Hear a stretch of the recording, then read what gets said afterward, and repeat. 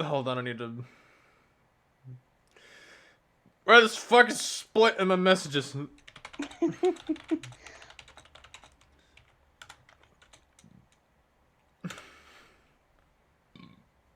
Ugh. Alright, so...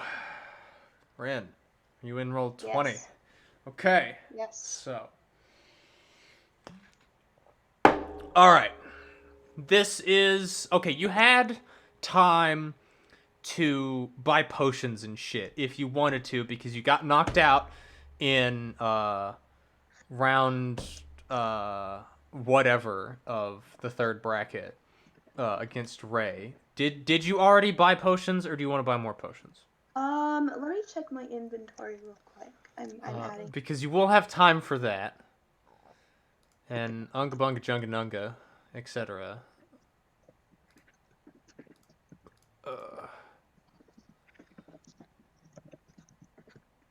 Because...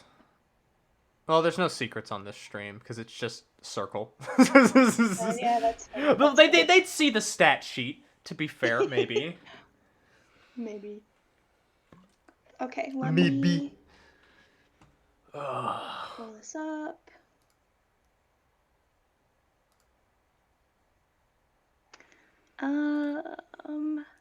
Alright. I remember taking a lot of health potions. Alright. Well, also, from everyone in the drinking circle, skull fuckers. What? It's something for drink. Ah. Okay. Dutch, maybe? I don't fucking know. Split, what is skull something for... What is that? It... yeah, skull indeed, my friend. Oh, skull. Yeah, yeah.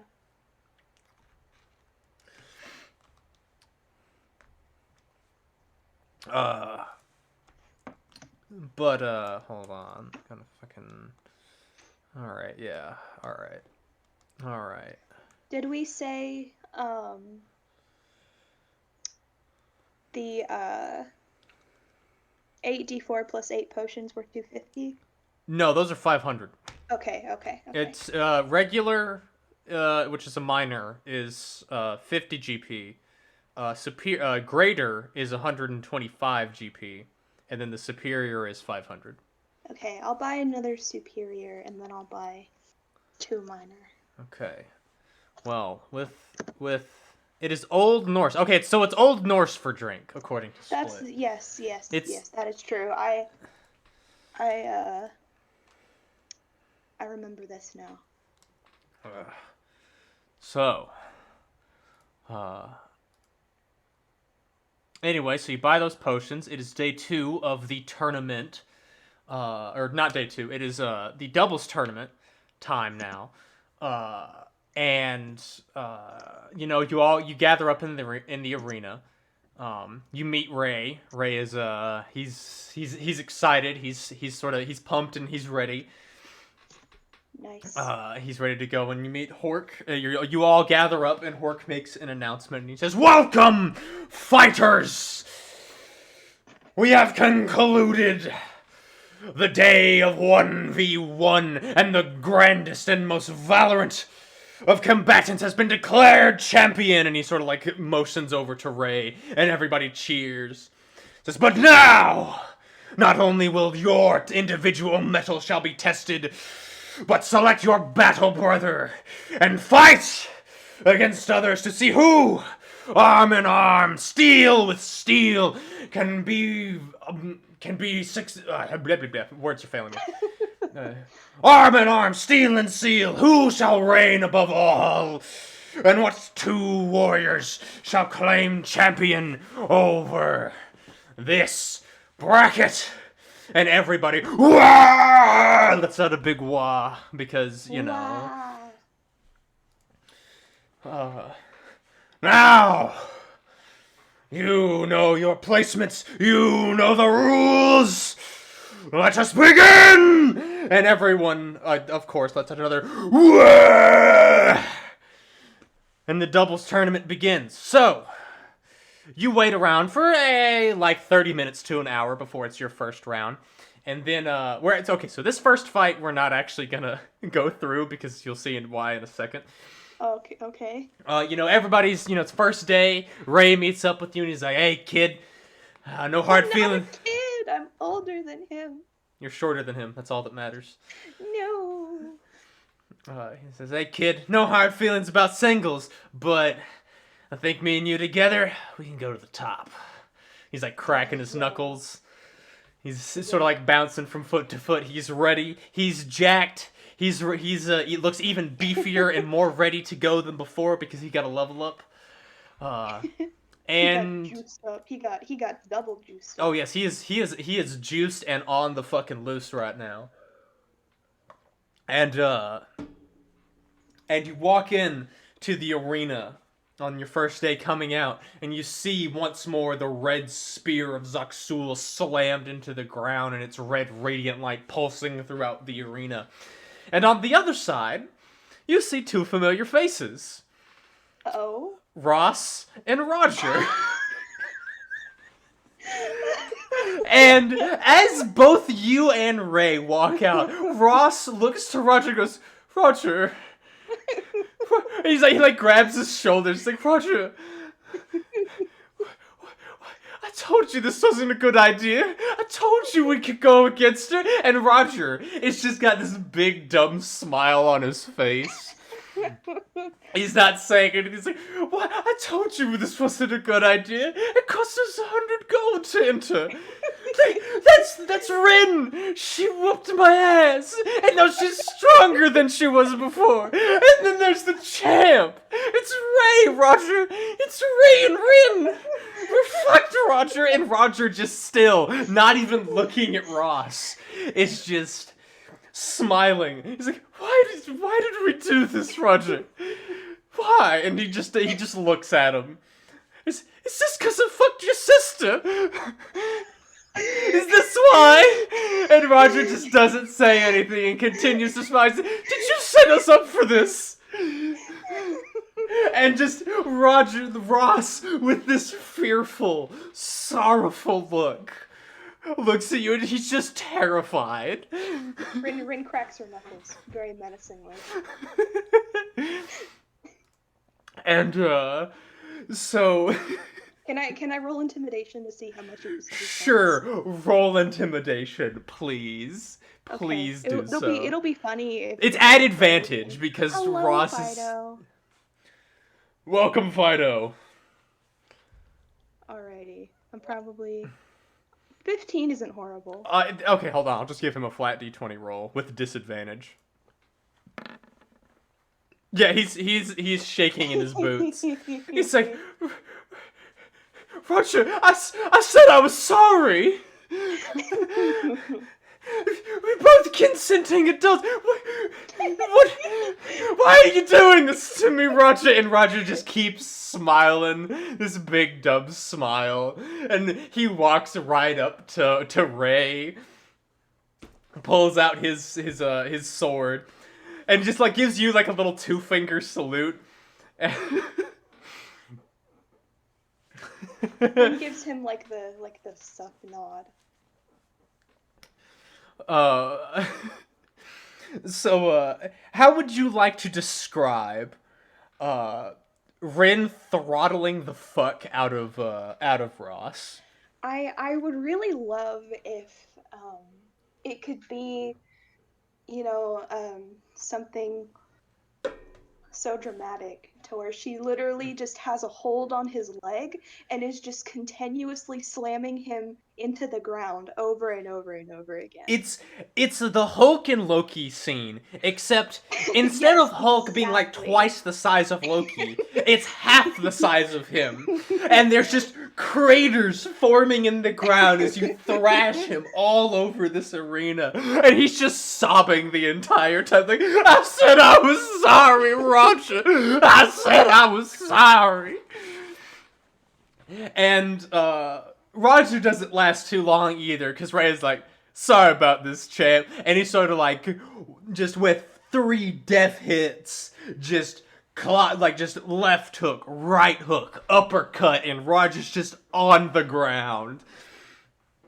But like as he's about to pass up, he just gives you a thumbs up, Rin, as you're just thrashing Ross about, and he just passes out. Ross's broken, unconscious body lays on the floor after a couple of rounds of you throttling him around, and you and Ray just easily whoop their asses. I will say that costs you only two hit die because Ross is a fighter and he could action surge turn 1 and potentially do some damage to you. But Alright, so I'll just say it's 2 hit die. I'll get rid of those 2 hit die on Ray's side as well. Just to make it fair. I'm gonna pull Ray and have him up on the side over here because I'm gonna need that stat block a lot. But you're able to go in, get a short rest, just roll 2 hit die in order to get your health back. But then it's round 2. Now if you go to the map and you can place yourself on the map.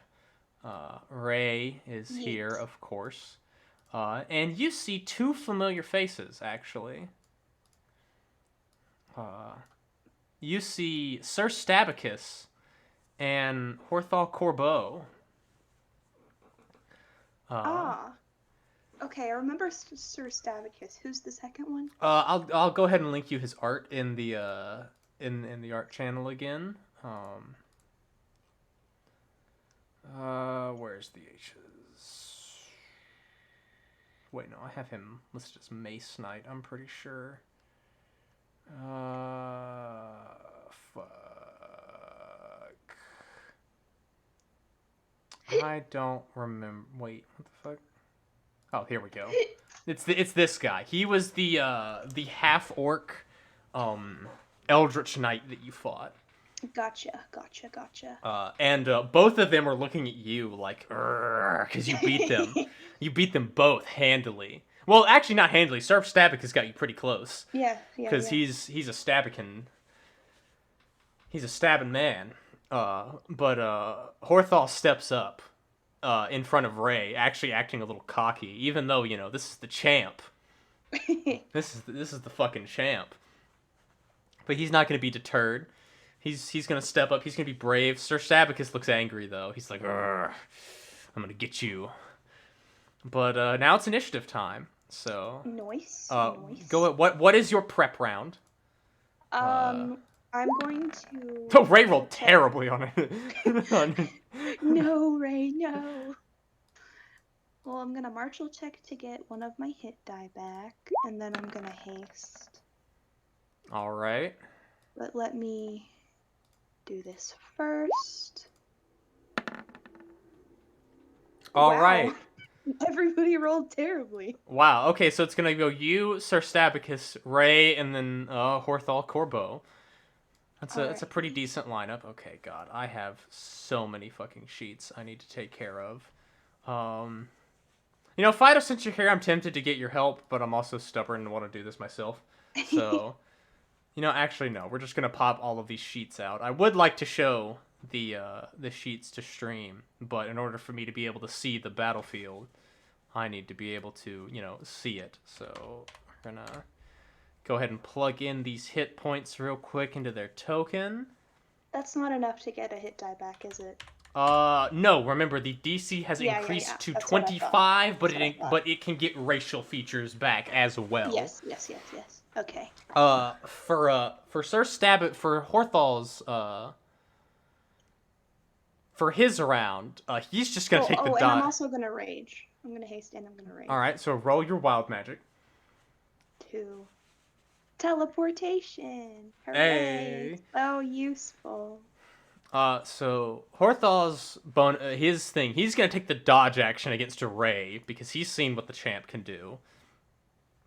And Sir Stabicus, he is also gonna take the dodge. Actually, no, he is gonna take the dodge action, against you specifically for his prep because he doesn't have any. Okay, so what I'm hearing is, the other guy took the dodge action against Ray specifically, Yes. See, here's the thing. Dodge as a mechanic will like make all attacks against you have disadvantage and also give you advantage on dexterity saves. But because of my homebrew dodge roll mechanic, that's why I'm doing like specifically against Ray, because then he can try to dodge roll away from his attacks. Gotcha. Gotcha. But that is the prep round. With that, Hork shouts down, and once again we see Rin in combination with Ray, the champion of solos, going up against Sir Stabacus and Horthol Corbo. Fight! And then it begins. Okay, cool. So I'm gonna teleport over here. Zoom! You teleport right behind him. Yo. He's like, Nani? Technically, would that be enough to justify a surprise? No, attack? because he Okay. was noticing both of y'all's movements, Gotcha. extensively. And then I'm going to I'll go ahead and reckless the bop, bop, bop.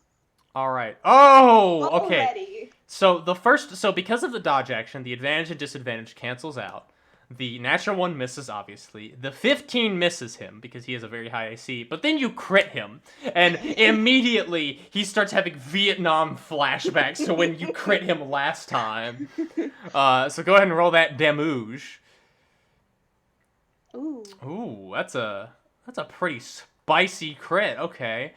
So let's see, that's 34. That's 37 damage immediately as you third his health with a single hit, and he staggers like, ugh, fuck, and he's just just in pain.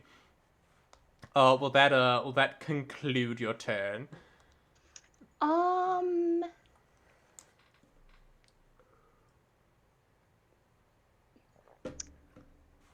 No, I'm going to teleport again. You can only do that as a bonus action, I think. Oh, that's true. Yeah, it's you use your bonus action to teleport. You can't just move. Well, but I don't want to take an attack of opportunity. This is fair. That's rude. Okay, yeah, I'll just stay where I am. All right. With that, Sir Stabacus leaps into action, getting behind you, so he's flanking with his friend. He is immediately going to use the use of his fighting spirit, because he knows that you are terrifying, and he's going to action surge. So he is going to take 6 attacks against you at advantage with a +2. Damn. So 1, 2, 3, 4, 5, 6. Does an 18 hit you when you're hasted? My AC is 18. So that will meet. So all of those attacks will hit. So he just, with a flurry of stabs, just begins to tear into you. But all of this damage just halves. So that's 5, 4, 5, 5, 5, Hold on, 6. I didn't have my calculator open yet. I'll just give you the full total damage to save some time. So that's 5, 10, 15, 20, and then another 10 in total there. So you take 30 points of damage after it was halved. As he just unleashes into you. And then he's going to try to make a martial check. What is his level? Power check. Power check, not martial check, because fuck Jeremy Black. But he does not pass, so he does not get his action surge back.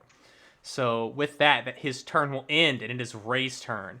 And now, we don't just have a murder sandwich here. We have a murder footlong, as Ray steps up to create advantage, or flanking, between you and Horthol Corbeau. And Ray... Oh, by the way, for his prep action, Ray poured oil on his fists and then slammed them together, and his fists are just on fire now. Nice. So, because Horthol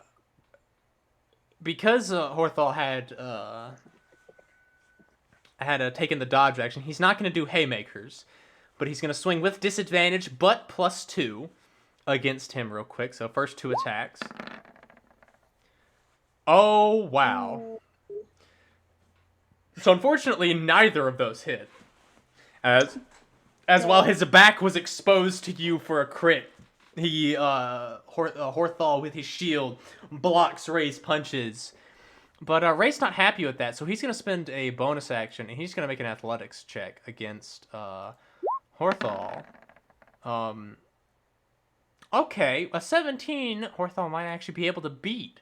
So but sadly he does not. So Horthal is now grappled by Ray. It is his turn as he tries to break out of it. Ray needs to roll a contesting check himself. But because he's, the champ, he keeps him pinned down. So there's, actually, hold on. He is then going to... Well, for his bonus action, he's going to use his second wind, because ouch oof his bones from you murdering the shit out of his back. So he gets 19 HP back, and is going to attempt a martial check to try and get that back real quick. But does not. So he's going to sit there and cry, because he can't do anything else. So Rin, it is your turn. The murder sandwich is initiated. What, Alrighty. I am going to attempt to get my haste back. All right, that will get your haste back. And then I am going to take advantage of the murder sandwich. If you attack Horthal, he is currently pinned and prone, so you have advantage and +2 against him. Or you could attack Sir Stabicus. I'm gonna attack. Sorry, what's his name? It's just Horthal. It's just the Eldritch Knight. Horthal. Yeah. Okay. It doesn't matter. He's the guy you're gonna bully. Yes. Okay. Bop, bop, bop. Okay, so the crit does hit, but he uses a shield spell reaction to make the other two miss. So go ahead and roll the damage on the crit. Wow, that is a terrible crit. Yeah. So that's only 25 damage on a crit. Terrible damage.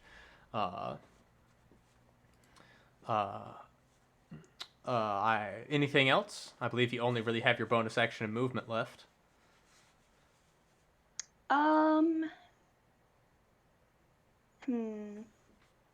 Do I want to teleport to get out of the murder sandwich?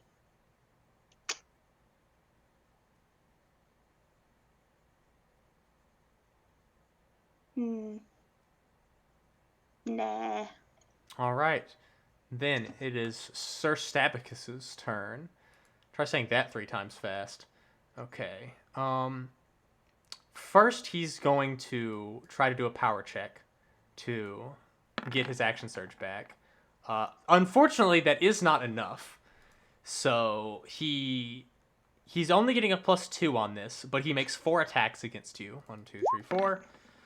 I believe only the 23s will hit. So that is 6 and then 4 damage. So you take 10 points of damage as you feel these needles stab into your back. But doesn't pierce through the other side because his attacks are weak. And he will stay there. It's now Ray's turn. Ray is going to proceed to bully Horthal. But because of Horthal's incredible AC right now, he's not going to make haymakers, and it's just going to punch him with advantage. That 27 will just connect, I believe. Yeah, that will just connect. So that does 22 points of damage. Horthal is not looking great. He already looks bloodied. And because of that, Ray is going to spend himself a Moxie point and make 2 more swings at advantage. And only hits one of them because of the shield spell. Ooh, terrible damage. Only 13. But Horthal Corbeau is looking like he is already not looking too hot.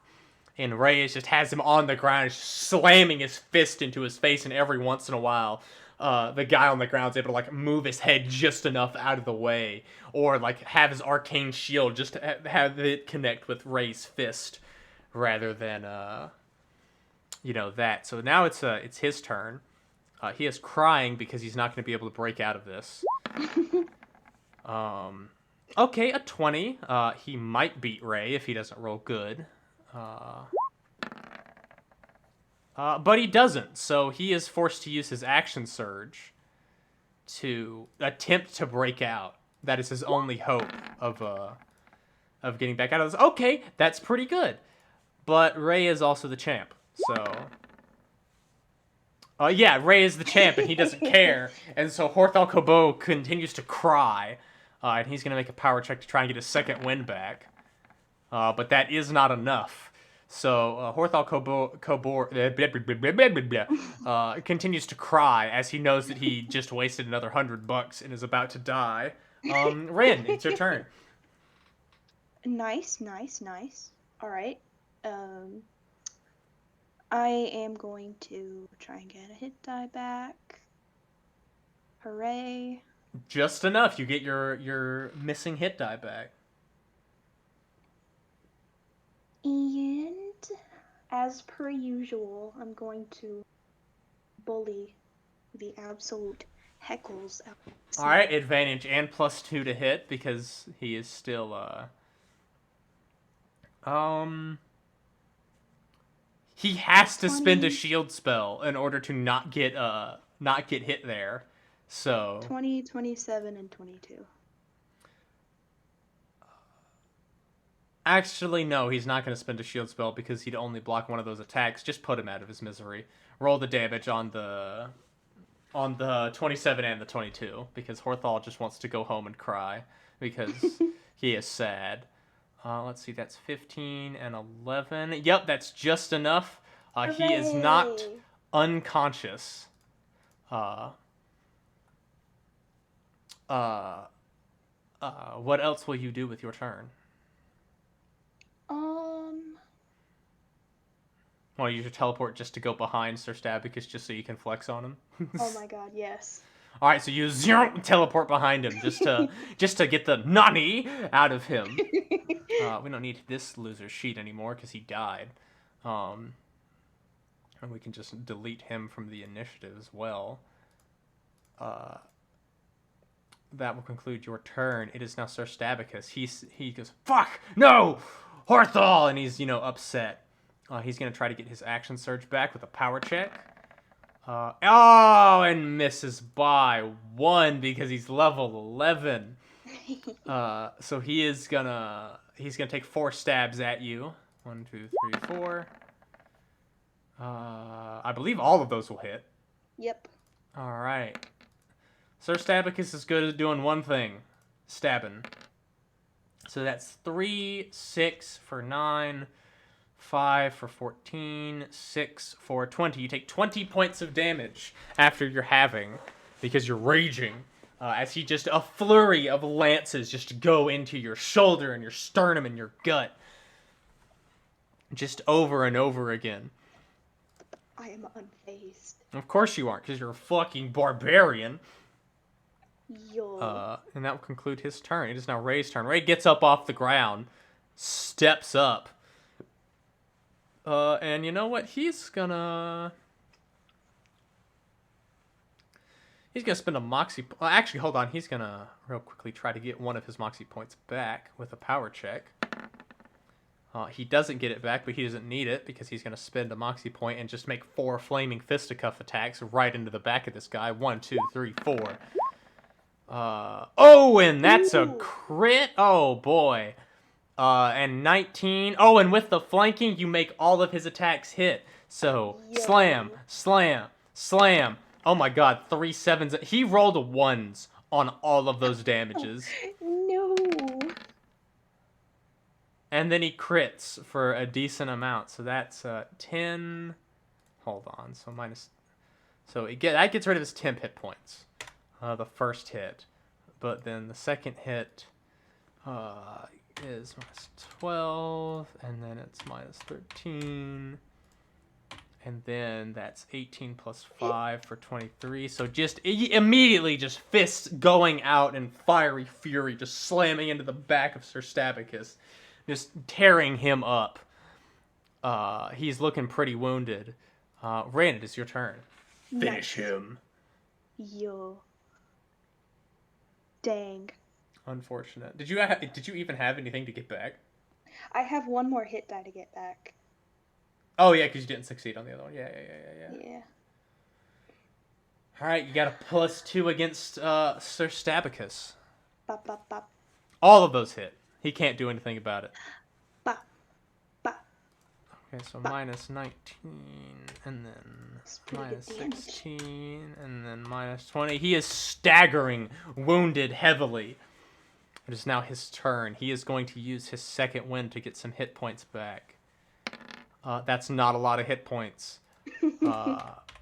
Especially considering Ray's about to throttle his ass. So he's gonna actually, no, he doesn't do that. He does not spend his second wind. Instead, he spends his other use of fighting spirit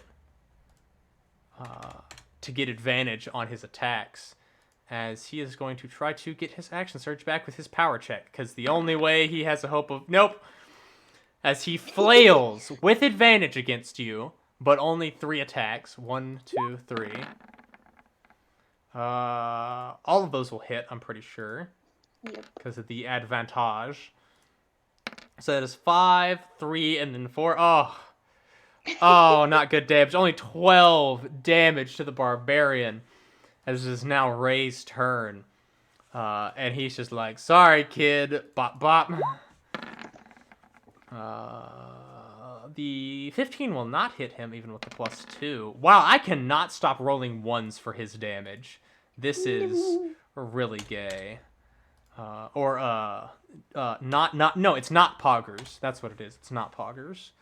But then he's going to spend a Moxie point and punch him twice again. Because he's a pugilist, and he can do that. And both of those will hit. Oh my god, what the I keep rolling 1s for his damage. How dare you have bad luck. But that is just enough to knock both of them out. Congratulations. You win this round of the tournament. Hooray. Okay. And there are still only 3 fights per day, right? Yes, there are still only 3 fights per day, and your fight versus... The next one is last one. Yeah, the next one is today. the last one for today, Cool. because you got Then to bully Ross and Roger with your first fight. Ray gets his Moxie back, because that comes back on a short rest.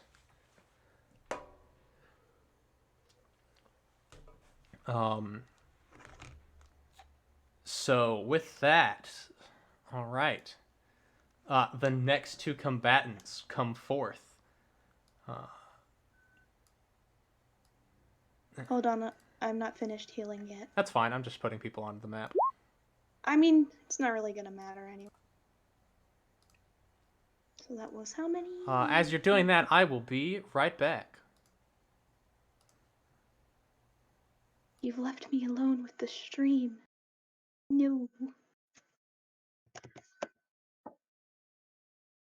Panic, pressure, anxiety. Hi, Fido. How are you? I'm good, dude. I want a PvP. Is that gonna happen today? I don't think so, but I want it to. I don't want to fight Dohan. Yeah, you do. I don't want to fight Dohan. Yeah, you do. No, I don't think I do. He's just a big teddy bear, I swear. Oh, how will he react if I give him a... A hug? Yes. I don't know. Dohan never got hugged before. Oh my god, that's so sad. Not in like a sad way. It's just like he's never been, Okay, I'm gonna touched. give him a hug. No, you can try to. Oh, actually, that's a lie. He hugs people, Ah. but not in the way you think. What about hugs? We're talking about Dohan. Oh yeah. I wonder if you'll get to meet him. I'm gonna lose. Nah. Maybe. Nah, maybe. Yeah. All right. It All is now. right. It is now these two's turn. You see. Oh, hold on. I'm gonna throw the art into. Why is he all the way back there? Because he has a crossbow. Ah. That's really rude. Hold on. Where the fuck was this? Hold on. There we go. That is the guy, obviously, with the crossbow. And the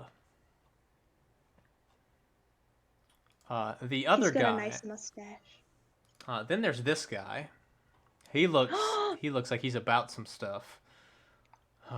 That's a cool leg. Yeah, it's a peg leg. Yeah. I gotta go. Good luck. Oh. Okay, bye. Goodbye, Fido. All right. With that, oh, hold on. I need to pull up their sheets real quick. Da, da, da, da, da. I like how Ray didn't even get hurt last fight. Because they wanted vengeance on you. I was the bait. Yes, you were. Ooh, good initiative. Let's see if it's good enough. All right. It is going to be this homie's. Let's see if he gets good initiative. Ooh, his dexterity is higher than yours, so he goes first. Wait, which one is that? The picture isn't showing on my turn. It's the crossbow elf. He has a 20 dexterity, Dang. so he goes before you. That's rude. It's now this guy's turn. Good, but not good enough. And now it's Ray's. Whatever Ray is, whatever he's gonna be about. Ooh, and Ray goes before everybody. Ray's built different. This pugilist is cocky, and he wants to go up against the champ. So he's gonna step right in front of this dude. For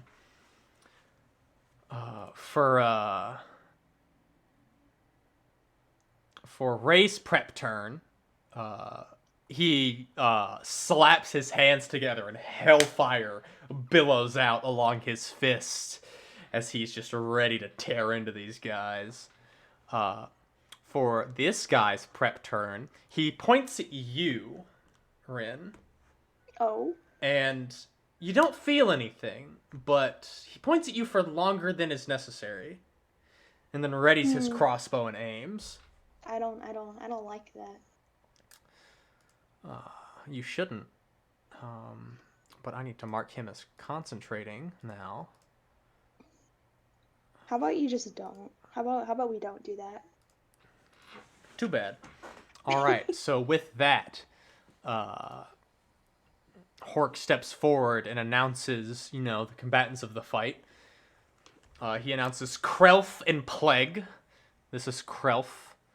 This is Plague. Plague, peg leg? Peg leg Plague. Indeed.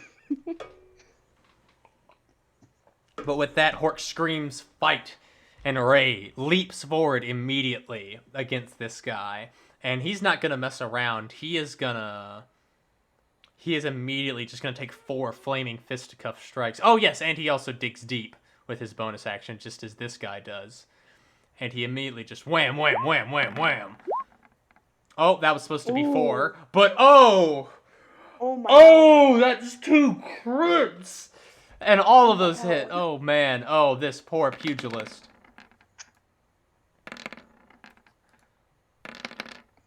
Oh, so much damage. Oh my god. Okay, Oh my god. hold on. I need to throw these guys' health in their tokens real quick. Give me a second, because this guy's about to be on the fucking floor. But this probably will activate his bloodied but unbowed, but we will see. So, half damage on the physical. That's gonna be 16 to 8. And then, minus 21 from the Hellfire. Then minus 5 from that. Minus 18. I'm looking for 72 hit points for his Blade but Unbound. So minus 4, 7, minus 7 again. And then minus 35. With that, his bloodied but unbowed triggers on this guy, but What that's is not that? going to be enough. Basically, it gives him temporary hit points and a little bit more damage. Oh. And refreshes his moxie, but he didn't even have a chance to act before Ray bloodied him. And let's see, con mod plus level is 12, so that's 17, plus a pugilist die, which is a d10. So he gets 6 plus 17 for 23 temporary hit points. And he's like, not bad, you're still standing. As he just just coughs up like JoJo's amounts of blood from his lungs. Now conclude his turn. It's now Krelf's turn. Krelf, he was aiming at you, and you're not gonna be happy about this, but he action surges, and he's gonna take 6 attacks against you. Oh my. 1, 2, 3, 4, And 5, I don't have 6. my prep round yet, so I'm gonna rage it. Fuck, I forgot this fucking thing is stupid and messed with the sheets because this is dumb. So that will miss. Wow. Okay, so the 23, the 30. Wait, hold on. 1, 2, 3. 1, 2, 3. So yeah, he misses all 3 of his first shots as you just dodge out of the way in your hasted form. But 3 of them land for 13 to 6, 15 to 7, and then 15 to 7 again. So that's 20 damage to you, as 3 crossbow bolts just sink into you the same shoulder. And with his I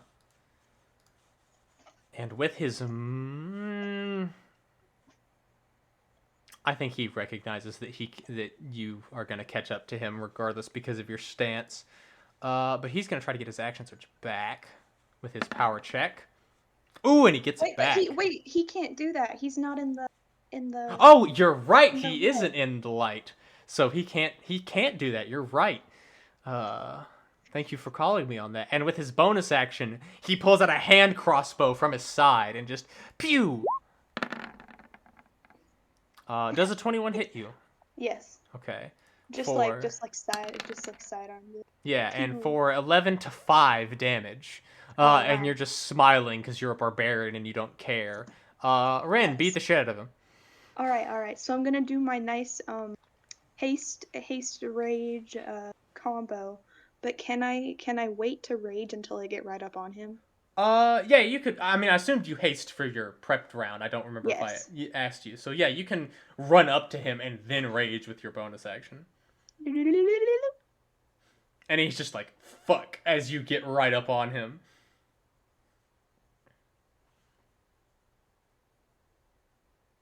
Six. Is that plants? No, it's not plants. Thankfully. Okay, he needs to make a wisdom saving throw. Does a 26? I believe a 26. Yeah, that'll do it.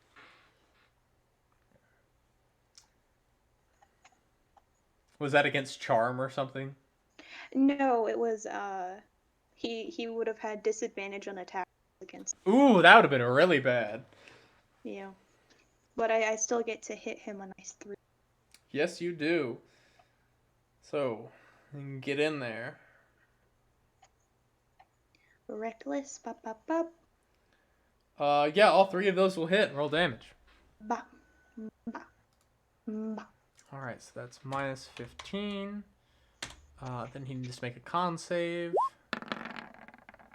He passes. Then it's minus 14. Con save. Ooh, passes. And then minus 19. No, not 196. 19. And then another con save. Okay, good. He maintains concentration on his hunter's mark. Rude. As you slam into him over and over again. I believe that will conclude your turn because you are not within the red radiant light. So it is now Plague's turn. Plague is just gasping for air and already almost... he is not having a good time already. So he is going to use a bonus action to use Pocket Sand to try and... Hold on, I need to pull up the Pugilist doc. No, fuck, not this. No, secrets. Oh, those are secrets. How dare you? Google Drive nearly fail me. Where's piss and vinegar? There we go. Okay, it is a con save. All right. Okay, so he's gonna throw pocket sand as a bonus action. Ray needs to make a con save. Unfortunately, Ray is amazing, and he has great con. Although that's a 1. Oh my god, no. So, No. wait, hold on. Hold on. I believe pugilists have an ability to re-roll saves that they fail at a certain point.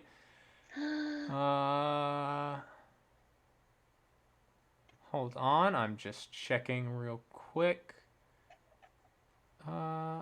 Actually, shit, he may have just failed this. No. Yeah, he actually just failed this. So Ray is blinded. I'll mark that down real quick on this because he has a. I'm gonna mark it with no, not red. I'm gonna mark it with blue. He is blinded, and because of this, he has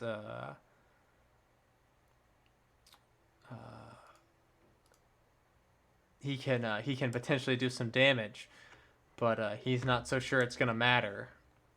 So he's just gonna take 2 swings with his fisticuffs at advantage. I forget roll 20 is a cockroach and sets it to auto roll for some reason with this glitch. But only one of those will hit, actually. Damn, for half damage at that. Because Ray is a beast. For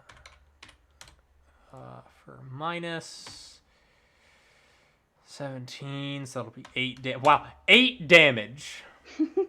8 damage, and Plague is So kind of much realizing how screwed he is. Ray is like, ah! Damn it!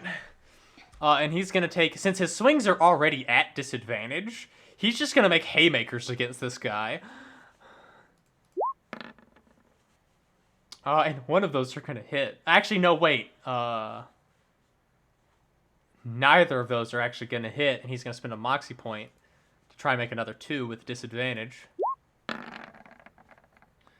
And once again, neither hit as these infernal haymakers come swinging out, and Plague is just weaving and dodging against his blind swings.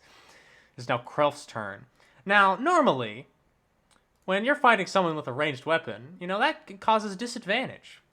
But he doesn't seem to care about that, as he then shoots you 3 times with his crossbow, because he has crossbow expert.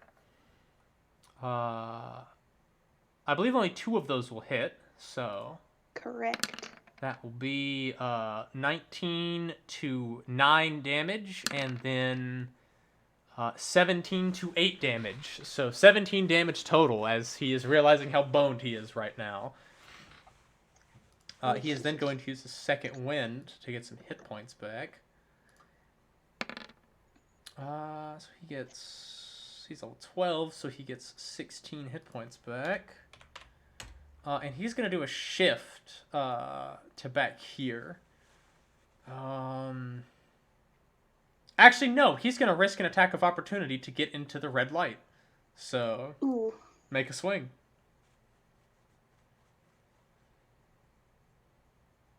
That will miss him, actually. No. Ooh, and he gets his action surge back, and as he goes and gets his action surge, he immediately spins it and makes 3 more shots against you. Ooh. Ooh, does a 17 hit you? I don't think Nope. it does. Nope. Alright, so only 1 hits as he whiffs 2 shots in fear, and you only take 5 points of damage. And he's just shit. Ren, it's your turn. Put this bitch in his place. Indeed, indeed. Whoop, whoop, whoop, whoop, whoop, whoop.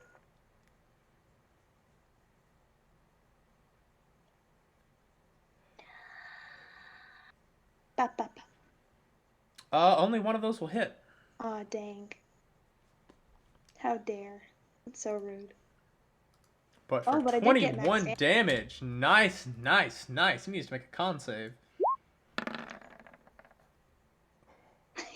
That technically passes. Just barely, as he barely maintains concentration on his hunter's mark. Will that be turn? I think I'm going to shimmy. Alright. No, I guess it wouldn't be a bonus action. What's not a bonus action? I was gonna say, like, I was gonna attempt to just toss him on the ground, but that would be Nah, inaction. you ain't got the class features to do that. Yeah. All right, it's now Plague's turn. Now I need to recheck real quick. Does this blinded last one round? Until the end of its next turn. So, if it's the end of his next turn, so one turn. So he's no longer blinded, unfortunately. But this guy is. You know what? No, he's going to try to get pocket sand back. He's going to see if he has more sand in his pockets. He does not have more sand in his pockets. He ran out of sand. Yep, he He did didn't run out of stock enough sand. sand to So bring he's up to the just beach this gonna, in morning. desperation, make 4 swings against Ray. 1, 2, 3, 4. And, oh, those will actually be some hits. Good damage, too. So that's going to be -9, and then -8, -6. Ray is no longer blinded. That will conclude his turn. It is now Ray's turn, and he is about to bully the shit out of this kid. Because he's going to spend a Moxie... actually, no, he's just going to make his first 2 Infernal Fisticuffs first. Yes. Man, this kid is not having a great day. Okay, so -8. And then, let's see, that's 27. So that gets rid of his 15 temp hit points. And then does just another 12 to him. And Ray's going to go in for another 2 swings with a bonus action and a Moxie point. And will miss both of them, actually, as Plague manages to just nimbly dodge out of the way. It is now Krelf's turn. Krelf does another shift. He makes a power check to get his action surge back. And succeeds, and immediately expends it to make 7 attacks against you in total. 1, 2, 3, 4, 5, 6, 7. That is a no. double natural 20 crit. Oh no. Okay, so that. Just tell me the number. Yeah, I'll give you the damage. Hold on. So wait, that was 1, 2, 3, 4, 5, 6, 7.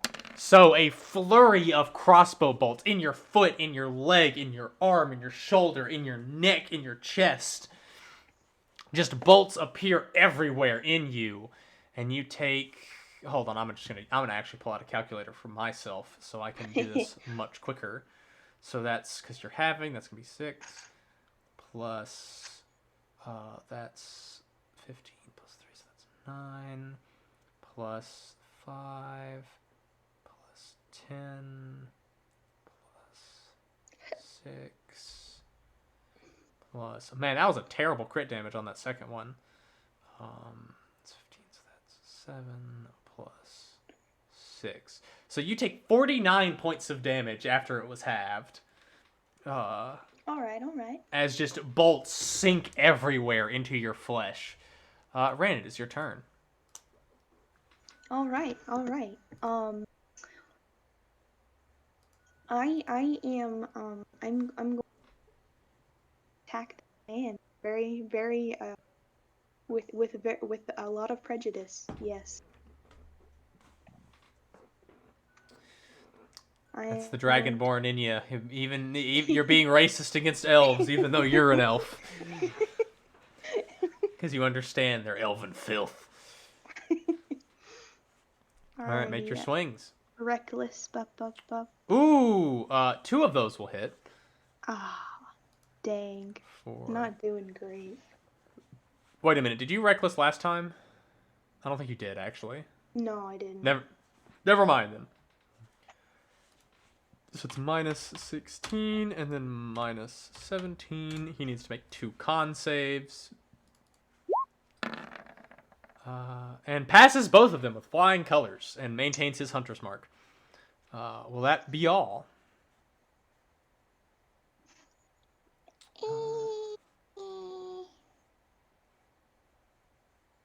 Yeah. All right. Wait. Oh, I'll go ahead and take a potion. Okay. Roll that. It's now Plague's turn as he is desperately trying to do anything to Ray. He's gonna try to get Pocket Sand back. He does get his Pocket Sand back, so Ray needs to make a con save. And passes because he's the champ. And Plague just goes, shit! And makes 2 swings at him.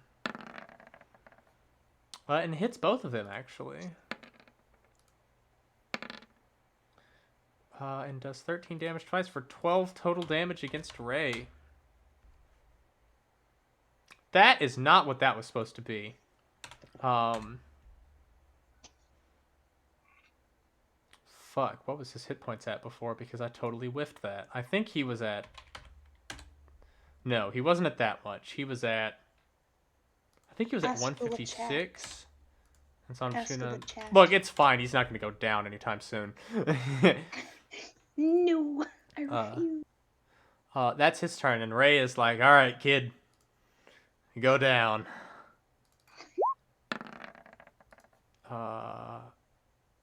Is this one hit gonna be enough? It will not, as he does 17 plus that, so minus 13. He's gonna spend a Moxie point to make 2 more. And with that, I don't even... Well, you know what? I'll roll damage, to be fair. Oh, with 1 more hit, he falls. Plague is down. And Ray, with his movement, is going to step up to here. It is now Krelf's turn. Krelf, in all of his elfy Krelfiness, he's going to try to get his action surge back because he is in a pickle of a situation. And he doesn't. So his only hope is to try to put more damage into you. So he's going to make 4 attacks against you. 1, 2, 3, 4. With advantage. Because you reckless, and all of those are going to hit.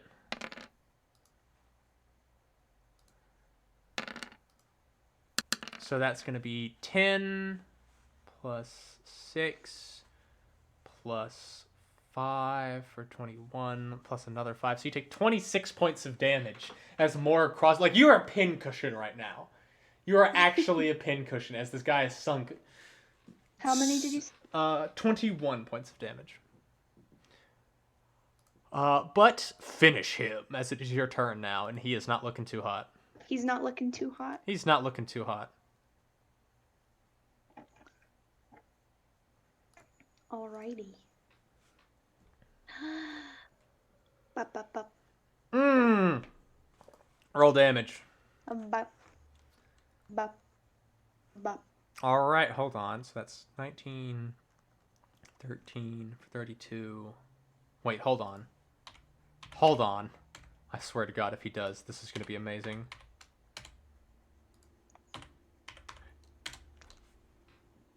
He's at 1 hit point.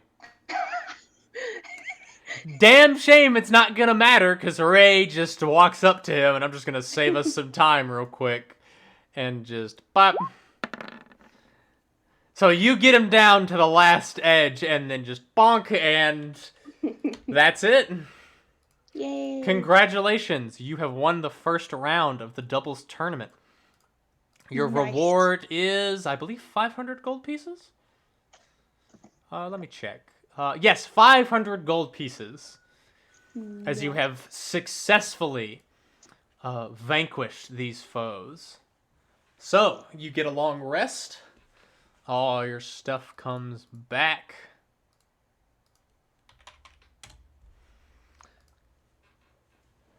Nice. The crowd, by the way, Aisling and Nama are in the stands the entire time cheering you on. Nice. So you definitely do have part of the Monster Girl squad supporting you. The Monster Girl Menagerie. My D&D game has just become an offshoot of Monster Masune, and I don't know how to feel about this. You It's mean become Monster violent Musume? monster. You know what? I haven't fucking watched that stupid degenerate anime. I don't care.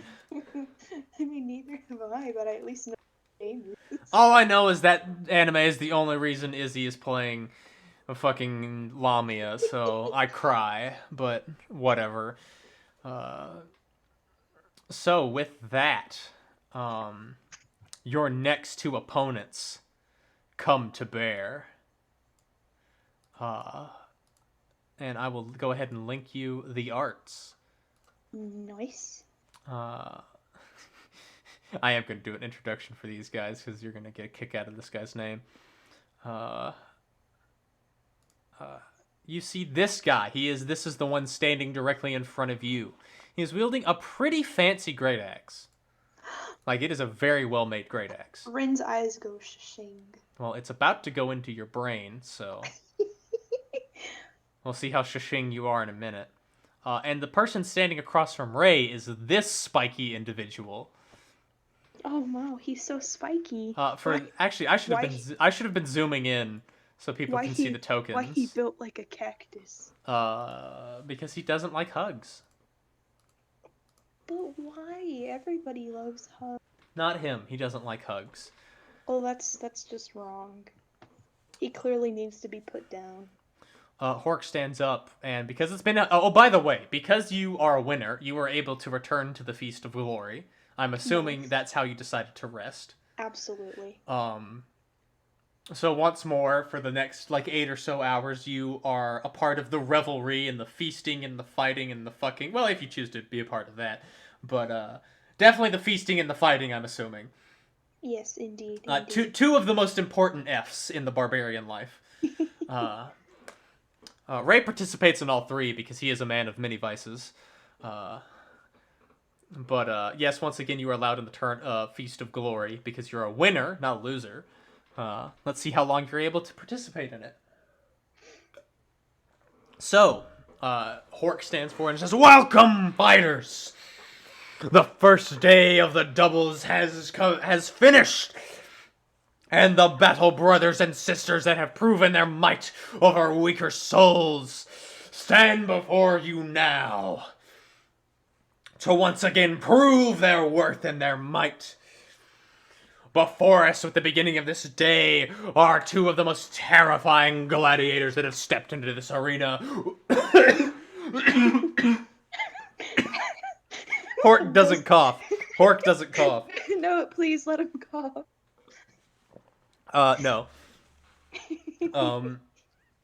And he says, "And with the champion of solos, Ray!" And then everybody, cheers for the champion, of course. And Rin! And out of all of them, of course, Aisling and Nama are going the most feral with their cheering. But standing against them is Spike, which is this guy. Lovely. And Fack! Yes, his name is Fack. How is that spelled? That is spelled like this. Beautiful. So, once again, let us begin. What is your prep round? I am going to haste. Do the nice double. Double trouble? And then, yes, and I'm also going to attempt to get my haste back in the same. Ooh, All nice. right.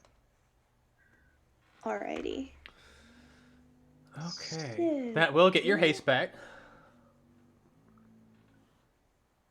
good initiative. Ray, he doesn't fuck around. He starts out with his infernal fisticuffs this time. Aw, dang, 6 again. Unfortunate. Alright, so both have to make saving. Okay. Hold on. Let me And pull. let me look at the. I need to DC roll real initiative quick. for them first. He did not roll great, but then he needs to make a wisdom save. Does a 17 pass?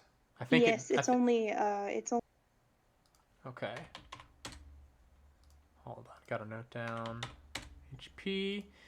Then this guy. Terrible initiative. Terrible wisdom save. Wow. What? Wow. I wish I could roll this good for my attacks. They're so wise. They are not into short stacks. They are immune. You're immune to your distracting wiles. Whose dex is higher? Is it Ray or is it Spike? It's Ray, so Ray is gonna go. Wow, it's gonna be both of you and then both of them. All right. So with that, these two are gonna take the dodge action against you because they are not exactly the fastest people. But with that, fight! Me. As you lunge forward, immediately getting into melee range with him. Yes, and of course I'm going to do my reckless attacks. All right. Okay. With reckless, all three. Oh wait, hold on. With reckless, yes, all three of those will hit. In fact. Bah. Bah. Bah. Okay, Oh, bad damage. So 12, 11, and then 16 is 23 plus that. So 36 damage as you take some hefty blows into him immediately. And he staggers back from the damage. Anything else? 1 second. Hold on. Pause. Yes. No pause, only violence. No, I'm good. Really. Apologies. Okay.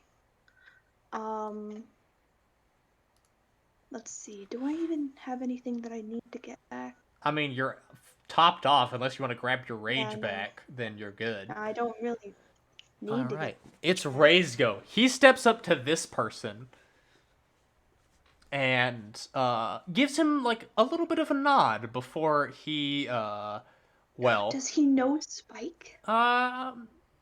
You're not sure. Can I insight him? You know what? Sure. Give me an insight check. With that, okay. So you know how, like, two bros walking down the street, they might not exactly know each other, but like, Yeah. they have like a similar hat on, and so like they give each other a nod. They're both wearing Supreme. Yeah, you're not sure why he's giving him acknowledgement, but you cannot see the man who is under this suit, so you're not sure what his race may be. Gotcha. But Ray is gonna grapple this dude with a moxie point. I don't even think. No, this guy actually can contest if he gets a natural 20. But he doesn't because he's not the champ.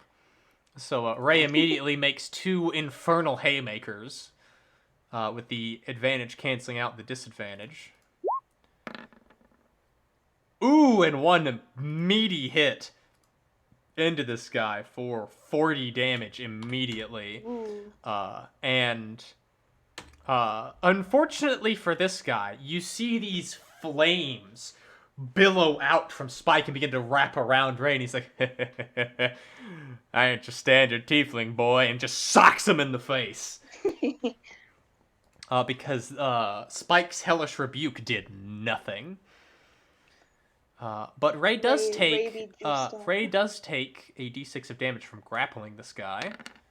But he does not have that because he is not going to give himself 2 points of exhaustion before going into the next fight. Or before the final fight, rather. Oh wait, hold on. So that is Ray's turn. It is now Spike's turn. Spike is grappled. And he used his hellish rebuke and realizes its pointlessness. But he is going to do something actually a little strange. I need to grab one of... Hold on. I need to... Real quick like, I need to check something. So 15-foot radius. So, okay, so he is concentrating now. And you watch as...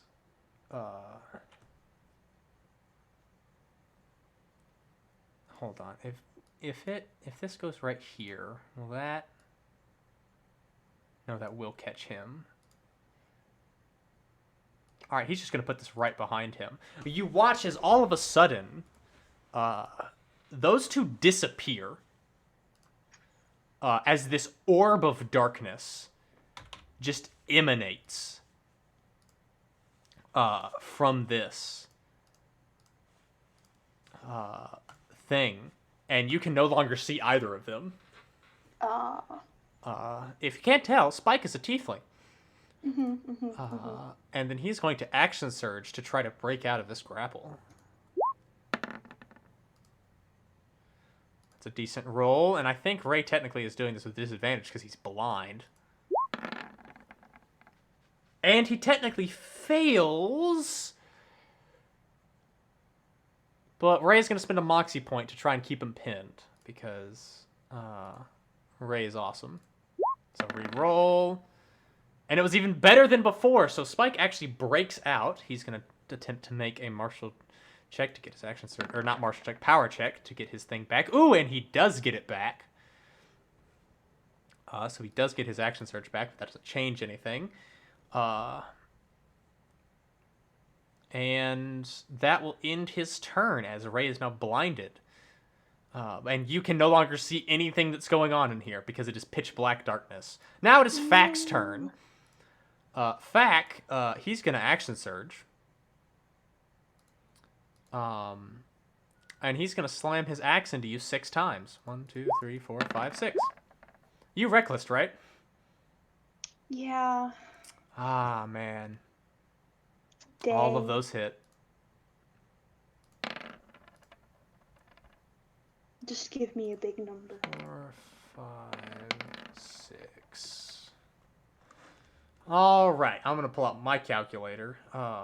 So that's 16 to 8, plus 11 to 5, plus 19 to 9, plus 16 to 8, plus 14. Man, these were some actual... Oh, wait a minute. Oh, hold on. How many of these do I need to re-roll? Okay, actually, I can just re-roll that entire second crit. Because this guy is really good at hitting people with a big axe. Oh, that's much better. Okay, so now it's 8. Oh, wait, he needs to re-roll those 2 d12s as well. Because he has great weapon fighting. Sorry, this fight's going to take a little bit longer because this guy's got some special stuff. You Gucci. Okay, so that's 12 plus 19. That's 21, so that's going to equal 10. Plus that for 5, because you can't re-roll that. Plus 9, plus 8, plus...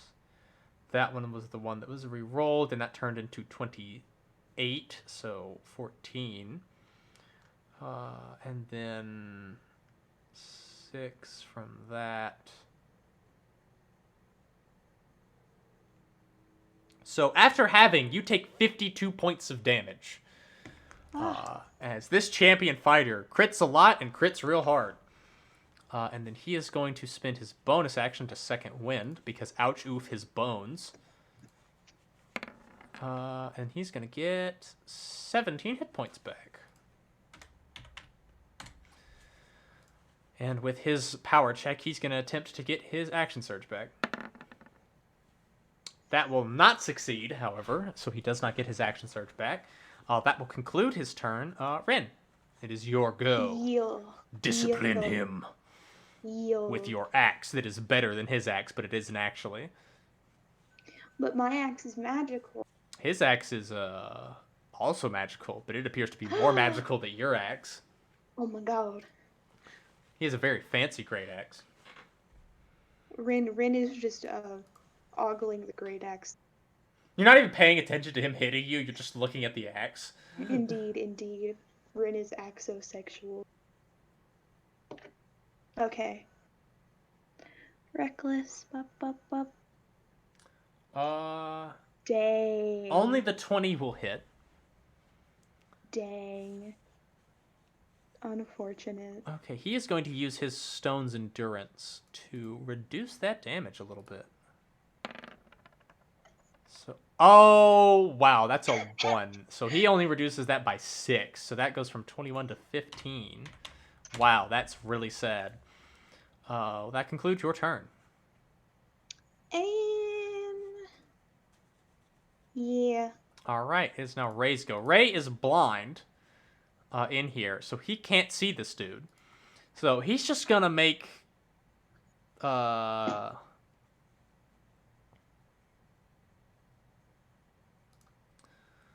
on.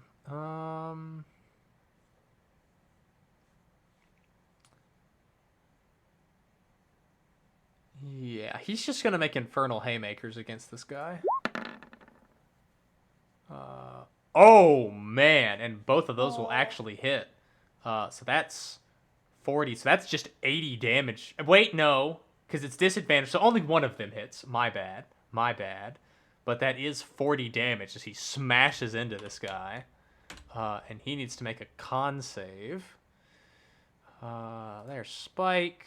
Constitution save. Let's see. That technically doesn't pass, so he's going to use Indomitable to re-roll. That is a natural 1. That is very unfortunate for him, because he really needed that darkness to stay. The darkness fades, and you can once again see Ray. He's like, oh, good! I could see again! And so, he takes, actually, hold on. He is going to spend a Moxie point to just make another 2 normal attacks against him. Or infernal haymakers, I should say. But that's normal for him. And both of those are going to hit. So, Spike is not having a great time. So that's 28. Oh, damn. And then 21. Aren't you so glad you completed Ray's Yes. personal quest line so you could have him in the tournament? Yes. Because Spike is already about to hit the floor. I'm very pleased. All right. So it is now Spike's turn. Spike is going to... What is he going to do?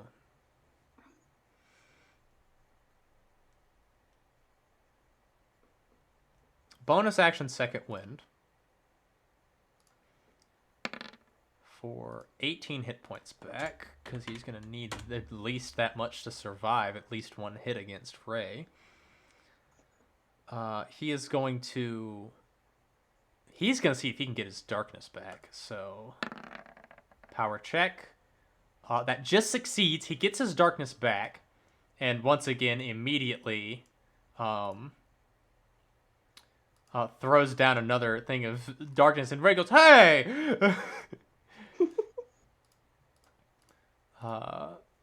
As he descends into darkness, and then he's going to action surge, and he's going to make 3 swings with advantage against him. So we're going to need to do this in order because of reasons.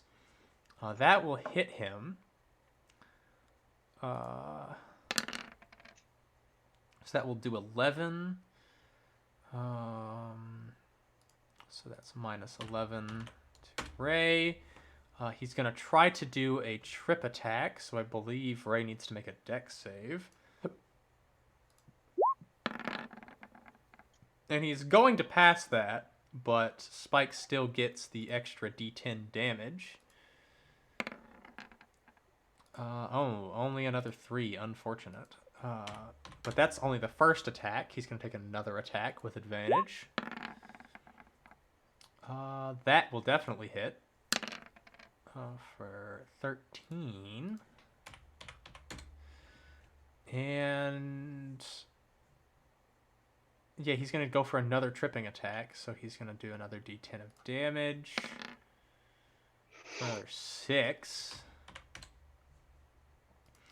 And Ray needs to make another saving throw. Dexterity, I'm pretty sure it is.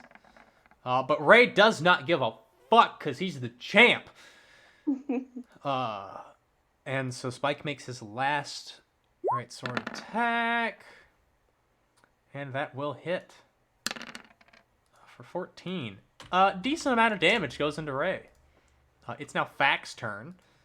And he's going to fack you up. He's going to try to get his diddly doodly back.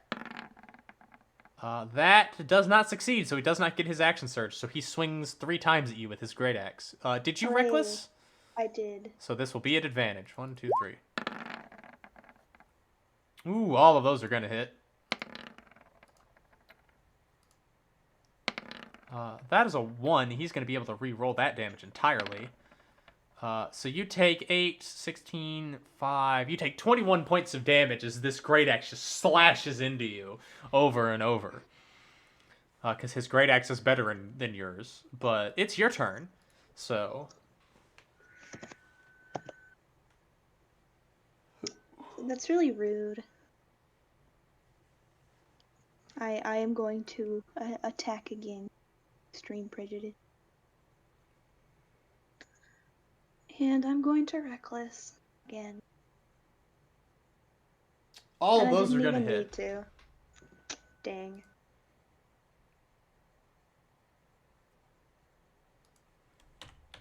Minus 17, minus 10, minus 21. He is reeling and bloodied after those hits. Anything else?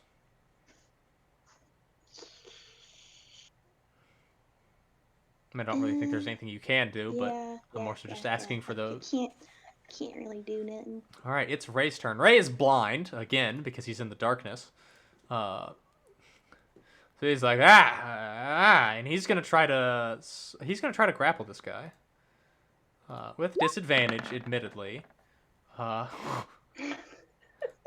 not great. But his athletics is worth. Beat him? No. Dang. Unfortunately, he misses, so he's just like, fuck it. And he takes 2 Infernal Haymakers, because he's at disadvantage anyway. And that will hit. And that will miss, but still another 40 damage to this guy. And he needs to make a constitution. Actually, wait, hold on. The first hit hits. So this guy needs to make a con save to maintain concentration. Which will not pass, so he's going to use his other use of Indomitable to re-roll that. And fails anyway, so the darkness disappears again, and Ray actually wouldn't hit with that second attack anyway, as Spike just barely dodges out of the way of it. Spike's looking real rough right now, as it is his turn. And he's going to try to get his action surge back, because that's his only really hope right now. Which he does not, so he just takes 3 swings with his greatsword. 1, 2, 3. And all of those will hit.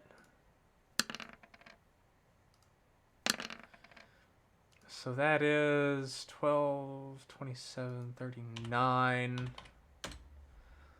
that isn't even enough to bloody him, and Spike looks a little concerned. It's now Fac's turn, and he's going to fack you up.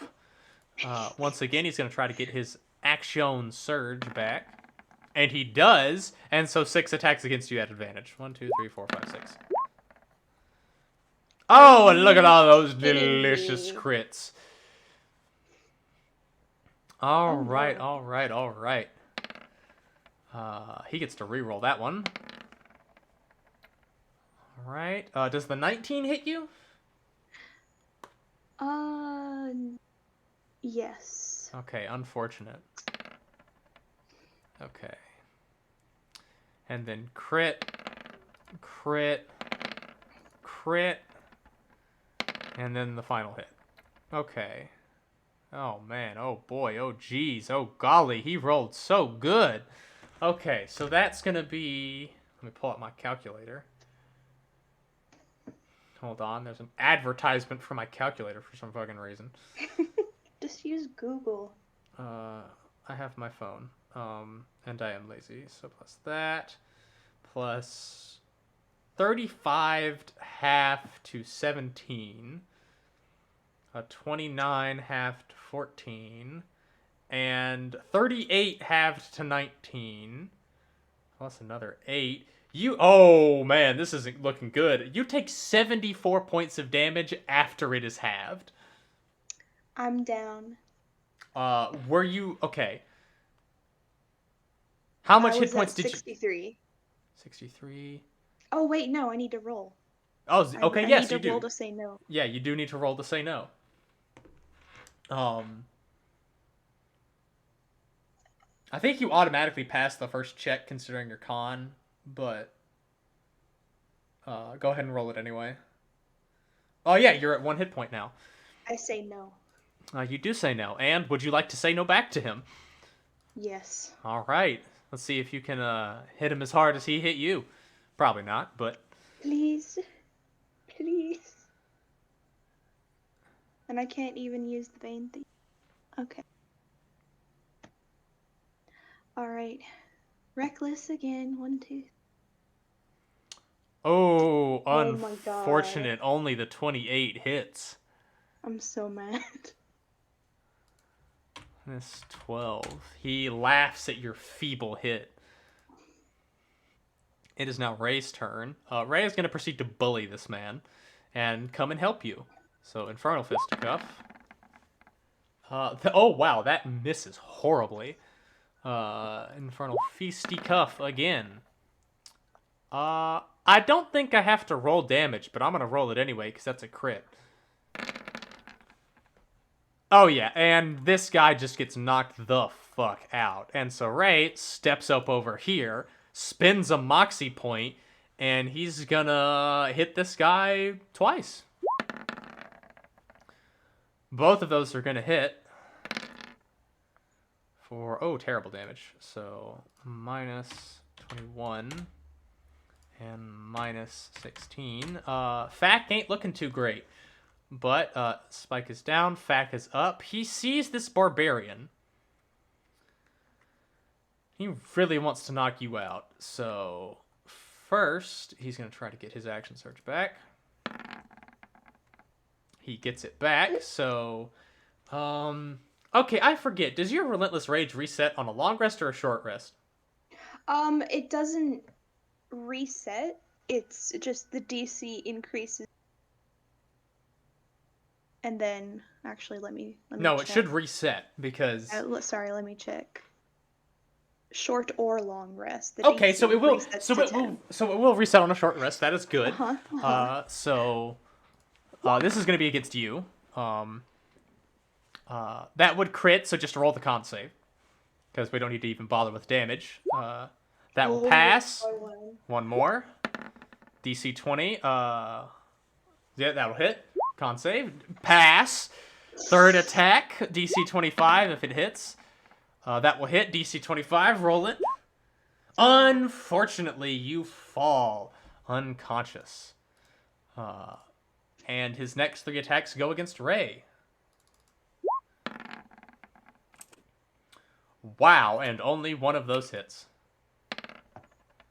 For 15 damage. And that will actually be enough to activate his Bloodied but Unbowed. So he gets... Oh, terrible. So that's... hold on, I need to close out his sheet, pull up Ray's sheet. So he's a con of 6, level of 12, so he gets 19 temp HP, and Bloodied but Unbowed is activated. Oh, and look at that, he gets all of his Moxie back. How about that? You are that will end his turn. You are unconscious. It is now Ray's turn. Ray will avenge you. And he's gonna... Rin is crying while unconscious. She's... What the fuck? I thought this piece of... Roll 20 making me mad. That will hit and will instantly knock him out. So you are avenged. Actually, wait, no. Yay. He technically has relentless endurance, so he goes to 1 HP, but let's see if it matters. It doesn't, so he goes unconscious. So, congratulations. Y'all win the first round. I hope Now you... I have to use all of my hit die. Yup. Thankfully, you got all of them back. Yeah. Ray has... Okay. His hit die is a D8. He maximizes because of toughness, so each time he let's see rests, what he gets that gets 14 me. back. So, hold on. His max is 180. So, plus 15, 2, 3, 4, 5, 6, 7. So he spends 7 of his hit die.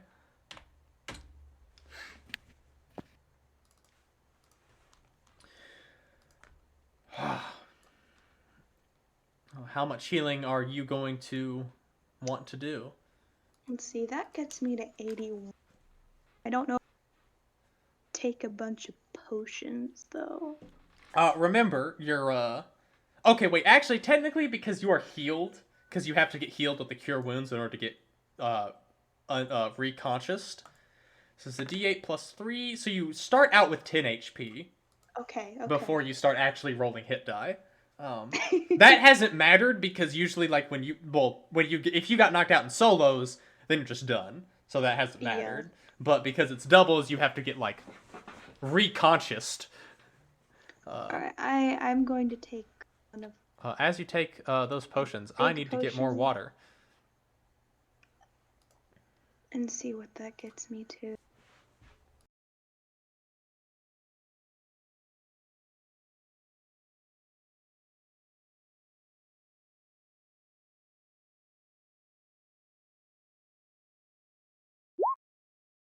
Okay, that's good, that's good.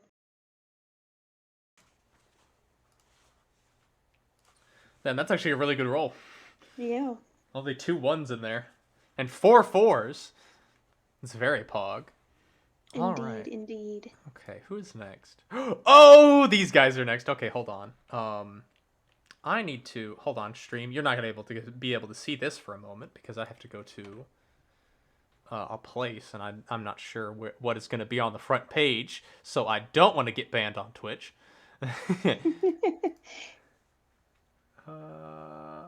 Profile saved.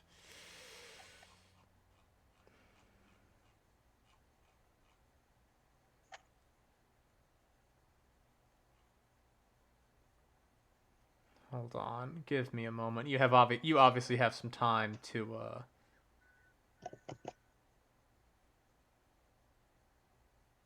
Wait, where the fuck is this? Oh no. No. Do not tell me I don't have this. Oh no. This best be here. Maybe I just missed it. Maybe oh yes, I just missed it. Oh, thank God. Okay.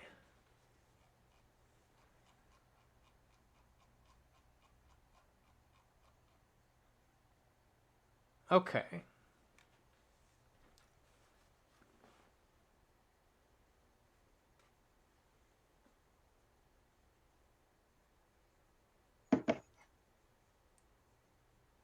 I need to actually grab my physical dice. Give me a moment.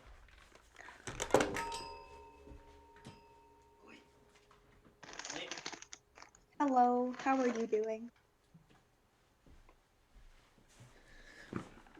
Talking to me? Yes. Okay, I forgot that I needed my physical dice for this one fight because... I'm doing fine. Oh, hello, Dard. He here. I slept for 3 hours. Ah, I see. Has this been entertaining?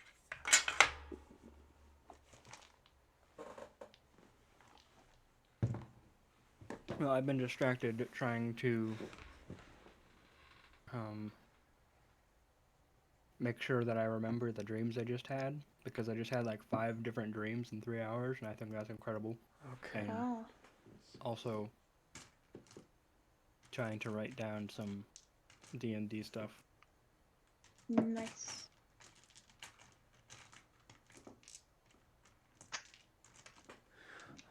Okay, these are the D6s I need.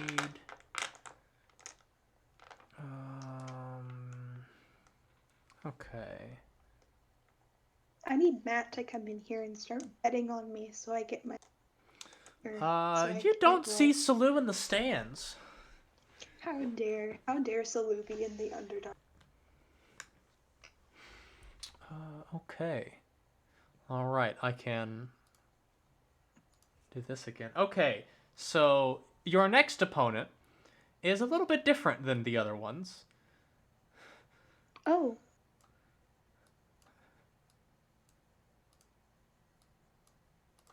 This looks like Solomon Grundy. Boy, Solomon Grundy, born on a Sunday, died on a Monday. Solomon Grundy is actually an amazing DC character and has an incredible fucking arc in the animated DC Justice League Unlimited show that is actually one of the best series of episodes that they have. Agree. I'm glad you also enjoy that. Have you seen The Suicide Squad? No, although I very much want to because King Shark, and that's the only reason. It's absolutely fantastic, but it's Hand! theaters over here. All right.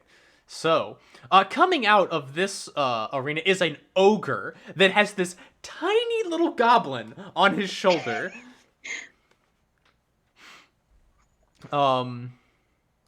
Where's the art?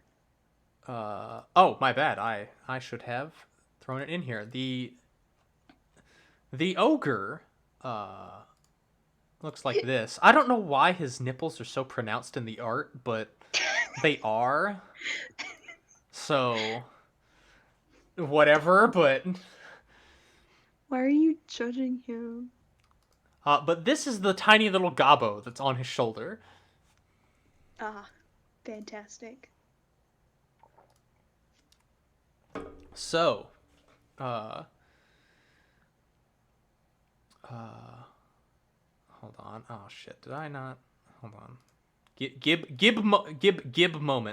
Give a moment. Okay, well, nope, not that. No.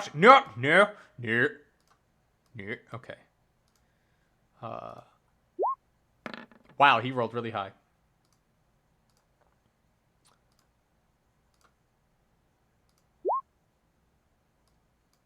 You rolled higher because you don't care.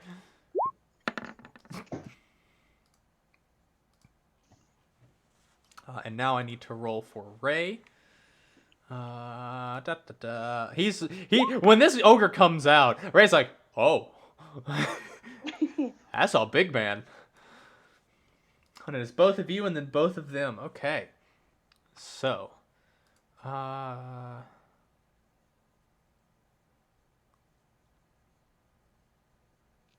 give me a moment. Apologies. What is that times 3? Okay, it's that many. And Wilbur has that many. Okay. Give him a little bit of a boost, just so he... What are their names? His name is... Oh, can you not see their names in the initiative? No. Oh, that's unfortunate. The ogre's name is Swing, and the little gobbo on his shoulder is named Gilbert. I love that. I'm gonna be their friend. They don't want to be your friend. But why? Because they want the money. Rude. So, with that, well, you have your prep round. Oh, I totally forgot to roll. No, wait, no, he did get those. He got it back very early in the fight. So, Ray does have his Infernal Fisticuffs as he slams his hands together once again, and hellfire springs from his hands, and he tries to get this back. Oh, and he does, because he's awesome. Yay. What do you do for your prep round? The usual double trouble. And I'm going to try and get my haste back. All right. And I get it Ooh, back. and you just get it back. Nice. And... Oh, yes! Yes! Yes! Is that the teddy beam? No. It's the sucky suck. Oh, that's gonna suck out a Ray too, isn't it? It is, unfortunately. What is that save? It's not a save, it just happened. Oh dang. But it's only 1d10. 1d10 necrotic What is the damage. range on that? 30 feet. Oh wait, I think it happened in another fight and you included the stick. Maybe I'm crazy. Oh no, that did I happen. feel like I remember that. No, that did happen. Okay, so I get it 4 times. Did you have to roll a con save when you tried to suck from the stick? Did I? Well, you're I going don't to. remember. If I didn't make Okay. you do it last time, you need to do it this time. Okay. So just roll 4. Well, it's just No, 1d10 and it it's- applies to all yeah. 4 of them. Ray is like, oh, what the hell, Rin?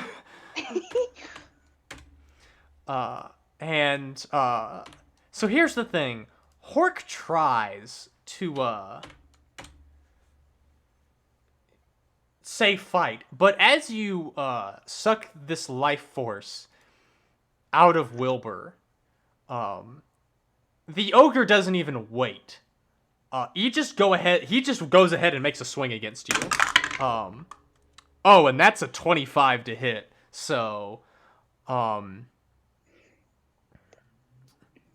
thought that wait, he does technically have disadvantage. I also thought that you said that all of the damage things like kind of when my turn started. Like that's how we were gonna do it. Well, if you technically wanted to rage on your turn, I'll just,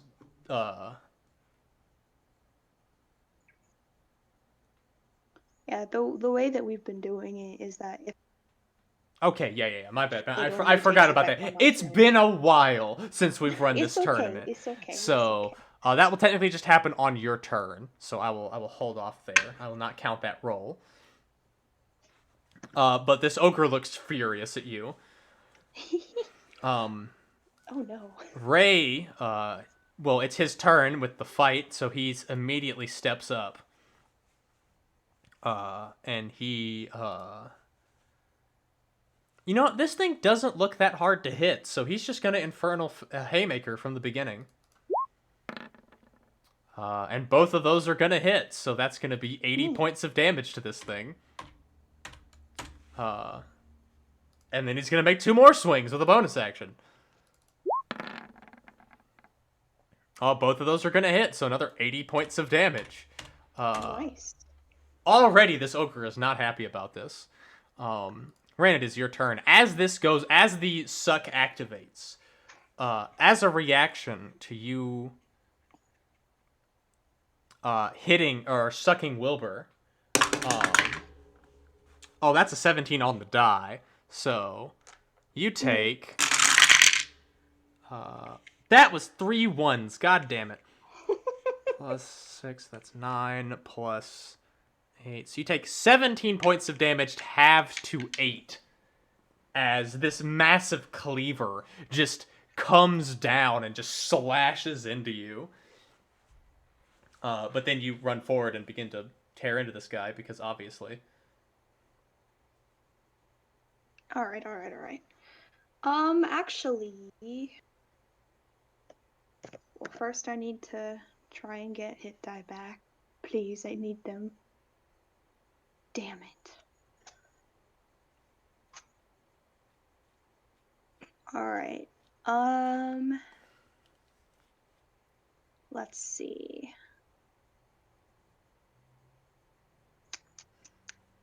Oh, would I have to power check to not necessarily like try and figure out how many hit points the Gerblin has, but just like to get a read on him. That is a tiny little goblin. It does not have many hit points.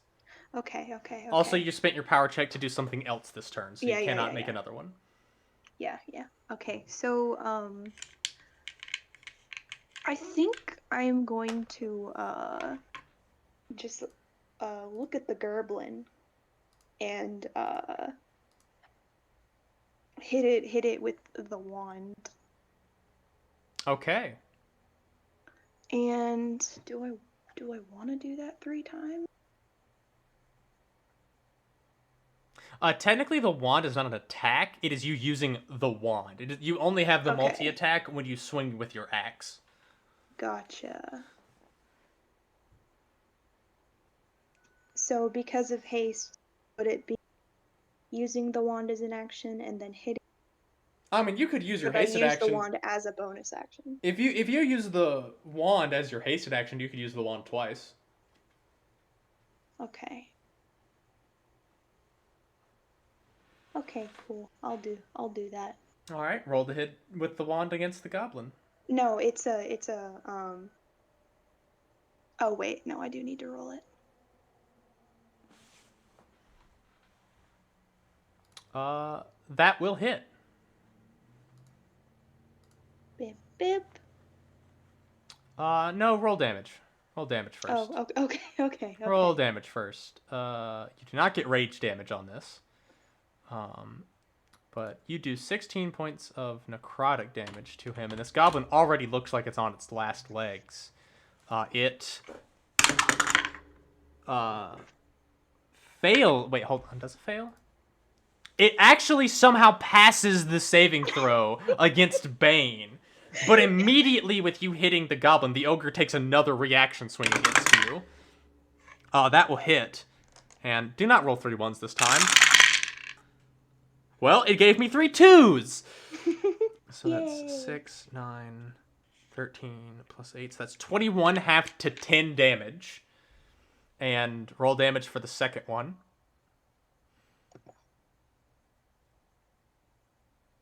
You kill the goblin. The ogre then becomes enraged and goes on an avenging rampage.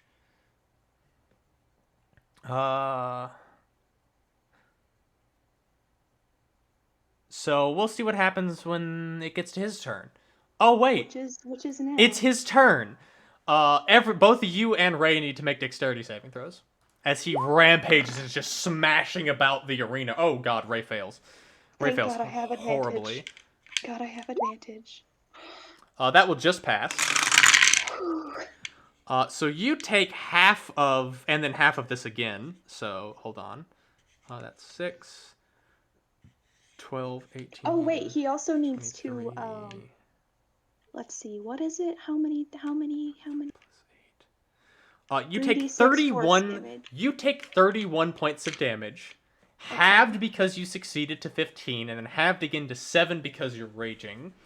Ray simply takes the full 35 or 31. He also let me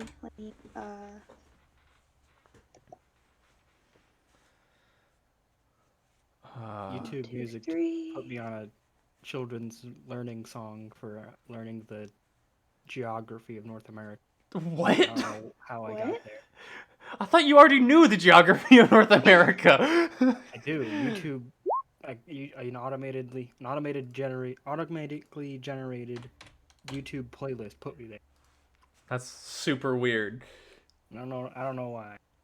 Speaking of which, I totally forgot to fucking put music in here, so I am sorry that I haven't been playing this music the entire time. But I was wondering why. it's because I am not used to using this. It's because I'm not using. A nice 9 damage. Yeah. Oh, Don't more let your questions people. ever go unheard. Oh wait, that's Hydra. Lol. There is another person with Izzy. Welcome, Izzy. You get to watch Maddie get smacked around by an ogre who just murdered his little goblin friend. I didn't murder him. He's just on. You murdered him. It is the dead goblin's turn. He doesn't get to go. It's Ray's turn. Ray's like, holy fuck, what is happening? I couldn't hear you over the music bot. I never turned him down. What'd you say? I just said welcome. Yeah, hi. Hey, what's up? Okay, hold on. So Ray is in a panic, going to make 4 swings with his Infernal Fisticuffs. Or Infernal Haymakers, rather. And 3 of them will hit, so that is 120 points of damage. Man, I forgot how much of a machine Ray was at damage. Oh, God. I should have given this guy more health. Alright. And that is his turn.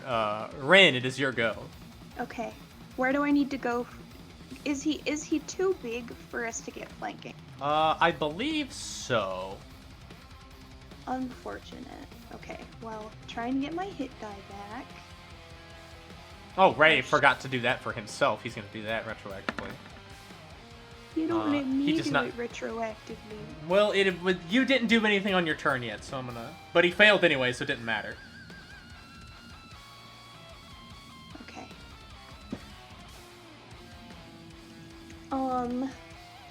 Cool. I guess I'm gonna creep over here and I'm not going to wreck this time. All 3 of those will hit. Yay.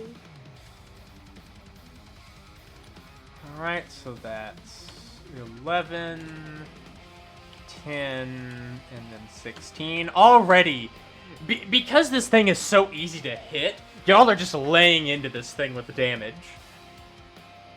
And it's not really able to avoid much of it.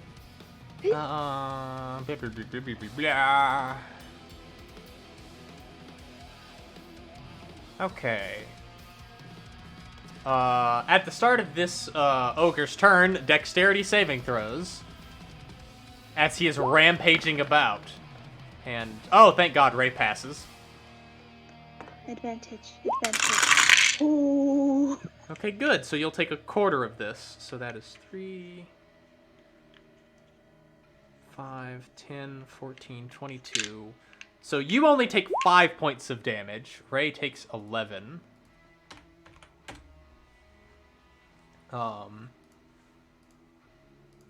And this ogre is probably gonna die next turn, because Ray is about to smack the shit out of him. With a 1 and a 2. Both of those hit, and it goes down. Oh, okay. Yeah. That I should have given this thing more hit points, I thought but it was whatever. going to be. I committed. So, you know what? Whatever. I'll deal with my decisions. So congratulations. You just won against that guy. Okay, and I can get back to full health easily. Yep, there it is.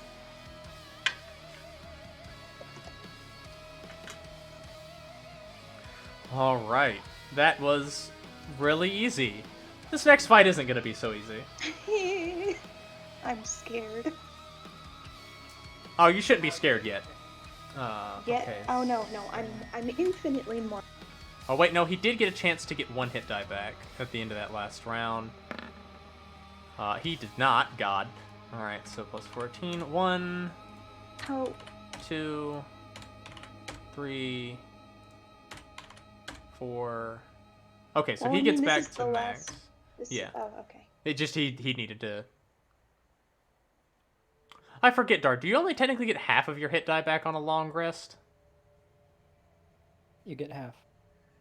Oh, I need Half of your total hit dice. I need to remember that. Oh.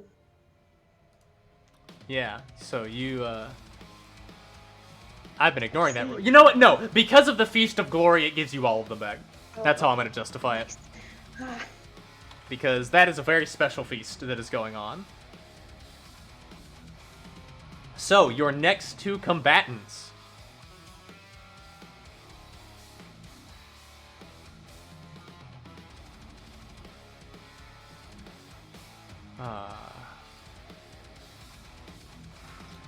I will link you the art in the oh shoot! channel. I don't think I ever made a Constitution saving throw from the staff. Whoops. Oh, you need to make that. Oh no. I fear. Don't you think that feast would Never mind. heal everyone after their fight, so they can be at full up for the next fight? You're only allowed to re-enter the feast after the day has ended. Only those that win the bracket are able to attend the feast afterwards. So, it will give you to full HP and whatnot, and all like full resources and everything. But you only are able to re-enter it after the day's done, because only winners get to enter. But you see this lady. Her name is Susan. And you also see... She has an axe. Yeah, she does. And you also see this lady. Her name is Saronica. And they are your next combatants. Okay, you do not have the marrow sucked from your bones as you try to drink from the spear of Zaksul, so good thing your head doesn't explode. I didn't try to. It was an accident. I do not control the wild magic. Okay. Now. Hold on, I need to pull up their sheets.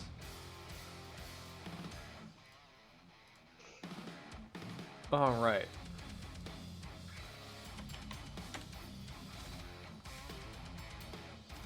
Alright.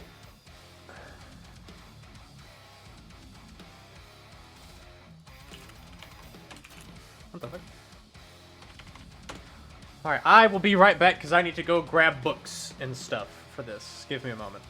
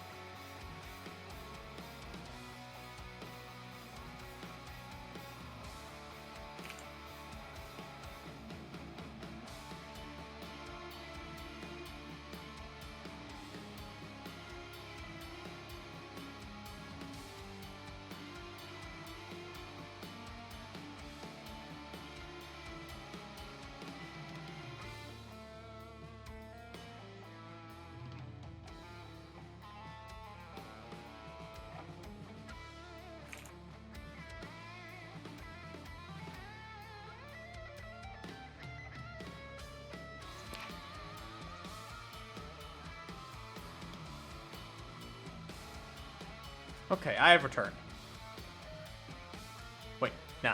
I forgot I unmuted myself on stream before in Discord. I have returned. Yeehaw. So, This is gonna be... this is gonna have to... What? I'm gonna have to end it after... Okay, well, that's a good place because this is the final fight of the second bracket. Yeah. So this will be a good place to stop. Go ahead and roll initiative. Susan! Why do I keep rolling so high? Why are you complaining about rolling high? No, I'm not complaining. I'm just... My bonus is not high. She's just scared of when she stops. Yes, I'm very scared. Oh, damn. Both of them are going after you. Okay. Okay, hold on. I can do some measuring real quick.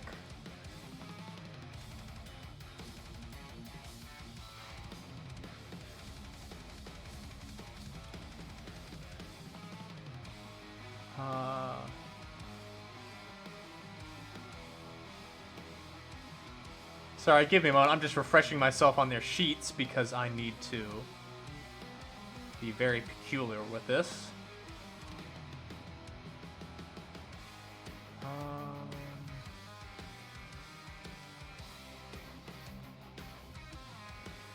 Also because this barbarian is a class that I have not played before. So... Also, so Susan, If you can tell, she seems to be partially made of fire. So you think she's got some fire genasi heritage in her? Cool. I'm gonna leave her to Mr. Fireman over there. He's not a fireman, he's a demon man. Okay, but he can make fire. Yes, he can. He can make lots of fire. We have a lot of fire people. It's almost like fire's a common element in this campaign somehow. I don't know. I was just shrug. Okay. So. Whoa, I need to roll Ray's initiative. I almost forgot about that. Yeah. Ooh, and he's going up there with you. What is your dexterity? 2. Or it's 14. Or wait, roll what? just a flat. Okay, do you want to go first, or do you want Ray to go first? I'll let Ray go. Okay, he will go first in initiative Because then. he's the champion. Wow, double 19, double 15. Look at that. It's actually pretty wild.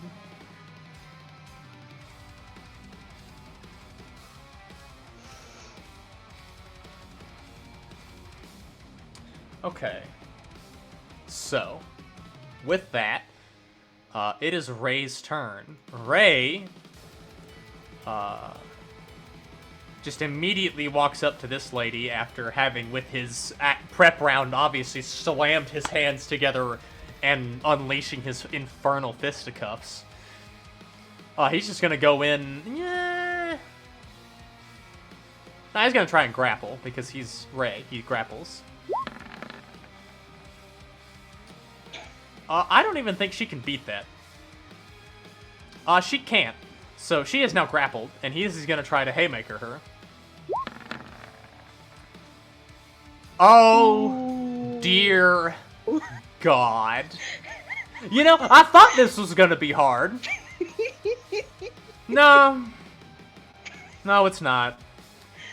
Okay, so that is 26 halved to 13 damage for her. By the way, when Susan rages, these blue flames seem to just extend everywhere, like a 30-foot radius around her. But then she takes 48 points of hellfire damage that she cannot resist, and is already not looking too hot. And then he hits again for another 32 total damage. Oh my god, she's already bloodied. Jesus. Man, I'm glad Ray won that solo so he could level up and just become even more terrifying. Yo. God. Okay, so she is grappled and prone right now. So it is... Well, it's your turn, Rin. What was your prep round? so- I'm assuming it was the Rage Haste combo. Yes, indeed. So let me do that. Teleportation again. Man, you just really like teleporting. Apparently. And then I'm going to power tech my arrow person. Oh, what are you doing? I'm checking the vibe. What are you trying to identify specifically? I guess AC. Go with AC. They have an AC of 18. Okay. Alrighty. So I'm gonna come over here, and I'm gonna get the good advantage, right? Yes, because she is prone. Nice. Ba, ba, ba. Oh. 2 of those do hit. Ba. Ba. 20 to 10, and then 18 to 9 is minus 19. She is already not happy. I believe that will conclude your turn. I'll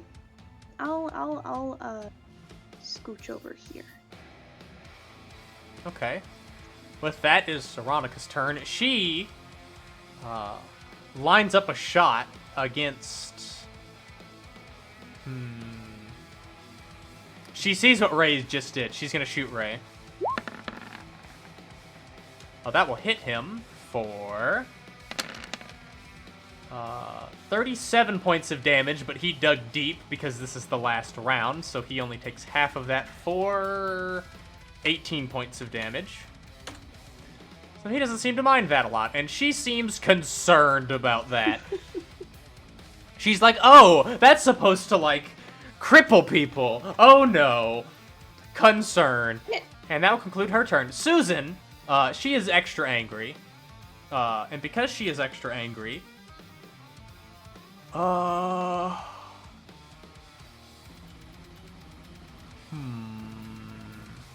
She's just gonna take 2 swings against Ray. With disadvantage. She's not gonna bother trying to break the grapple because she sees how strong he is. And that will actually hit with disadvantage. And that will miss, considering the disadvantage. So she will deal 8 points of damage to Ray, and now Ray basically is... The blue flames seem to converge around Ray a little bit when she hits him. But that will conclude her turn. Ray is still grappling this bitch, and is probably gonna just down her this turn.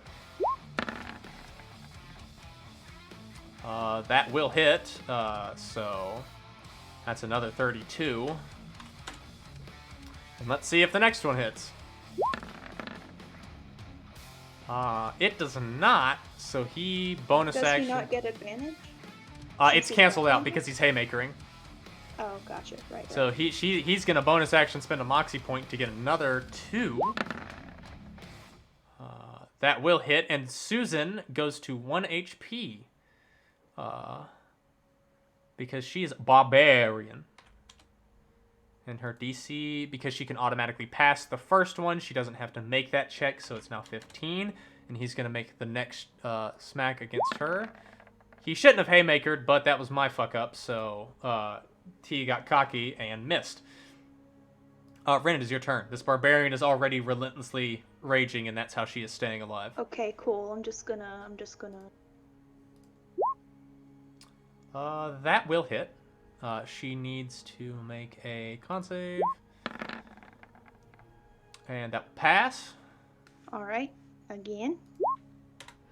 That will hit. She needs to make a con save. That will just pass. And again. That will hit. She needs to make a con save. And she fails. Susan is unconscious. And now this poor little rogue is very concerned about the fact that she is all alone without her sentinel barbarian buddy. Oh boy. It's her turn. She... Oh boy, she is very much... She very much is not happy about this. No, shit, I clicked the wrong button. Fuck, there we go. She begins to sweat a lot. And she can't get sneak attack, because she's all alone now. So she's just gonna longbow you, Rin, because you downed her friend. And she misses out of pure fear, and just backs up, because she is scared. It is Ray's turn. Ray... he actually doesn't have enough movement speed to get to her. What if he holds his actions and I just carry him over there? He's not gonna want that to happen. So he's gonna spend his action to dash. And he's gonna get it right up in her face, and then spend a point to brace up, which is gonna give him... wow, terrible. It gets him 20 temporary hit points. As he is ready to smack her. Rain, it is your turn. Cool. This is about to be real easy.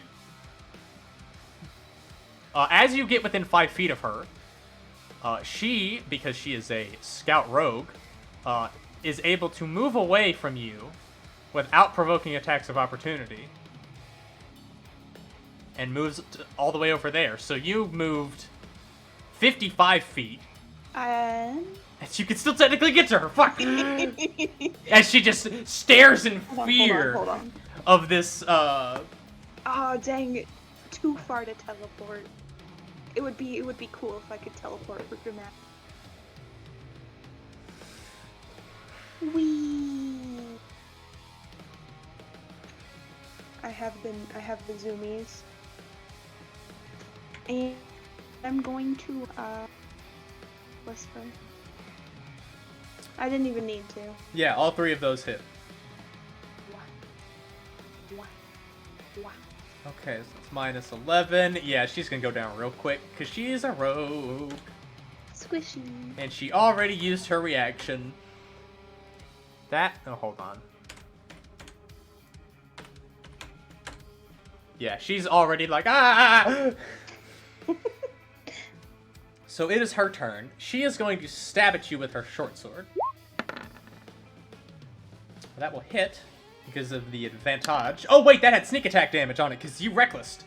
So I'm just gonna roll this real quick. So it's 25 plus 9, so that's 34 halved to 17 damage. And because she has the mobile feat, as well as a dash action, she just gets all the way to the other side of the arena. I see. And Ray's just like, God damn it! He just moseys himself on in this direction. Because he is not a mobile kind of fighter. It's your turn, Rin. Alright. Hold on. I can get to her. Wait, hold on. Yes, I can get there. How do you get there? You teleport? I can teleport 20 feet. Okay. You teleport within 20 feet of her, and she uses her reaction to move 25 feet without provoking attacks of opportunity. Hold on. So she teleports when I move within 20 feet of her? No. Okay, so you rush forward with your 80 feet of movement. You teleport. You enter within 5 feet of her space. Because you would enter within 5 feet of her, she is able to move half of her movement speed without taking opportunity attacks. Gotcha. So, well, I'm gonna say that's pretty rude. And let's see. I'm gonna pew pew her with pew pew. how are you doing that? What do you mean? Okay, you use your movement, bonus action. Oh no, you do have your action and bonus action, and hasted action. I totally forgot about that. The Wand of Corrupting Bolt will hit, but just roll the damage on the 15 one so you don't get the double damage. Also, that is... Well, no, you definitely do have enough charges. So that's 29 points of necrotic damage. And she needs to make a charisma save. She's not great at these. Yeah, so she is now baned. We're going to just put that on there. The second one will not hit, however. Yeah. Alright, well that concludes your turn. It will. It is her turn. She goes heck. And she's gonna move all the way over here, and then move to here, and she is going to attempt to make a shot at you, Rin, but she has a minus 1d4 to this, so let's just roll to see if it matters if the d4 will change anything. That d4 can change it, so... I don't believe a 16 hits you when you're hasted. Nope. So she misses with a longbow shot because of the that effect. And but now at the end of her turn, the Bane goes away because it's only a 1-round Bane. So that will end her turn. It is Ray's turn. He's like, God damn it! Get over here, bitch! That's his turn as he's scrambling around the arena. Rin, it is your turn. Okay, let's see. Oof.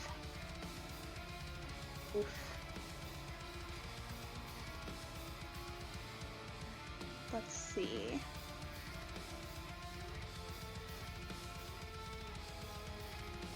I mean, I guess it doesn't really matter where I go.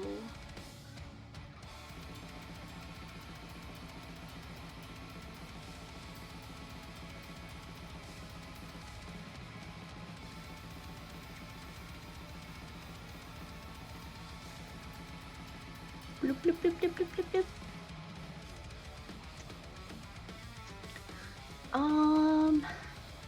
I guess, last fight of the day. Again.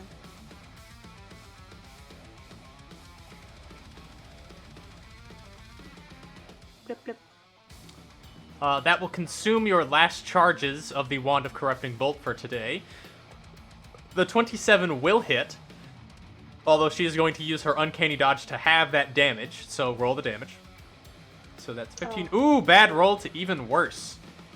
So she only takes 7 from that. But she still does need to make the Charisma save. And she fails. She once again is baned. That will conclude your turn. It is now her turn. She is going to... No, wait, she can't do... Hold on. So she has to go...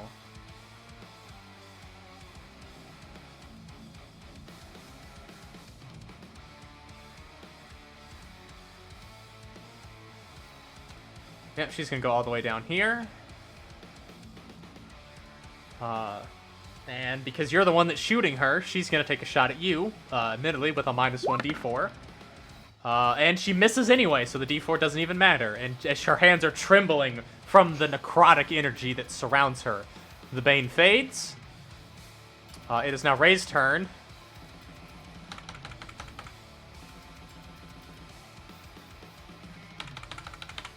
He gives up. He's just gonna move down. It's your turn, Rin. He's just gonna eat popcorn. Oh, look at that! I don't even have to tell him.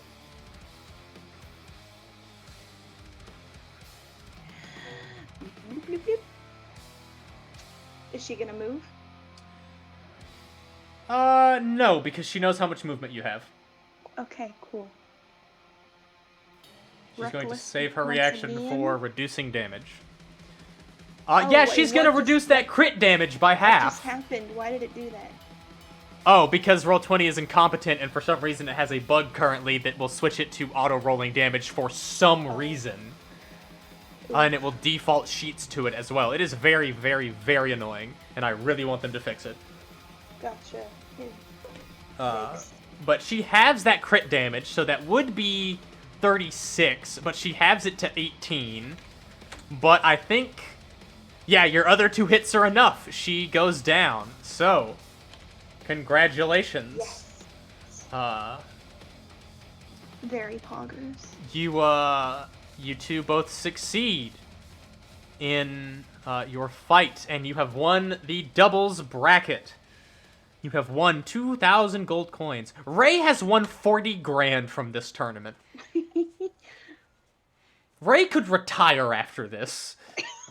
But does he want to? Of course not. That'd be boring. Exactly. He's gonna go spend it on beer and hookers. Oh, I thought of something he can get. Oh god, that's gonna be terrifying. Oh. He's gonna commission a magical item. Poggers.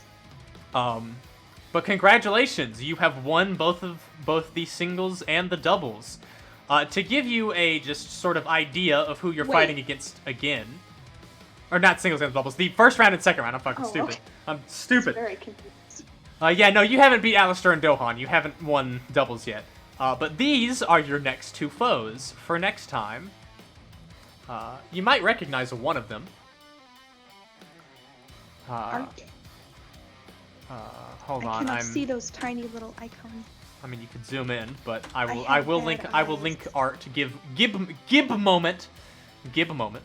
Zooming is for losers. Close down Ray's sheet because I don't need that anymore. You recognize one of them because it's Peter, that guy that that you fought right before Ray. Oh. But he has a buddy. That buddy looks a lot scarier than...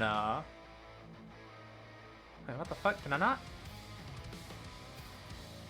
What the hell? Where is... Oh, here it is. It's this guy. Ooh. Neato. Yep. But we will pick up with that next time, I guess, for you. Yeehaw. So let's stop this intense battle music that I've selected, and let's get some more vibalicious music going. Let's get some of this. Hey Dard. Hello. Hey, so you remember how you went down that hole yesterday? Oh, are you gonna keep going? I went down several holes yesterday. Would you like to do that now?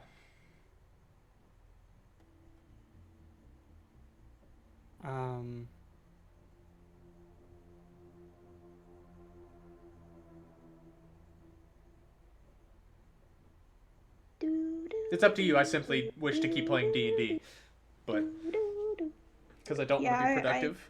I would play longer. All right. Well, thank you for playing. I'm glad we got through most of the doubles. Let's see if you can beat bracket 3 and then get to the finals. Fear. I'm excited. Fear.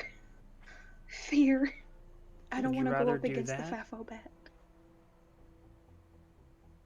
Would I rather do that or what, Dart? Would you rather do that or talk about guns?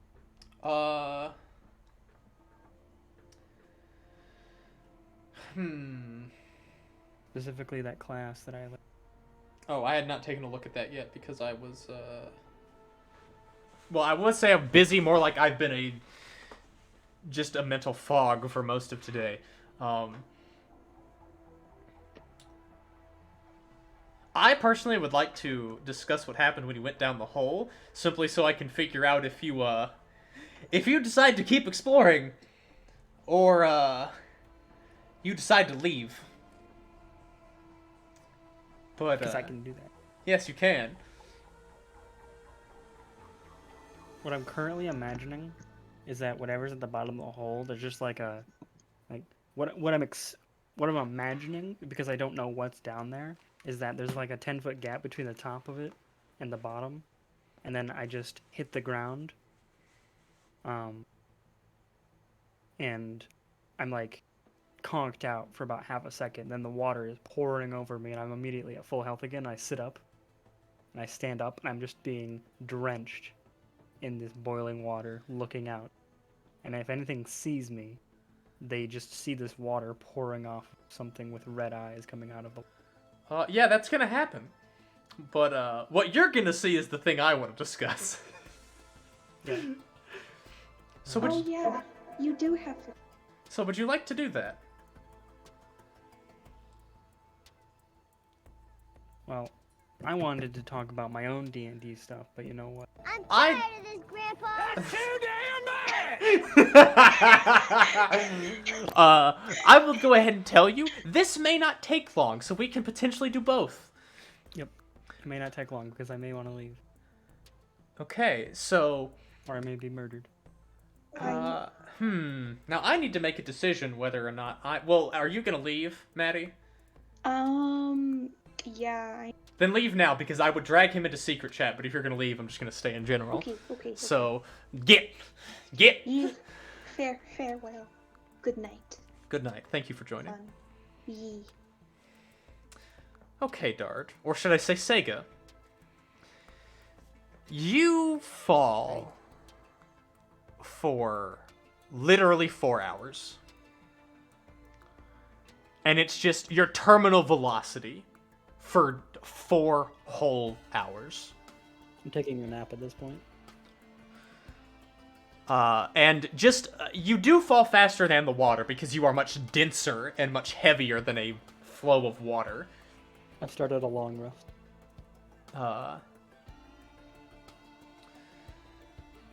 And you fall down, down, down, down. And for this entire time, you can only see 60 feet in front of you, so you're just descending down into darkness. And you almost, like, for the first hour, like, you were on guard. Like, you were waiting for something to, like, connect. Waiting for something to appear. And then second hour came by, and you were a little less on guard, because after falling for an entire hour, still there was nothing. Once you get into third and fourth hour, you're just basically blankly staring ahead, basically taking, or trying to take a long rest as you fall. But Have you seen Spy Kids? too? It has been, okay, technically yes, it has been so long that I've forgotten every single thing about it. There's a scene where they jump into a volcano and are falling for like 4 hours. And they're screaming at the first part, but then it cuts to like, we've been falling for hours! And they're still falling. And they're just trying to pass the time by trying to play catch or something. I've started a long rest, so I'm not even looking anymore. Yeah, you're not even looking. And then all of a sudden, you just hit the ground. You take 120 points of falling damage. Because I'm still... I wake up. Yes, and then you wake up, and then you go, oh, and then a couple moments later, boiling water falls down on top of you, which The boiling water was with me the whole time. no, you fell much faster than that because you are much denser and much heavier than liquid. That is not how that works. But regardless, it hits you afterwards, and a couple I don't moments even heal later, the full. Look at that. Holy shit. yeah, and you just take a couple moments to be submerged in the boiling water, and you get back to full health. And as you stand up, you're able to see the entirety of this massive cavern. Well, 60 feet out, unless there's light. There is light. These glowing mushrooms that exist along the walls of this cavern that emit enough of a light that you are able to see the entirety of this cavern. And you really wish that you couldn't. Because before you is a sight that you have never seen in your life, even with all of your wars and battles in the Underdark. You have had nightmares about seeing something like this and stumbling across it in the Underdark. Before you is an illithid citadel. This massive city with these, not obsidian, but this shiny, almost chitinous black material forming the walls and buildings of this place. And you can see the movement of the squid faces in the distance, but much more terrifyingly, you see patrolling the outside of the walls 2 illithid giants. And your mind instantly cuts back to the giants who fell at that beach so long ago. Their brains still intact. As these colossal 20, 25, 30 foot tall illithid giants with these massive tendrils that extend pretty much all the way down their torso and just barely like above their crotch is where these tentacles end. These strange, gangly, tubular arms that have many tentacled tendrils of what once were fingers, and these massive, just orbs in their head, making up the eyes. As you stare out into this illithid citadel. It is quite a distance away, so you are not immediately noticed. However, the waterfall that is currently cascading down upon you is not exactly quiet. And you are smart enough to know that this will quickly draw attention of the scouts on the wall. Or just the defenders on the wall of this citadel.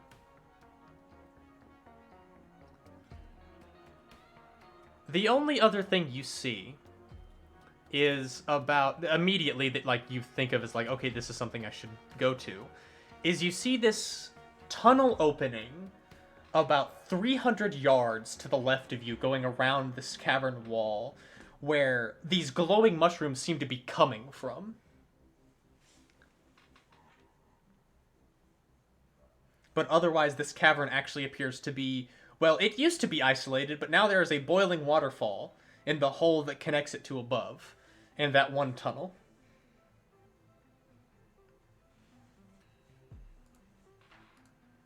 What do you do? I summon Olive. Olive is summoned. And do you, you immediately go into the ethereal plane? Yes. Which means that from the perspective of anything that could see the waterfall pouring in, it'd be like it'd kind of expand over the horse and then immediately collapse down, like the flow of water would. As the water is no longer flowing over us. Indeed, indeed. Do I see anything in the ethereal plane? Roll a perception check. Anything that I didn't see before?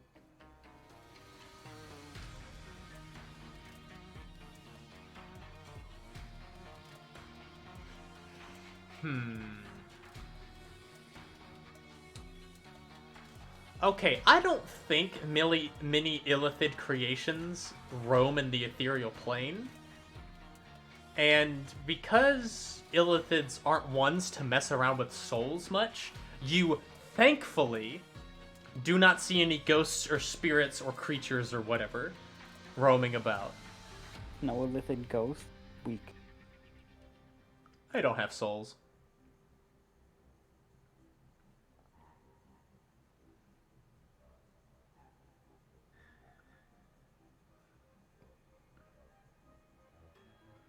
Now that you checked that the coast is clear and you are relatively safe for the moment, what does Sega do next? Well, there's two things I could do here.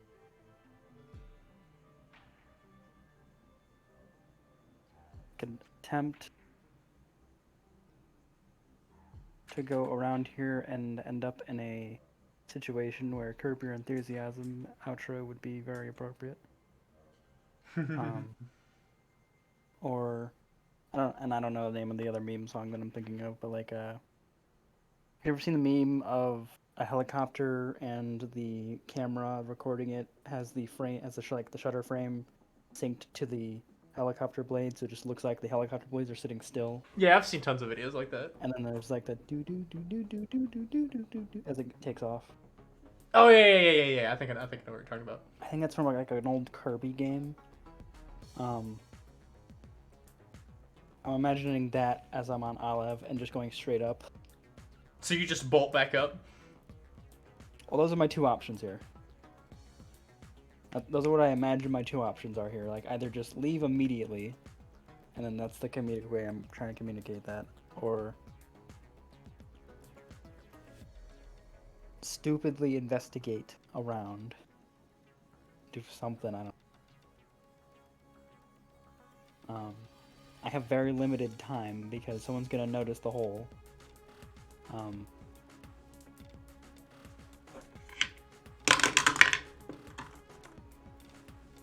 No one seems to have noticed it yet. You do not see any forces being deployed towards it, but who knows how long that will last. Okay, do I have any knowledge of what kind of structures are what for illithid architectures?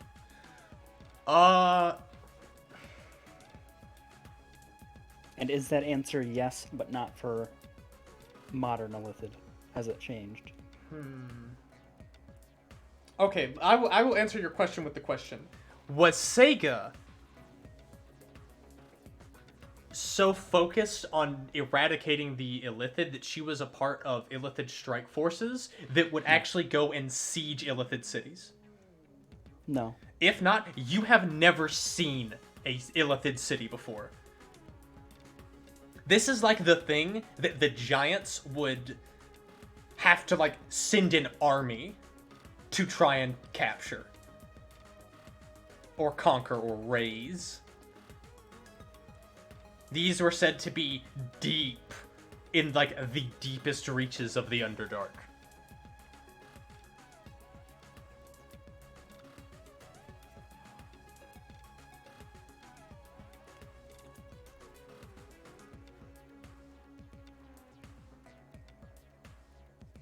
Okay. So I don't recognize what any of the structures could be. No, unfortunately not. You have not seen any. I mean, you can make assumptions, based on like, the smaller buildings might be like living quarters, the bigger buildings might be, research or, storage buildings. The biggest one that you see in the very center is probably where the Aboleth and Elderbrain is, depending on what is leading this citadel, potentially both.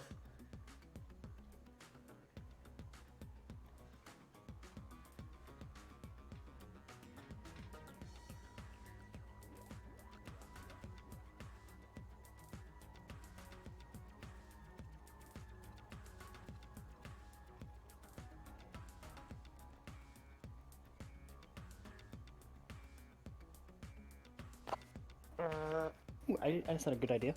I actually don't need the hole to get out of here. Because I was like, I was worried that like someone would come up here while I'm exploring and plug up the hole, because I think it's gonna happen. But you're in the ethereal plane. I don't need the hole to get out of here. I can just keep going up as long as I'm still moving. Yeah.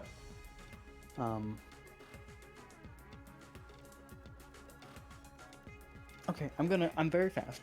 Because I have a fly speed, and I'm literally not blocked by physical barrier.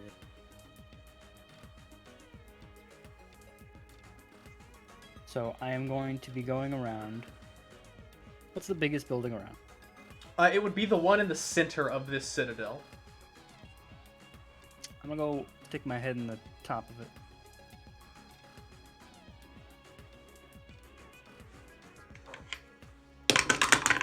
I have a 90-foot fly speed. Okay. And I will fly over the city, past these two. Oh, sorry. What? I'll be looking down like whatever I'm passing, trying to have a look at it, but still like going full speed. 180. You see,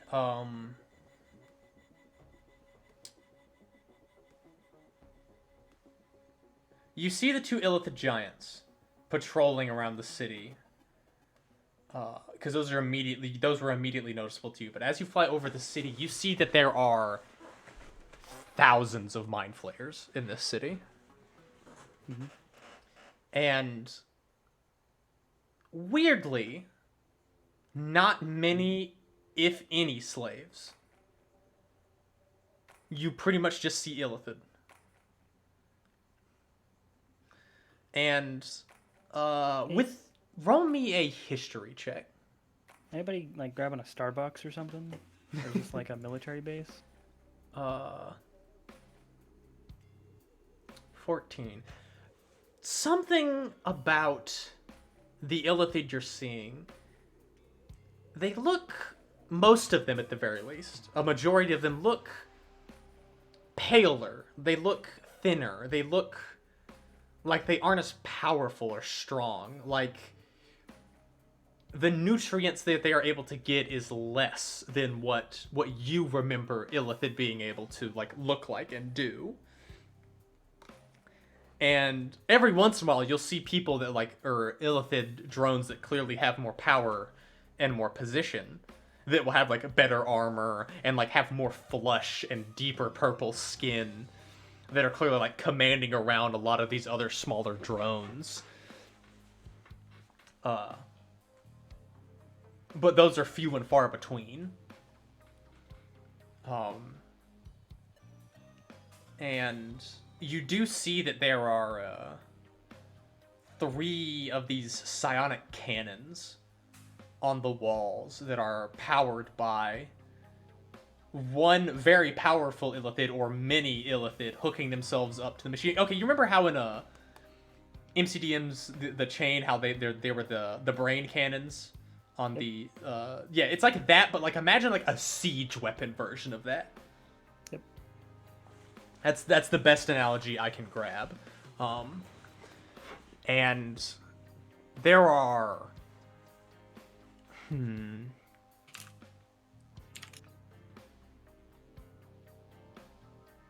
hold on, I'm trying to think of other illithid creations beyond just the drones that you see. Thankfully, you do not see any neolithids, which is the illithid purple worms.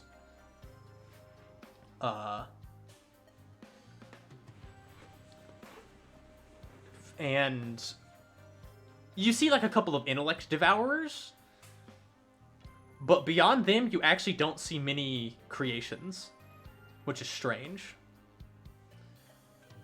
Mostly considering your understanding of illithid and the armies and minions that they will command.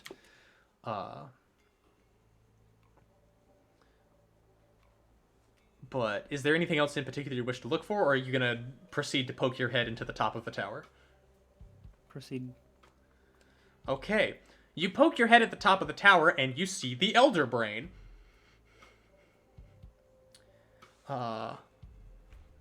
So tempted to just kill it. Hold on, I need to look up.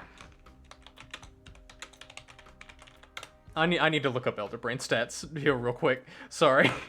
Because I know Elder Brains can do some crazy stuff. Very well.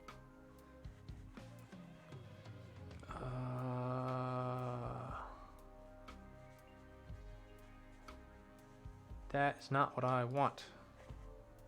I want...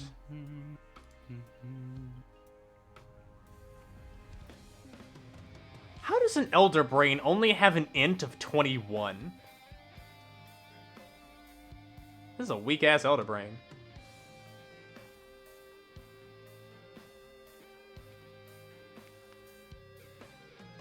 Okay. They are smart, but most of their stuff comes from their psionic.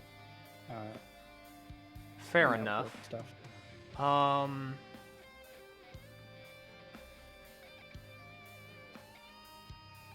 Okay, so...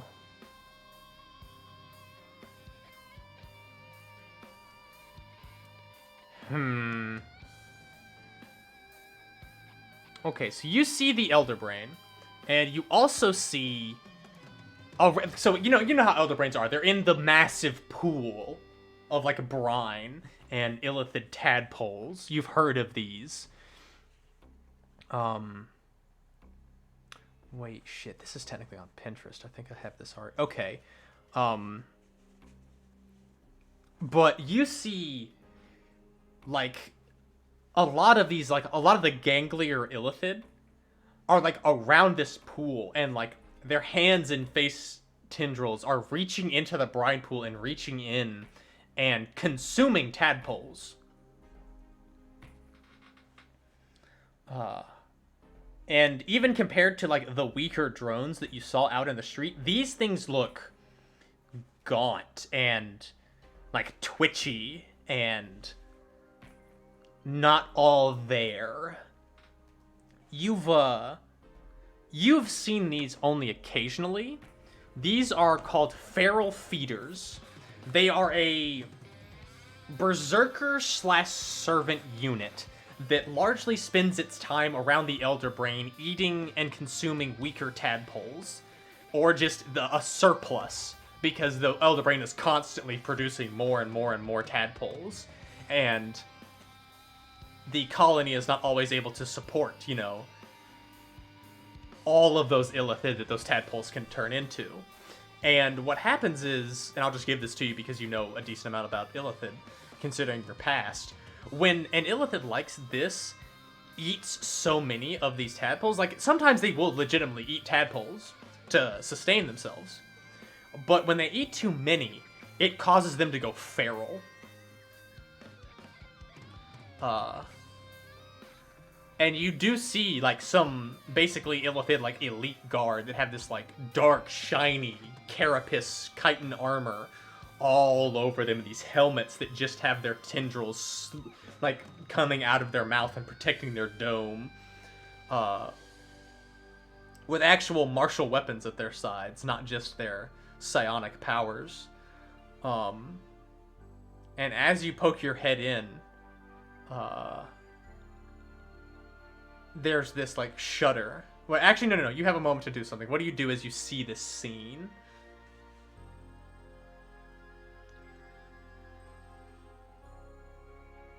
I wish I had my immolation.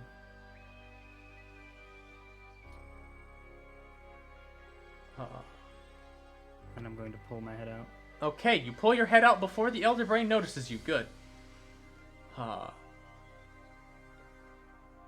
So, after seeing the chamber that the Elder Brain is in, what do you do next? The citadel is still surrounding you.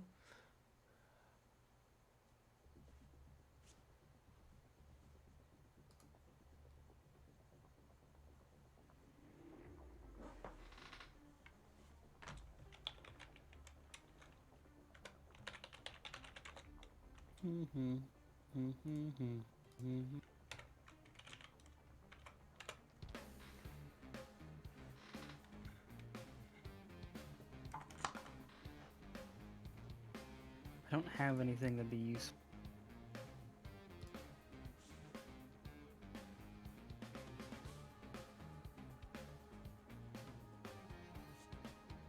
Does it look like there are any resources around? Like a mine or production facility? Some kind of factory?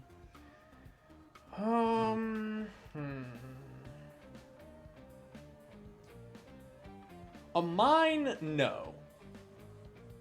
Most of what illithid use for their material is bioorganic. Like, they will use carapaces, they will use, like, mandibles of fallen creatures. Most of the stuff they actually use for their creation is biological in nature. But in terms of resources,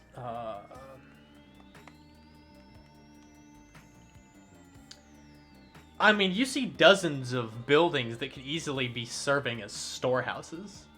Or storage, like warehouses. But, I mean, you're not sure just looking down on the city from up on high. You're mostly just seeing, like, the little squiggly dudes. So it looks like there are warehouses? Yes. What do those look like? Imagine a tumor that is a building. That is what an illithid warehouse looks like.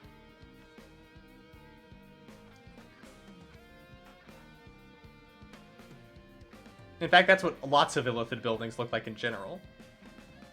Okay, does it look like if I, does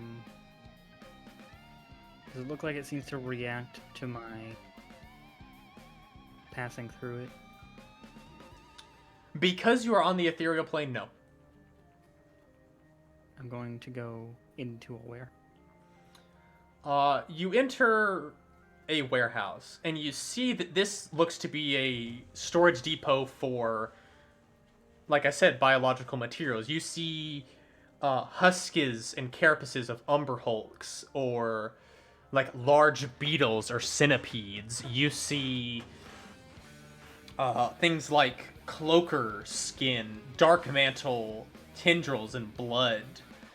Basically, any naturally occurring creature in the Underdark, outside of purple worms, that would naturally exist down here, you see a basically stockpile of that kind of resource. Not much meat, but things like bone or like chitin, poison and fluids. Those kinds of things are being stored.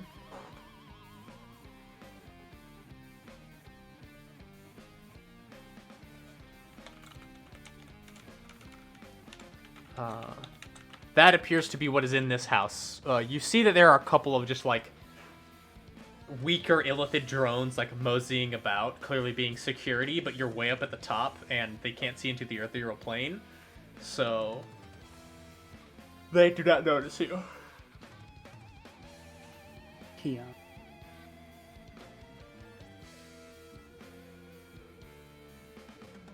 What?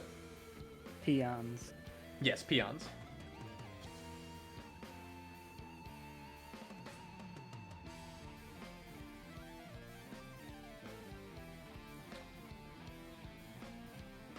There seem to be two other, like, notably sized warehouse tumor buildings. But, I mean, you could go investigate those, but this seems to be like a stockpile kind of warehouse for, organic material.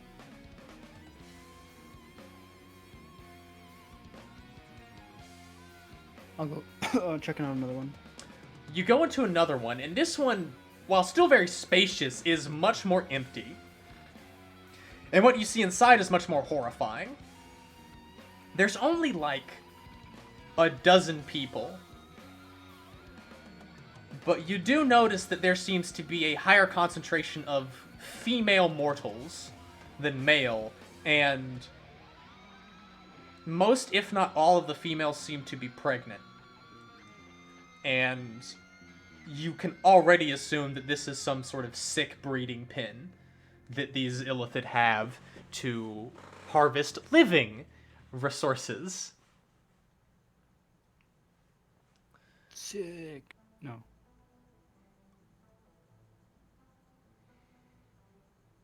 They look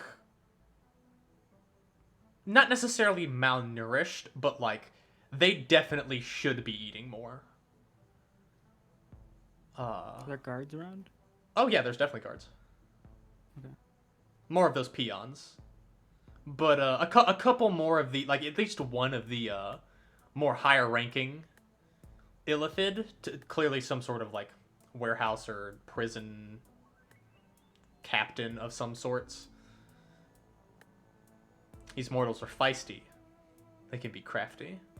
They need to be watched more carefully. These mortals, however, seem to be largely mentally broken. They are sitting hollow-eyed, just sort of shaking softly, tears going down some of their cheeks as they live this wretched existence, being used as breeding slaves. You see a couple of children, but no children that are, like, right, that have, like, just hit, like, adulthood.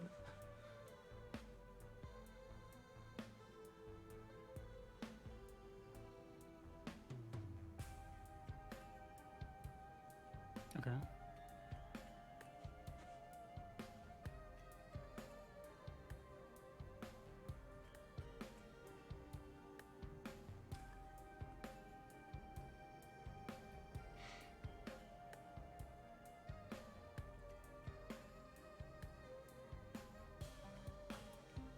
I'll go to the third building.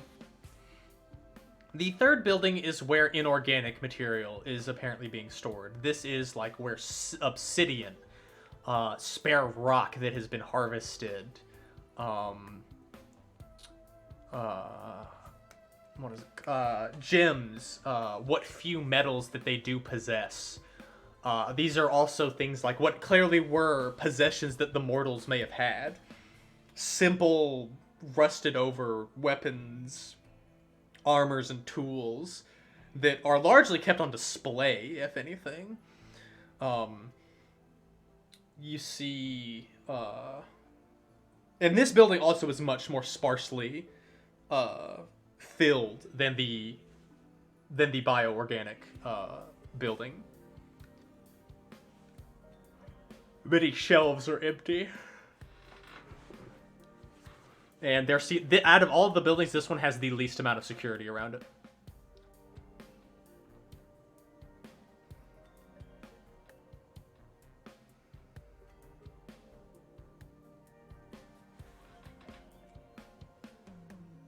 There's very little on any of these shelves. Yeah, I mean, there's definitely valuables. But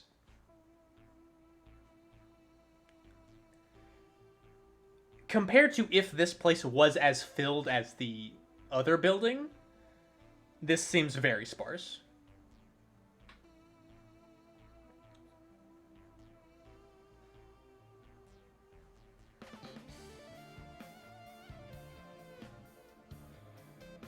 What kind of stuff is actually on the shelf? Like I said, like obsidian, spare rock, gems, what appears to be unprocessed metal ores,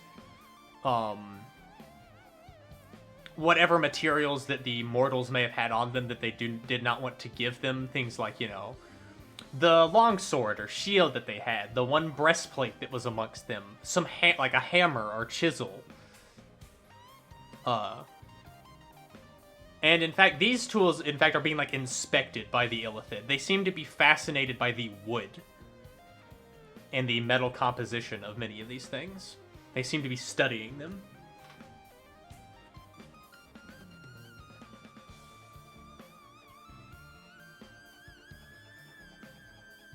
What kind of ores and rocks do I recognize? Roll me... whatever kind of int check you want to roll. Nature, Arcana, History, I really don't give a shit. Just choose one.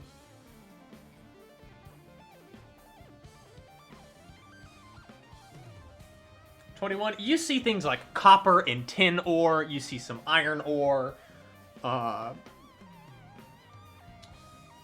mithril or adamantine of note, but you do see some like other, the more common ores like that. You do see some semi-precious gems that are probably 500 gold or less in value. And there seems to be... You know, hold on, I'm just gonna do this. There seems to be... Because you're a dwarf and you can count gems very quickly. There seems to be 156 gems of 500 GP or less value. Each?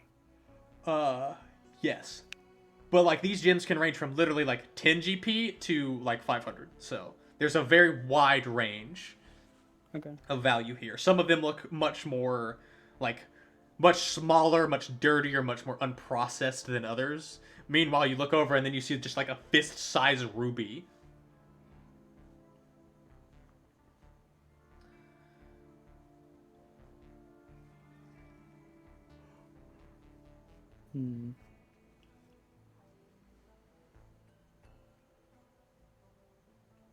Continue to...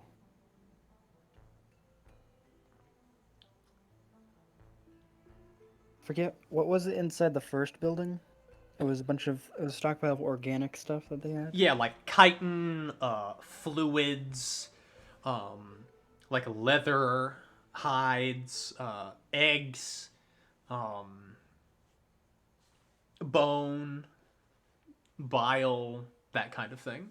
And that seems to be very high in stock.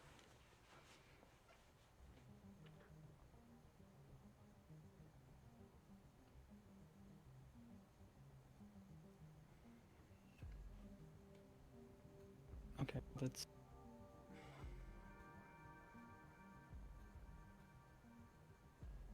What'd you say?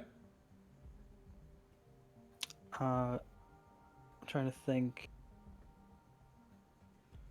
What about below the city? I'm gonna go There do appear to be some... Well, it's funny to say subterranean when you're in the Underdark, but... directly carved into the rock, there do appear to be some buildings. This is like more sleeping quarters. You see another couple of spawning pools for tadpoles, although there seems to be experiments being run with these. The like water concentrations that the tadpoles are in are different. The lighting, like there is light in some of these, or there is no light in some of these. Some of these pools seem to be like in a metallic basin versus like a naturally hewn rock. You see one of these appears to be like in the gut of like this like a purple worm or something. It's this huge organ that's been like cut open and spread out. It has this fluid in it, and there's tadpoles in it.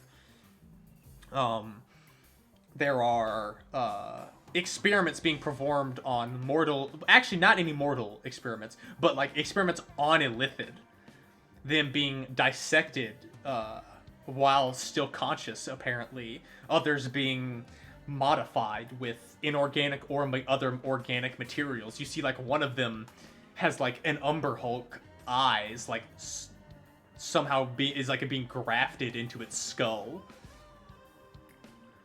while another has like is having like a dark mantle skin transplant, if that makes sense. Mostly these seem to be unsuccessful experiments. You see lots of bodies being tossed to the side and corpses being removed and added to feeding pools that are in different areas.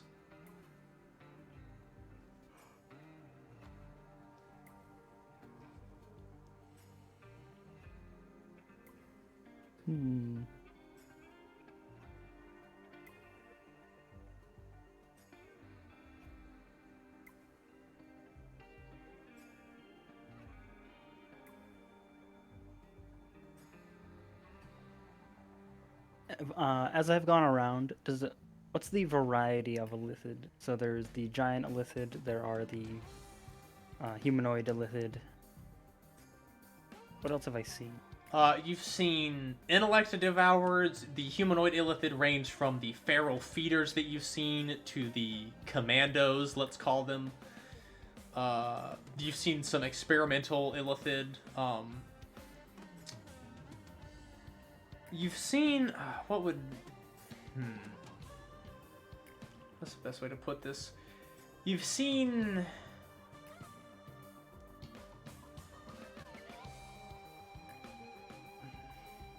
sorry, I'm like blanking right now. I apologize. You saw the Elder Brain, obviously. Outside of that, there does not actually seem to be a great variance of illithid. This seems to be, considering you understand illithid as, these things that have, minions by droves and armies of slaves. This seems like, to you, an incredibly underfunded and, like, lacking in resources and manpower citadel compared to what you were, like, imagining with the stories you've heard of these places. Mm-hmm. Do these breeding pools look like the same kind of thing that the Elder Brain was being kept in? Yes, but there's differences. Like, the Elder Brain one seemed to be, like, the most fertile, en masse, just generating tons of them kind of pool. These other pools, some of them, like, there's barely any tadpoles in them, and others, they're, like, a moderate amount, and others seem to be teeming. These appear to be experiments rather than, like, in an attempt to make more illithid or create a food source. Or perhaps some of these experiments are creating illithid tadpole food sources that are more nutrient focused and drive members less insane when they eat them. Does the structure of the breeding pool container seem to be of the same material? Only like one of them does. The others seem to be made out of varying different materials. What does that appear to be?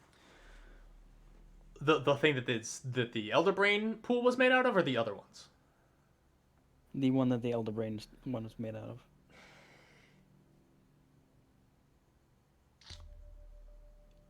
Okay, I do not have a knowledge of rocks that would properly convey this, but it's like this slightly translucent, like, quartz that seems to be very heavily refined. So it's not an organic material? No, it's not an organic material. Do I remember seeing any of this in the mineral stockpile? Yes, there actually was, but it wasn't as refined. It was like, this is the processed version of the quartz that you saw in the inorganic warehouse. Okay. Okay. I would like to have a look around for like guard patrols in this area to see like how much time I would have if I popped out of the ethereal realm. Popped into where? Like these subterranean areas where these breeding pools are? Next to the breeding pool that is made of the same material as the one the elder brain is made out of. Okay, how long are you willing to spend, like, poking around to see if you can identify, like, patrols? I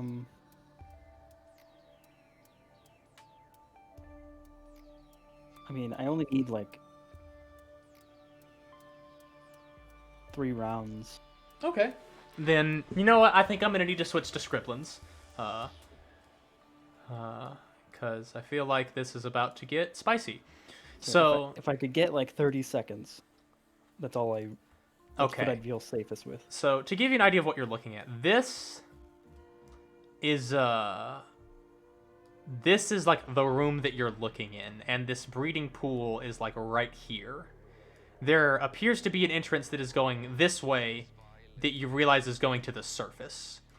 And there's something going this way that you know connects to another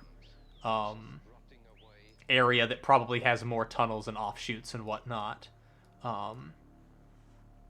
There are illithid guarding like the entrances to the outside. There's illithid like guarding the entrances to the outside. They're like standing at guard. There appears to be like one illithid in here serving as a researcher.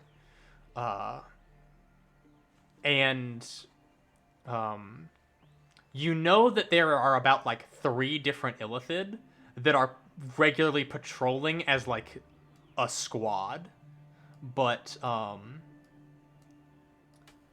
they seem to be patrolling with not a lot of haste. Mm-hmm. They seem to be lazily making their way around so that like so like you currently don't even see these. Like they're off they're like you see them walk past and like they went through like they went down and they sort of like took their time looking about this room. And then they slowly made their way off in this direction, and you didn't see where they went after that because you're focusing on this area.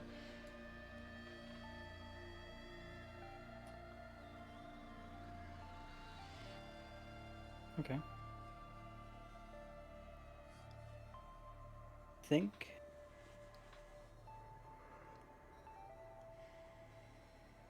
think we may be getting spicy in here.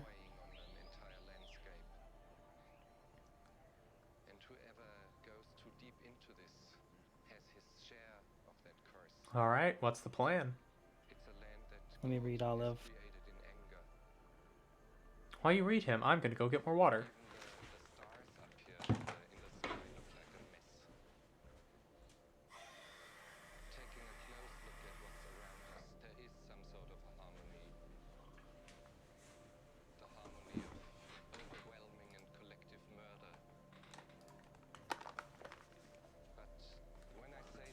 All right.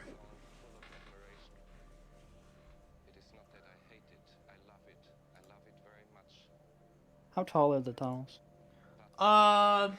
Like 7 to 8 feet tall, enough for a illithid to like float through comfortably.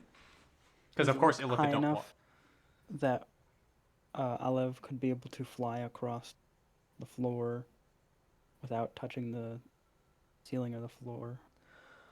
In this area, yes. In the tunnels, it's a tight squeeze. I basically going through here fast is going to take like an acrobatics check. You can just float around in here normally, though, because the actual rooms are a bit bigger.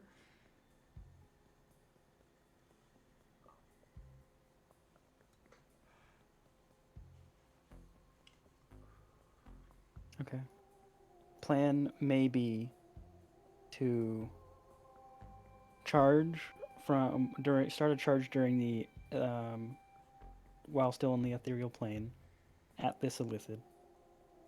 Action, exit the ethereal plane. Action surge, kill it. Action surge, bring it as an object into the ethereal plane. Can you action search twice in one turn? Can you not? I don't know. Frankly.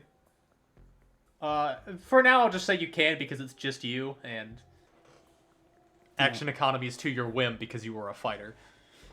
I don't know how much health these things have. You are an 18th level fighter. You are pretty sure you can kill one of these illithid peons with one round of attacks as long as all of them hit. Yeah. The commandos, on the other hand, you're not so sure about that.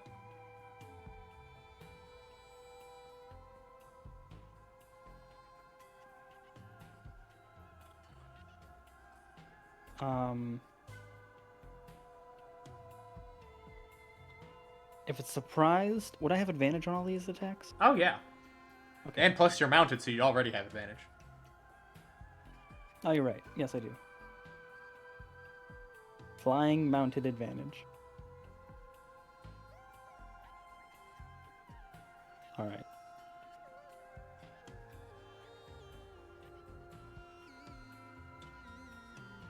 Okay, I'm just gonna mark down my 2 action surges because whether or not I successfully kill it, I'm going back into the ethereal plane.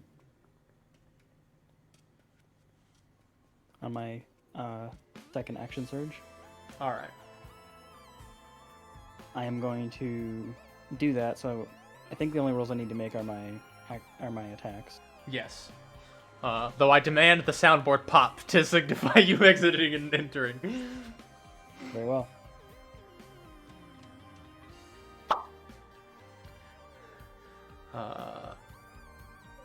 Oh, nice. Roll them damages.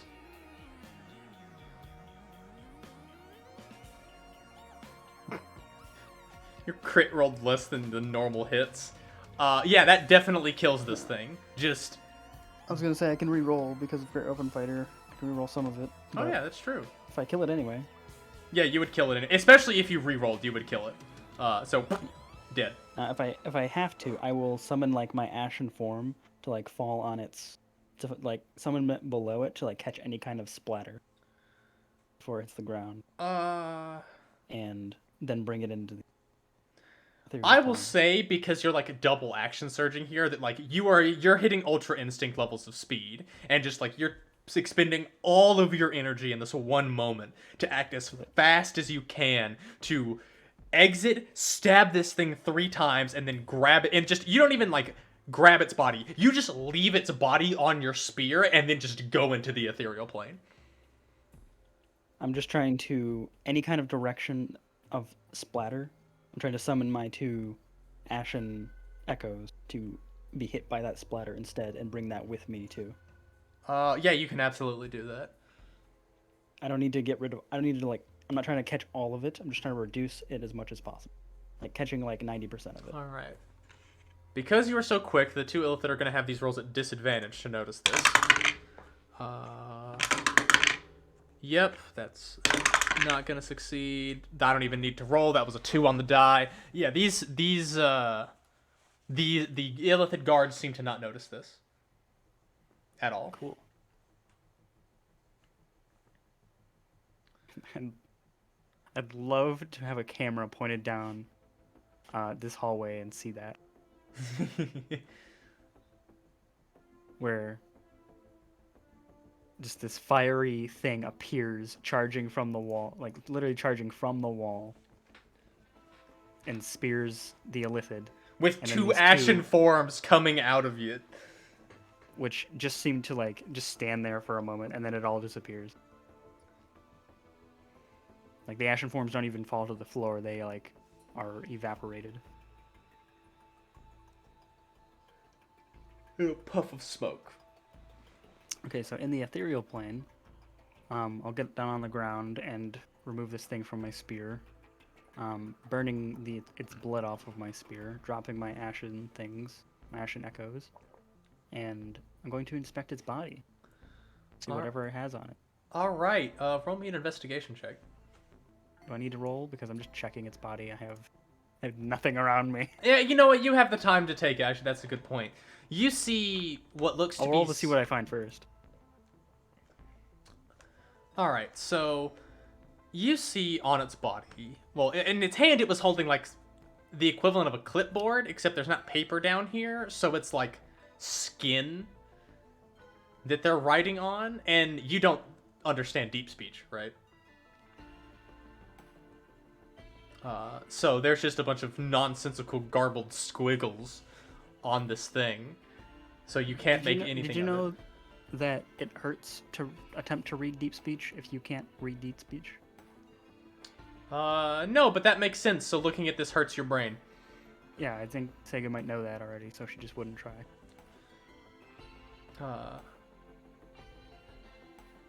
She'll just like turn it over face down. Yeah, you can't make any sense of it, so you just it is nothing. I mean, this guy has this squid face has like, you know, the equivalent of Illithid's like scholar robes, so it doesn't have like armor or anything on it, nor does it have weapons. It has like this silver ring on its finger that has etchings in what language would it be? It wouldn't be in deep speech.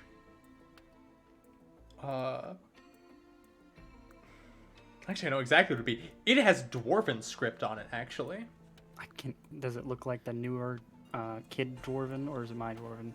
Dwarven script has not actually changed that much, so, but it would actually look like the older dwarven script anyway. Not that much, but enough for me to notice. Yeah.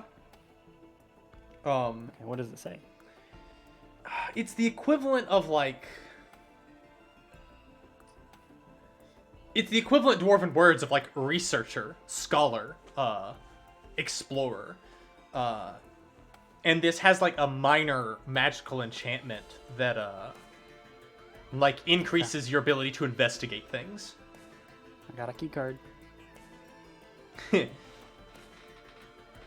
And you think that it might have been using this to like more accurately perceive the details of the tadpoles in this pool.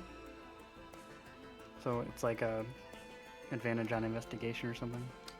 Let's just say that it's like the observant +5 to passive investigation. Interesting. So it's not gonna like actively help you in like stressful moments, but you know, if you're just doing your job, it'll help you. Is that an attunement thing? No, this is not an attunement thing. This is nowhere near powerful enough to require attunement. I'll just. Do I think it has any kind of psionic link to things, or is it just itself? This does not seem to have psionic energy because it was like this was Dwarven made. This was not Illithid made. So I'm just trying to make sure. yeah, this does not seem to have any psionic energy around it. I mean, most certainly that Illithid was using this as a way to sort of like do some funny stuff with magic and psionics, like being like a little bit of psionics pumped into it. But I mean, you have no idea what that would be, and it doesn't have a lingering effect apparently. So I'll just put it down. all right. My passive investigation is now 16. But other than that, there's like... Okay. No, it wouldn't have food on it because its food is right in front of it. Outside of that, there's really nothing of note on this thing. Drones of the hive do not have much of a need for stuff like that much.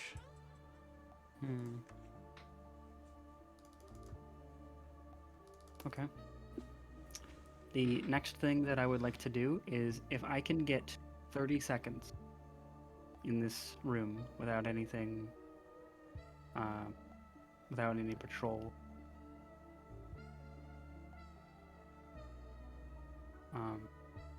What I'd like to be able to do is test to see if the adamantine ability to like do double damage to structures affects this stuff. Affects this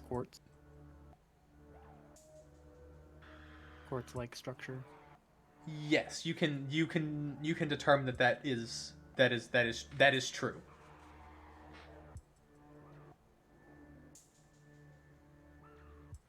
This thing will take double damage from your adamantine pike. I don't need to like go in and check.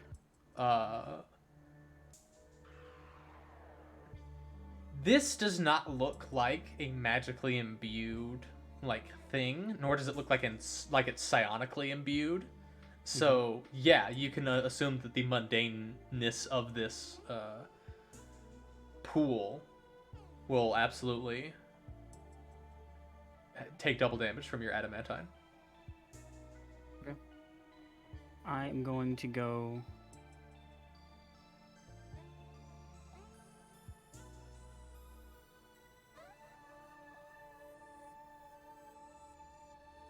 I'm going to go up. I'm going to go to the mineral research stockpile. Okay, what do you do with the illithid body? I'm going to leave it in the ethereal plane. All right, And it should just stay there. it will. I mean, I guess if I'm being super paranoid, which I guess I would be, I'll drag it into a wall. All of a sudden, you hear like the Gmod clipping noises as it's like.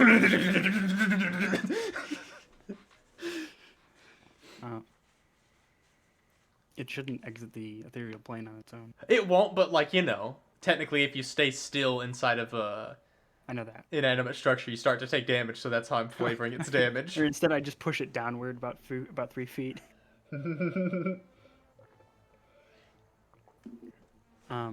Okay, then I'll go to the stockpile, All right, you go to the stockpile. and I'm just looking for, some rocks, some jewels, whatever. Have some mass to them. Some heavy. You can absolutely find some denser. Is granite dense? Yeah. Yeah, you're able to find some like granite that they've got stored. Okay, I'm gonna take those if I can find like any amount of 20 seconds to safely grab them. Yeah, you look for the biggest piece that you can find and you just grab it. I'm gonna grab like 2 or 3, Okay, you grab 2 or 3 of the bigger pieces. even if it takes me a few minutes to grab them all. You're strong enough and you're on your horse, it's not going to take you that long. Yeah. Then I'm gonna go to the Citadel. Okay, you go... Oh god. What the fuck is about to happen? I am going to try and find the atrium, like the room before entering in the Elder Brain room. Yeah, you're able to find that pretty easily. What's it like? What they got there? Like a secretary, a legion. Like 2 guards at the door, a couple of people milling about. People. Yeah, people, quote unquote. Is it people or slave? Or like actual people slave? No, it's illithid. I shouldn't have said people. My bad.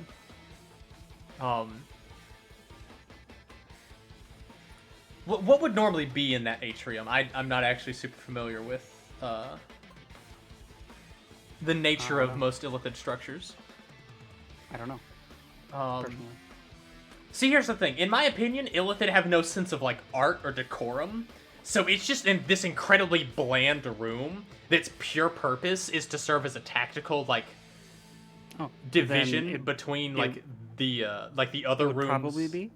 It would probably be completely strategically. The room structure would be like the Elder Brain room, and then there's a small room with like it's like an airlock, but it acts as like a hold room.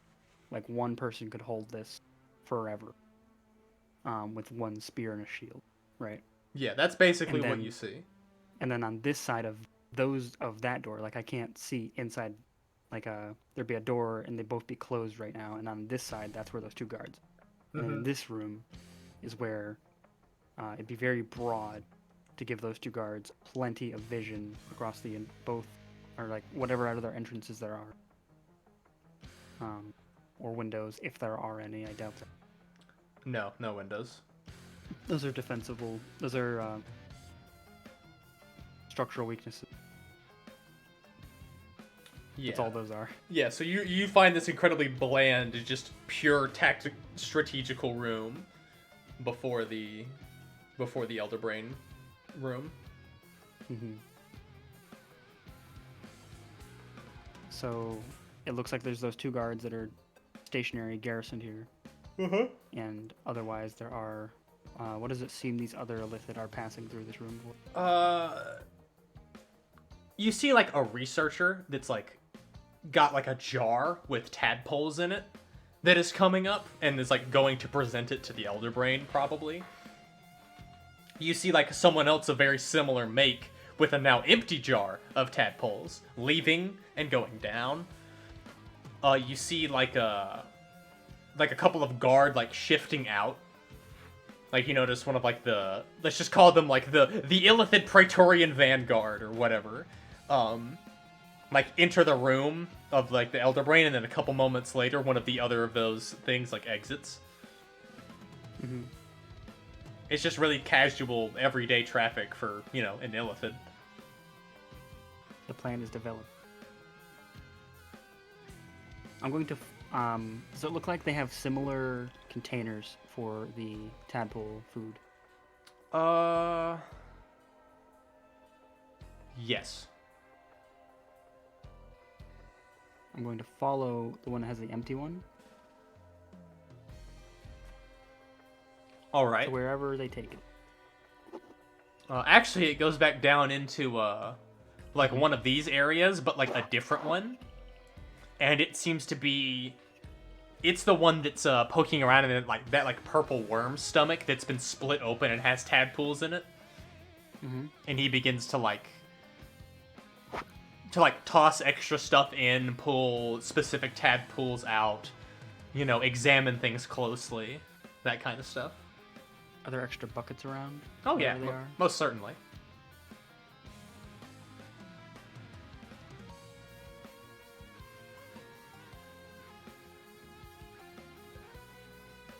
I'm gonna go back to the non-organic stockpile, please. All right. Does there seem to be anything chemical around? Sega's not an alchemist, but...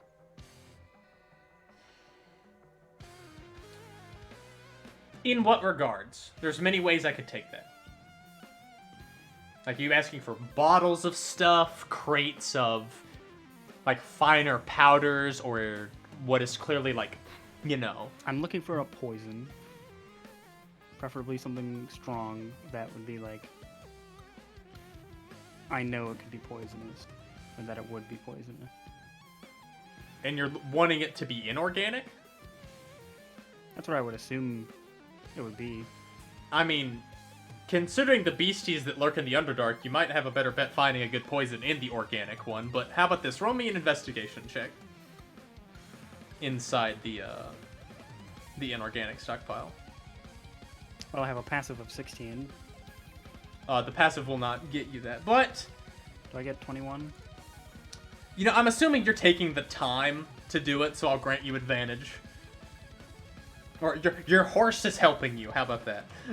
Currently have no indication that I've been spotted, so Yeah. I will take the time to do things. Yeah, so you get that. What is an inorganic toxic substance that Dard knows of?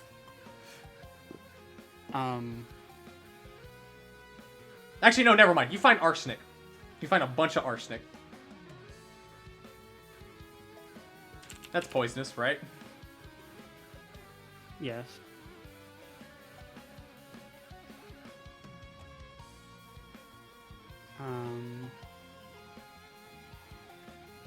Is there mercury around?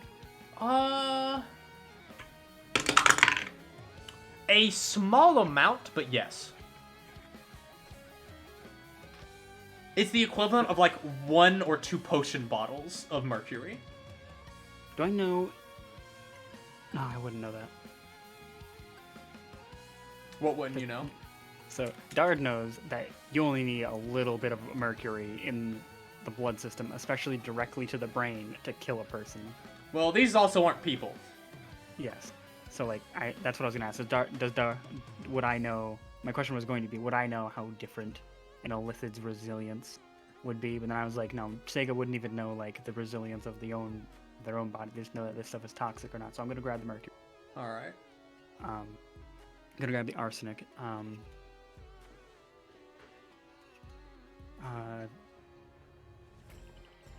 go to the biological one. Mm-hmm. Biological stockpile. Can I find anything like cyanide? Oh, you can find something much worse. You can find purple worm venom. Purple worm venom.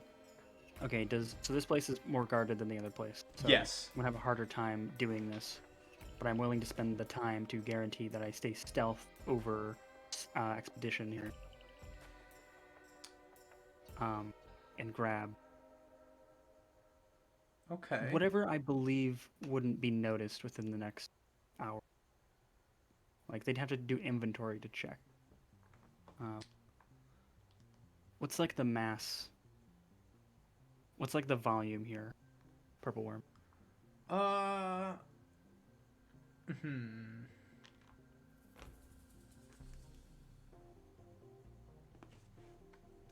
In terms of doses, there's probably like a dozen doses of purple worm venom. Doesn't do.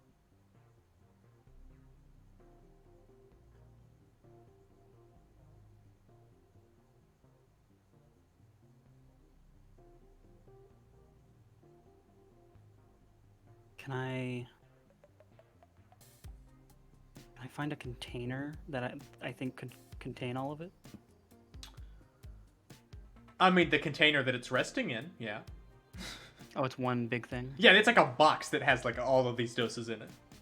No, I meant like dump them all into something else and leave the bottles here. I could say there's like an empty jar around that is big enough that you could pour all of that into. If I had to, one at a time, how long would I be taking to like pop in and out? Well, one at a time, that's gonna take a while. Well, do I think I have enough to do more than one at a time? Enough time to do that? That would depend on your stealth check, quite frankly.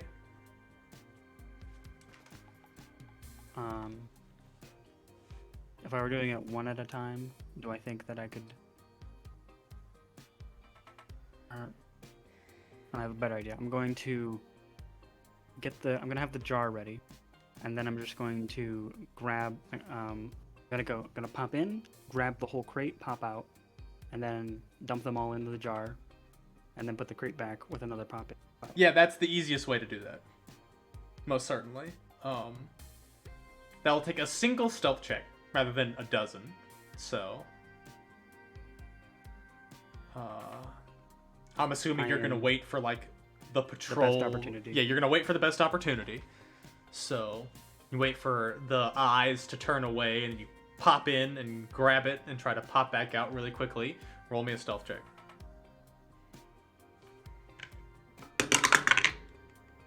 You lucky son of a bitch.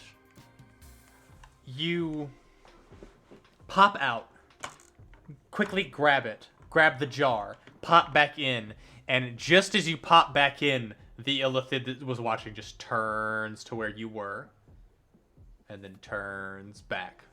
Just doesn't notice there's something missing. Nope.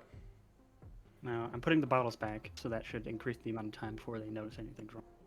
Yep, so you... And they may just think, like, oh, we haven't refilled them.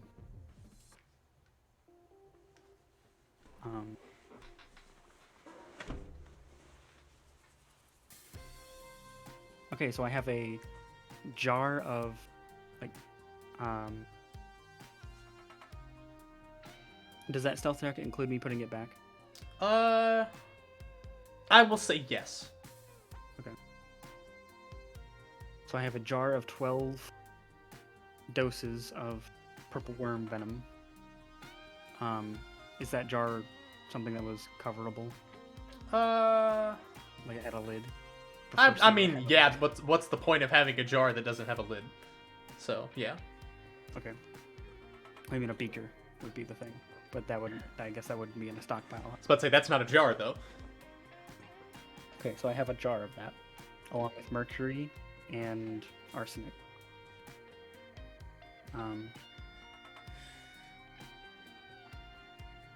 It's making a deadly cocktail here. Sega's about to fucking assassinate an elder brain. Is that what you're about to do? That's what I'm planning for here. This, oh my god.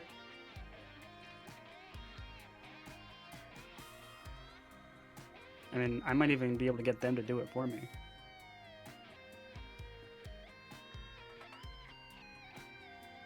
What kind of discoloration does this purple worm venom look like it has? What?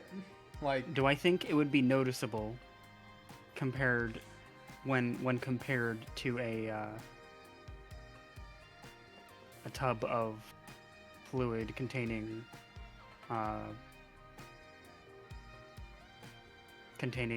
tadpole? Oh, that would be definitely noticeable. Okay. Like just by the color of it. Yeah. I was hoping that it was the same color, and then I'd just have to like check if they had tadpoles that they've been breeding that are resistant to the poison. And then just those in. Okay. Then, and if Sega were patient enough, she could dilute the stuff and slowly poison it, but she's not that patient. She's going to be cautious, but not that patient. You're just thinking about all of your dwarven brethren that you've seen have their brains ripped out by illithids. The amount of heads that have exploded from their psionic blasts. That's what Sega was thinking about under the water. But once I decided to go in here and start doing something, she's been focusing on like how much damage can I have be done here. Okay, so if I go, is there an armory around? Can I find an armory?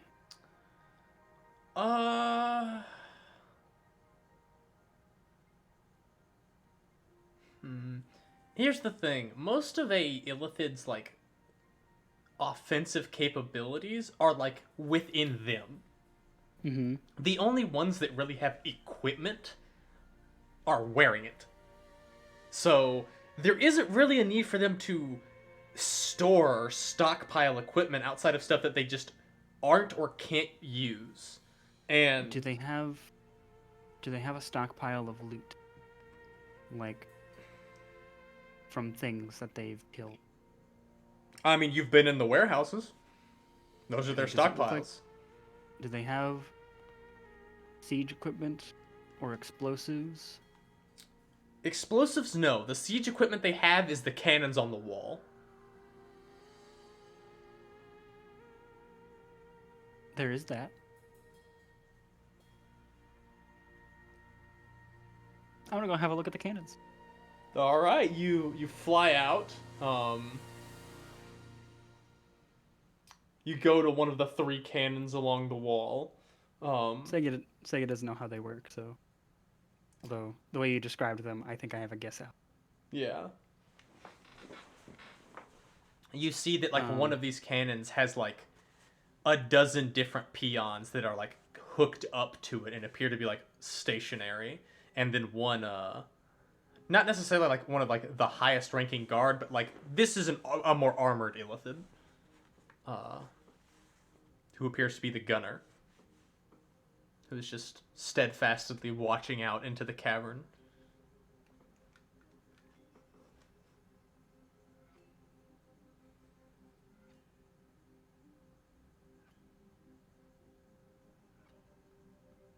I would like to try and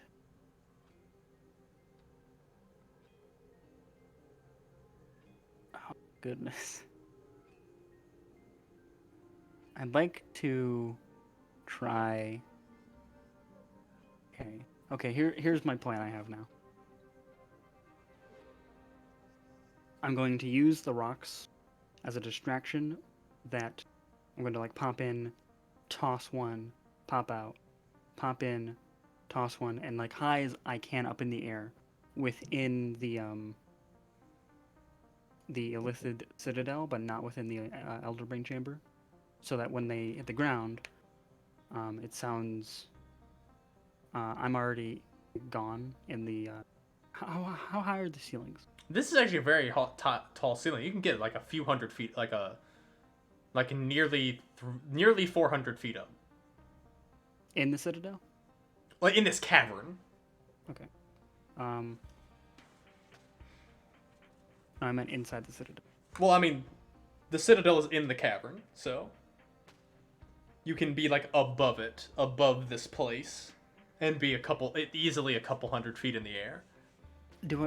Do I think no? It's like a fleshy building, isn't it? Yes. Well, some of them are. The Citadel is though, right? It seems to be a more of a mix between the organic and non-organic. The warehouses seem to be the most organic. The idea here is to use the rocks to like drop them from a high distance and have them hit the ground. But if it's fleshy, it's not going to make a lot of sound. Well, if it's like ground that you're hitting, like that's stone. Well, I want to distract the guards that would immediately react to the Elder Brain. You could drop that at a position. So I don't know where it is, but there is a position that you can drop it at that distraction would happen. So, inside the atrium that I described, I would be at the height of it, pop in, toss, like the height of it, so like they're not looking up.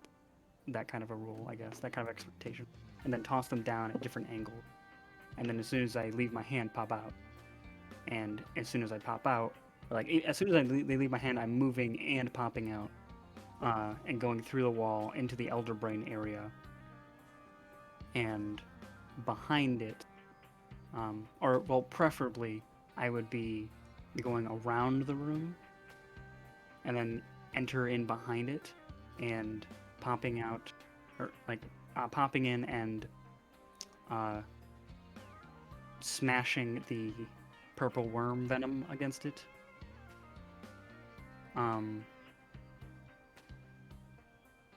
Well, I guess with a bonus action, my echoes would both summon and each take a different poison, the mercury and the arsenic, and dumping that stuff in. With their attack actions, I guess is what that would be. And then as soon as that's done, I'd pop out, and I want to go line up with between the Citadel and the gunner's face, so that I just appear in his face and surprise him and like trick him into shooting at the Citadel.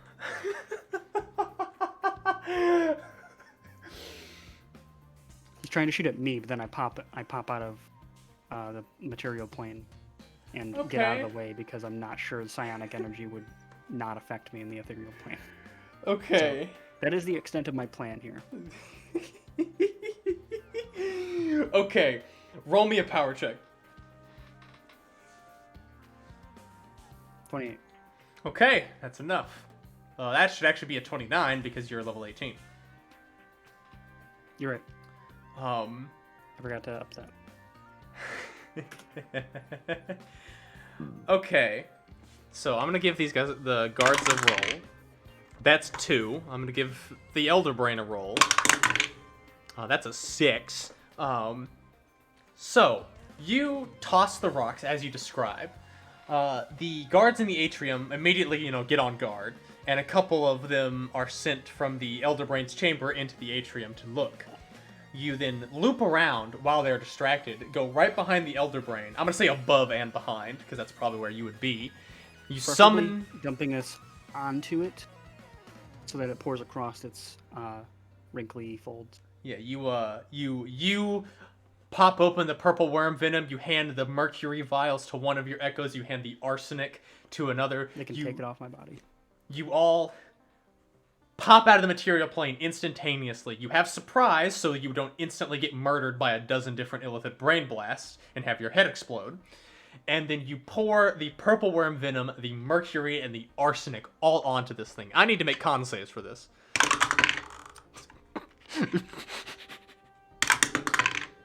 Okay, that's better. Okay, so thankfully, it failed the hardest against the purple worm venom. Mm-hmm. But it succeeded against the mercury and the... Actually, wait, does poison give you disadvantage on saves? Yes. Never mind, I gotta reroll again. Hold on, let me double check poisoned. Okay, so... Because I know it's disadvantage on something. So conditions 5e, condition... Poisoned. Disadvantage on attack rolls and ability check. Not saving throws. Well, with what you're doing, I'm going to say it gives it disadvantage, but it still passes on the mercury save. But what about the arsenic save? It still does manage to pass on that. If any of this gives it 3 levels of exhaustion, it has disadvantage on saving throws. Hold on. What does purple worm venom do? I can't believe you didn't have that prepared. Come on. So DC 19 con Purple worm save, poison. bunch of the injury applied. Okay, so it just does damage. Do I need to make an attack roll? No, because you poured it directly onto it. Well, I threw the thing at it, and it's like a okay. stab wound, and it's an injury-based poison. Okay, 12d6 Times 12. So would So you like to roll me 144. would you like to roll me 144 d6 of damage? Can I make an attack roll to see if it crit? No. Okay. Well, I just want to roll a 1d20, see if I get a natural 20. Damn. Damn! If only you were a champion fighter. 144. I almost rolled 1d44. Because my brain doesn't accept that 144 d6 are about to be rolled. 504. Okay, Just I remember. think that would instantly kill a normal elder brain. So, okay. Does everything drop dead around me? As soon as I did that, I left the room. I don't know if it killed it immediately. I'm going to go up to the gunner and reveal myself between him. I'm trying to line myself up as best I can between him and the citadel. Okay, Far enough away that I think that I can teleport out. Not teleport. Go ephemeral. Go and get out of ephemeral. the way. Ethereal. Um. And get out of the way of the psionic cannon. Okay, I need to roll some things just real quick. Okay. Because he might not shoot. He might drop dead. Okay, so those guys are doing okay. The giants are doing okay. Apparently the gunner is fine because he rolled a natural 20. The peons, these things have disadvantage. Why am I rolling all of my high rolls right now? What the fuck is this? Okay, so I'm gonna do a little cutscene here. So what happens is you pour all of this poison, and the Elder Brain immediately just... You can't hear it, because you are not a part of its psionic network. But this just unholy scream comes out from it. And every single illithid in the citadel just begins to grab their head and convulse with pain. The Vanguard are the more powerful ones in the chamber, do not instantly fall dead. However, they are bleeding out of several of their orifices because they were the closest to this energy as well as this poison. And as the mercury and arsenic continue to take effect against this dead elder brain and cause even more psychic sort of like lashings, there is the giants, like you fly out of the citadel, like the Elder Brain building, and see that the illithid giants are like keeled over, just vomiting, just this putrid, just bile everywhere. The peons all across this are what? Sega is grinning. There is all the peons drop dead, just instantly. Their corpses just all over this. The gunner not only apparently is a champion amongst illithid, but rolled a natural 20 on his save and sees you pop out. It turns to fire, charging up the cannon, and it's just as you see the blast about to fire, you go back into the ethereal plane, shoot upward, you get out of the way, the psychic energy launches forward, and any of the vanguard that were in there and still alive are no longer alive, as a siege weapon of psychic energy slams into all of those survivors. And with that, the final connection to the illithid hive mind network severs, and this gunner's head explodes because he was the one that directly did this. You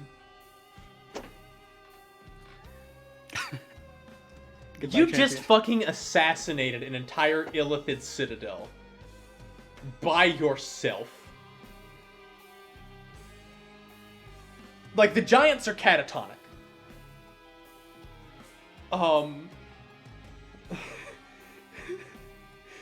You get a fucking point of inspiration. I'm going to take the time to look around for breeding pools and put holes in them so that they drain. Yes, you easily just start stabbing holes. You just walking amongst the illithid corpses. Hold on, I need to check my pantheon real quick. Are there any of them that seem alive around? If there are, you kill them. Because okay. they are basically completely disoriented, in immense pain, and not feeling happy at all. Sega, illithid city slayer.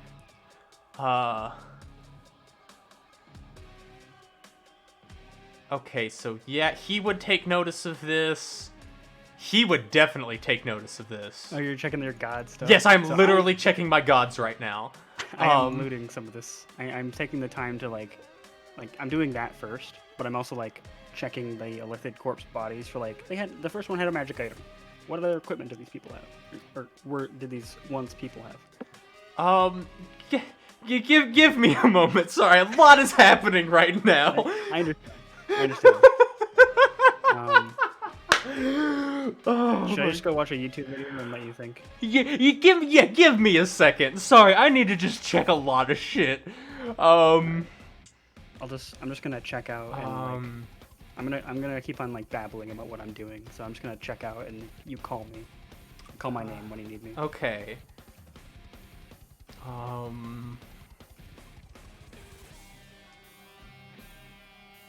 Okay. Yeah, you're definitely taking notice of that. All of the revenge gods are taking note of this.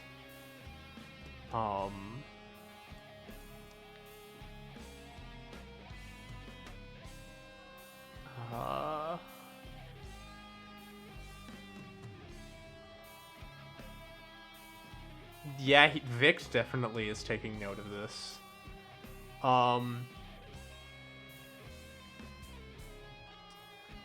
Oh my god. Okay, hold on. Sweet mother of God.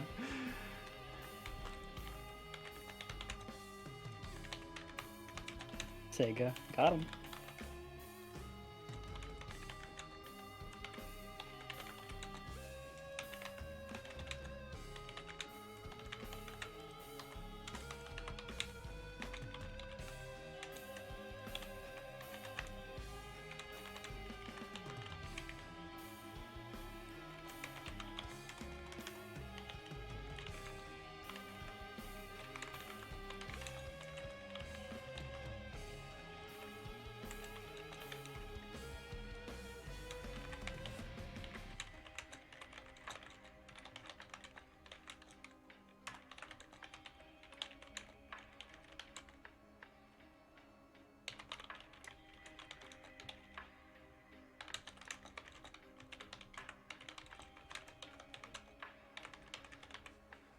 I'll go ahead and tell you you've leveled up for this. Because you just got the XP of killing an entire Illithid citadel. How many After times? the other stuff that you did. How many times do I level up? At least did. once. Maybe twice.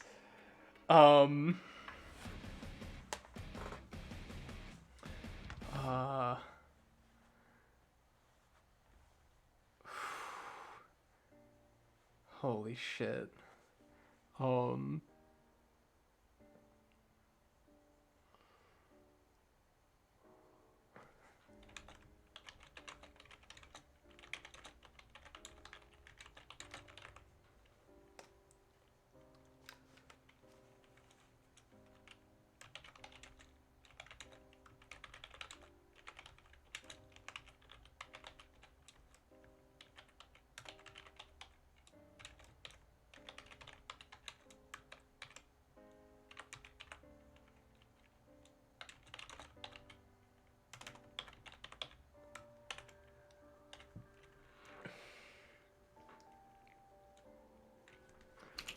Okay.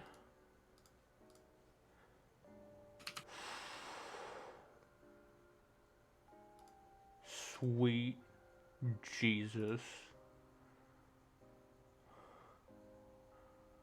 Okay. Okay.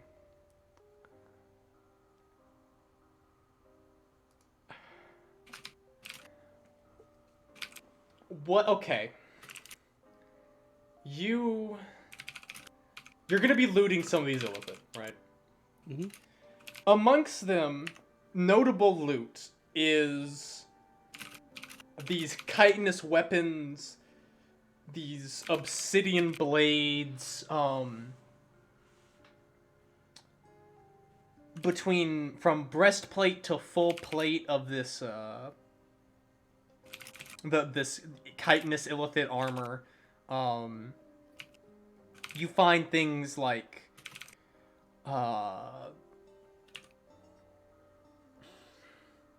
you do not find much magic. That ring only was there because one of the mortals that was in the breeding pens was a dwarf, and that the ring may have belonged to them specifically. Because Illithid aren't great with magic, if I remember correctly.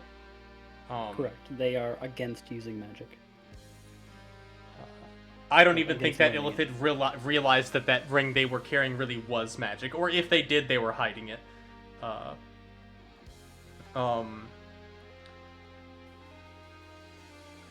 I mean, the entirety of both the organic and inorganic warehouses are available for you to loot. So, how about this? There were 136, I believe. No, 156 of those gems. So... Am I able to collect the ones that I... What is 156 times 250? Okay, you get the equivalent of a total of 39,000 gold worth of assorted gems.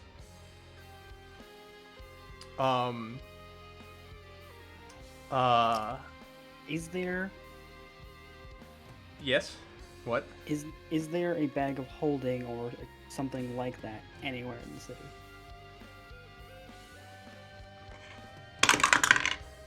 Yes, there is a single one.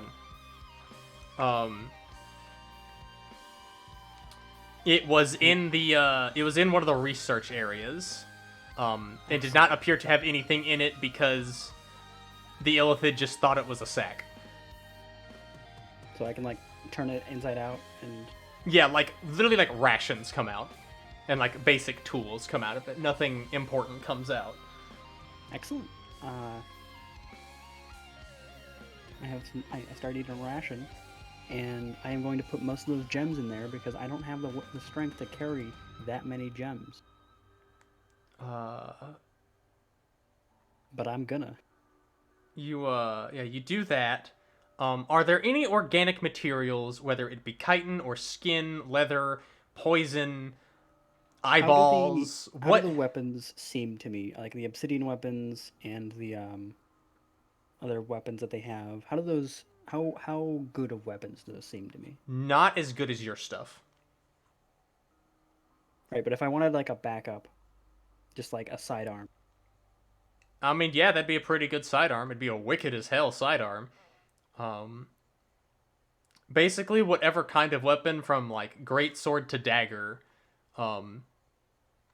just note down illithid obsidian spear, probably in your case, considering that's something that you want. But you could have great swords as well. I was gonna get a longsword. Yeah, you can absolutely grab obsidian illithid longsword. Literally a trophy. Yes.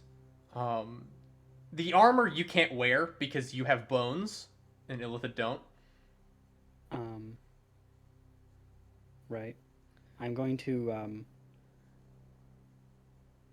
since it's made of obsidian, am I able to take the time just like literally sitting on a dead giant?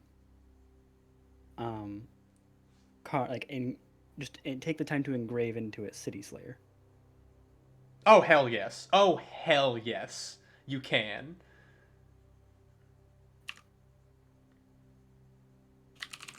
It's just a normal sword, but I'm giving it a name.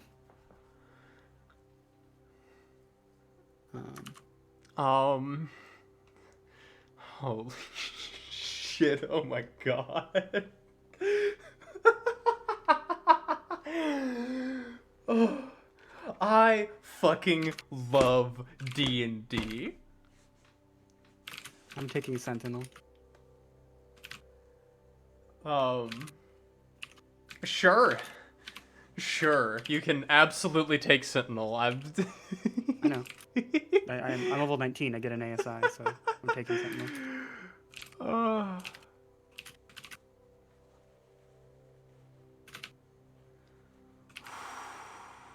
Some god shows up. I'm like, who the fuck are you? What the fuck are you?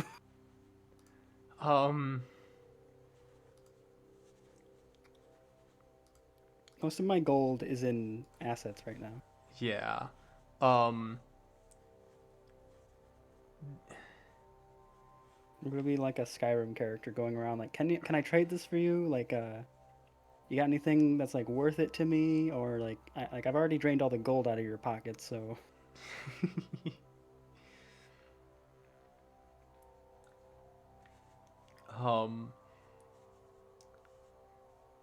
Fuck. What else do you want from this city? What else do you want? What kind of, is there anything, what kind of biological stuff is there, I guess? Any single part of any creature from the Underdark you can find. Umber Hulk eyes, Dark Mantle skin, Leecher limbs,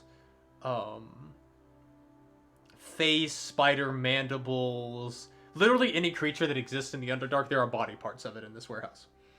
I'll take what I can that seems like an alchemist or an apothecary or a wizard might like really enjoy having this rare thing. So if I should just roll and like you pick what I'm taking, because Sega wouldn't know what to take. Fuck. But would probably prioritize like the lower volume stuff.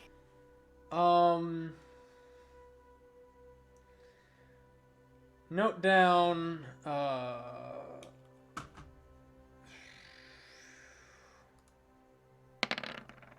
note down 10 Umber Hulk eyes.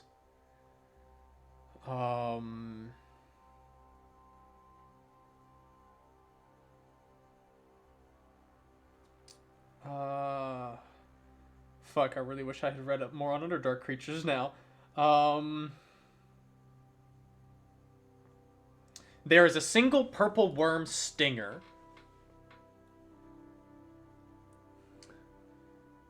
There is also, like, of the most valuable things, there is a gray render heart. Okay. Out of everything, that would probably be the most useful or interesting. Okay. Um.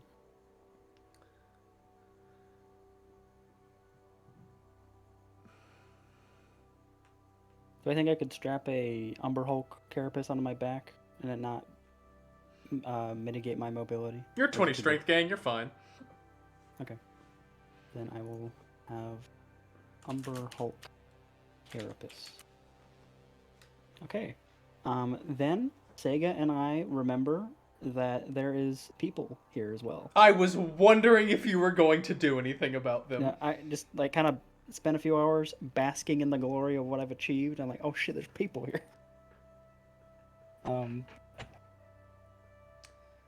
Yeah, well, having spent like several hours, like just kind of walking around, checking stuff, killing more of them.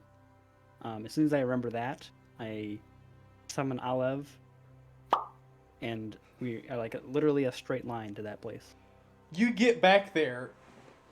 At the front door, I'll pop back out. You walk in.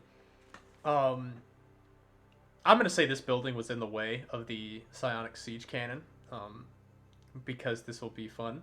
All of the prisoners are standing completely still in shock, covered in illithid blood, as you see several corpses of the illithid jailers, their heads exploded, and the prisoners just standing there, mouth agape, eyes wide, not even able to process the fact that their captors just got murdered. Just in an instant. And they see, like, you walk in and they, like, don't even process you walking in. Sega will walk room to room and try and like make sure that are they all in shock? Yeah, basically all of them. The children are actually the first to snap out. Like, they see, like, a new thing, and they're like, Fire Dwarf Lady, and they, like, come towards the bars and, like, begin to look at you. Do these look like they have normal locks? I'll just save you some time. You're able to find the keys to unlock this stuff. If I didn't, I was gonna use my adamantine spear to cut that open. Honestly, what you probably did is you probably, like, cut the first lock open, and then one of, like, that, like, jolted the people in that cell, like, out of their shock. And as soon as that happened, and they realized that you're not trying to kill them, they went and grabbed the keys on the illithid jailers and started opening up the locks for the other people. Yeah, I was like, I got a key, and I just shove it in the lock, twist. It's dead. Deadlock.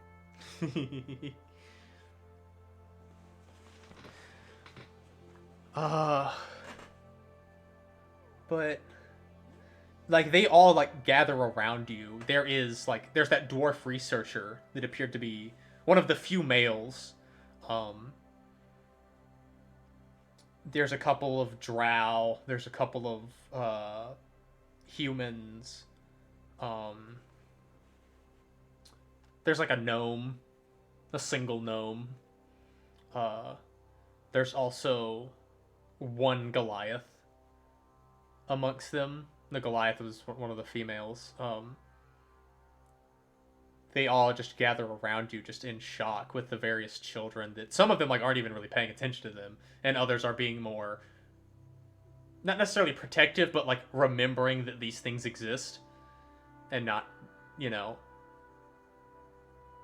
still taking a parental role, basically. Mm-hmm. And they all gather around you, and they're just like, Are you responsible for this? I am. Some of them just like the realization, and they just like they just are. Will you help us leave this place? Are they all dead? Most of them. If there's any other around, I've seen a few that survived the sudden shock. Killed them. So there may be some other survivors. Cinematically, a half-alive illithid peon that somehow survived, like, jumps from above and tries to attack, but you just, like, slice its head off with its spear, and blood just rains down on him. I'm literally on Olive right now, so I imagine it's very much like you know the mounted enemy in Sekiro, the mounted boss, Oh, yes, that guy. and like literally like spinning Olive spinning, me spinning my pike and just cutting it in half. Its body just slops to the floor like a wet octopus that is just slopped to the ground, oozing blood, and like fresh gore splatters these prisoners. Some of them react in shock, but like with that and seeing you dispatch it with such ease, like there's a Sorry about myriad of that. there's a myriad of reactions. Some of them just begin to cry, but these are like tears of not exactly joy, but like, I mean, just imagine the situation they've been in, and there's a glimmer of hope in front of them. It's a release, yeah. It is just release, just this all of this pent up emotion and just pain that just begins to let out. Some of them are like a more like the Goliath's like fuck yeah when you cut that illithid in half, and so is the dwarf. Um, some of the humans are just standing in shock. And they just like they don't know what to do, because they had given up, and you have just saved them. There's some tough folk here. All of you. And like, do any of them seem like they're still in shock? They slowly like are beginning to like come out of it a little bit more, as just the realization is beginning to sink in a little bit more. You look over and see like a gnome kid is literally just stabbing one of these illithid jailers like in the brain, just over and over and over again with one of its daggers. Clearly, this kid had some beef. And now,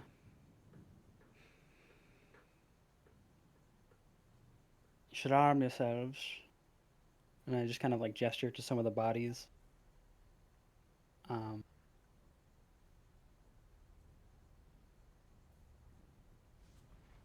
way that I came down here won't be accessible to anybody else. So we'll have to find a way to walk out, or something.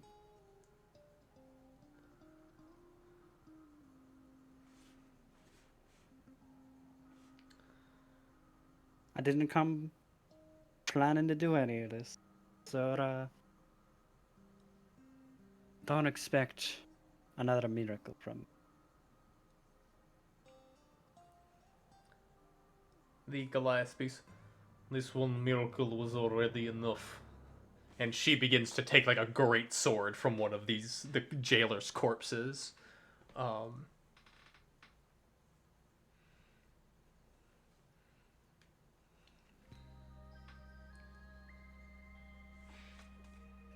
They with sort of the Goliath speaking up, the rest of them begin to scramble and arm themselves. I'm gonna point to the dwarf, tell him to come, and like gesture with my hand for him to approach me. He approaches. I'll take off the ring and show it to him. It's yours then. He takes it and he just like holds it closely and just says, "This was my mother's. Thank you." And he slips it on his ring, or on his ring finger. It was the only thing she had. Sega just nods.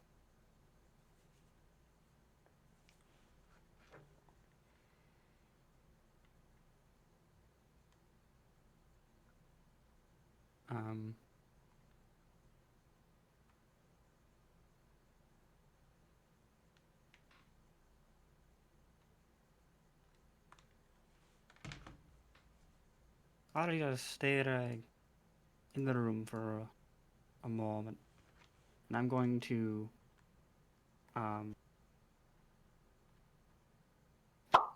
and explore the rest of the building, make sure that the rest of the Illithid are dead. In this building. If there are any, you quickly dispatch them.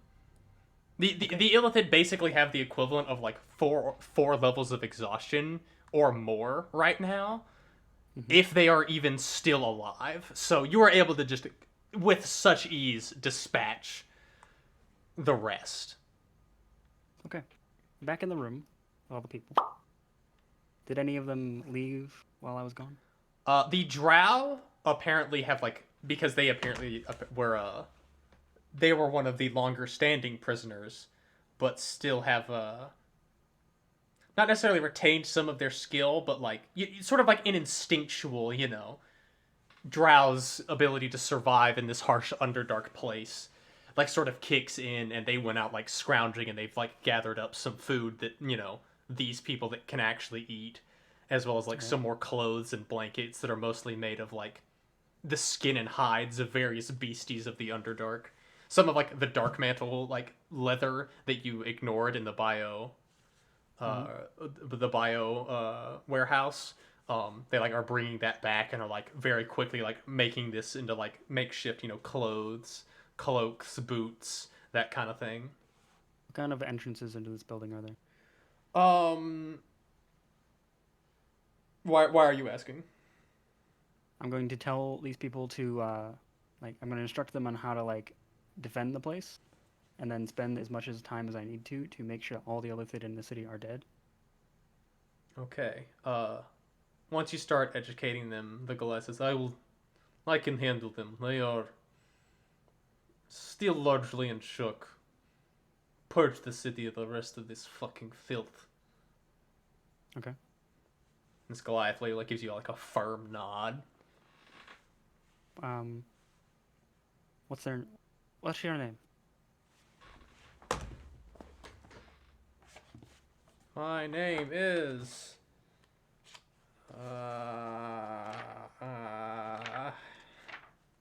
They can just give me their name and you can come. They give you their name. I'm gonna get the names of a few people here. I'm gonna get the name of the dwarf, one of the drow. That seems more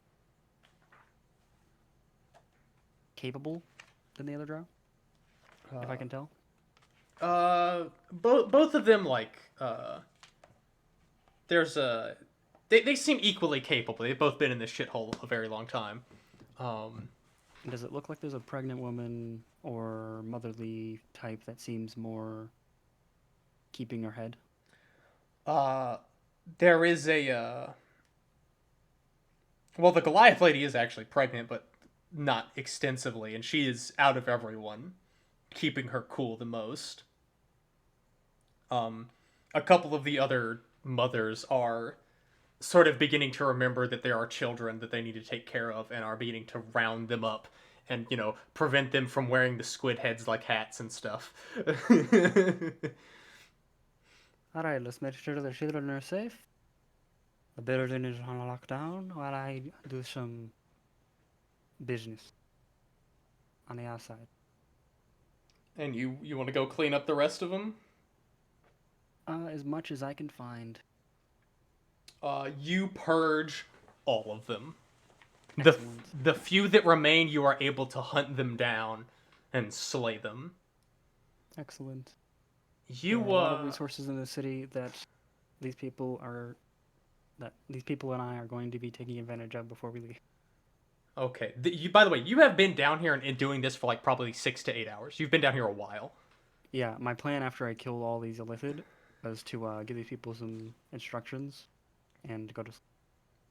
Okay.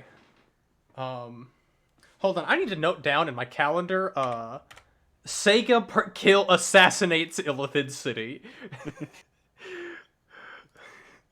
I'm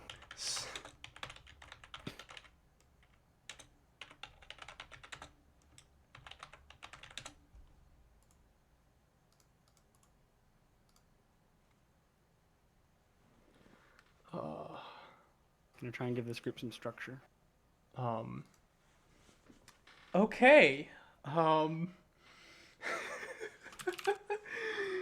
my god. You know, all in a day's work. Kill an ice lich, assassinate an Illithid citadel, gain the attention of many gods. You know, casual Sega shit. Mm-hmm. Okay.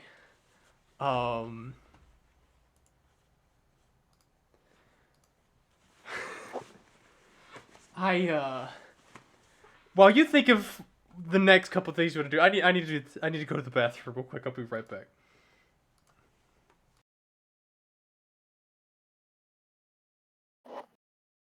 Right then.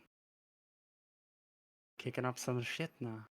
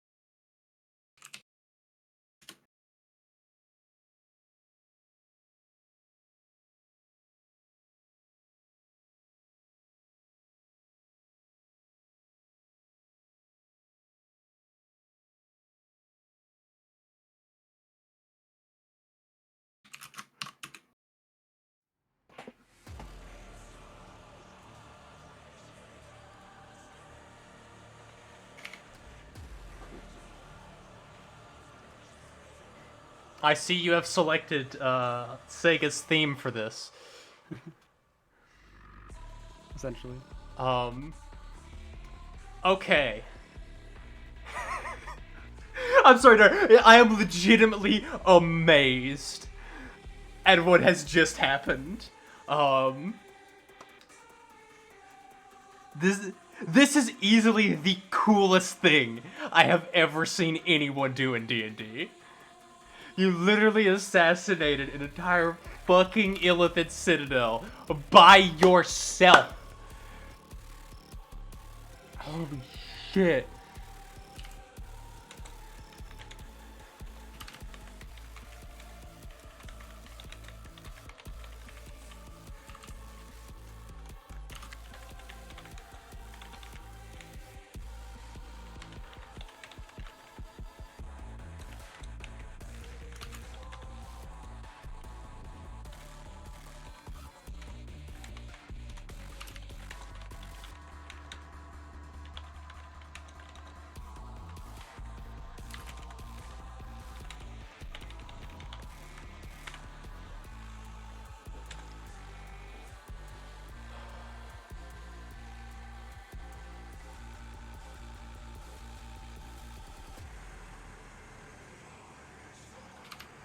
Okay, I need to pull up my Pantheon again.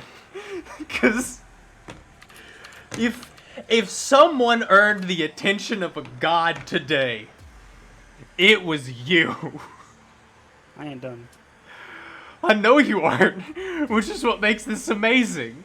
I'm just gonna have a rest. Okay. Dart, I will be frank. For what happens next, I feel like I need to prepare.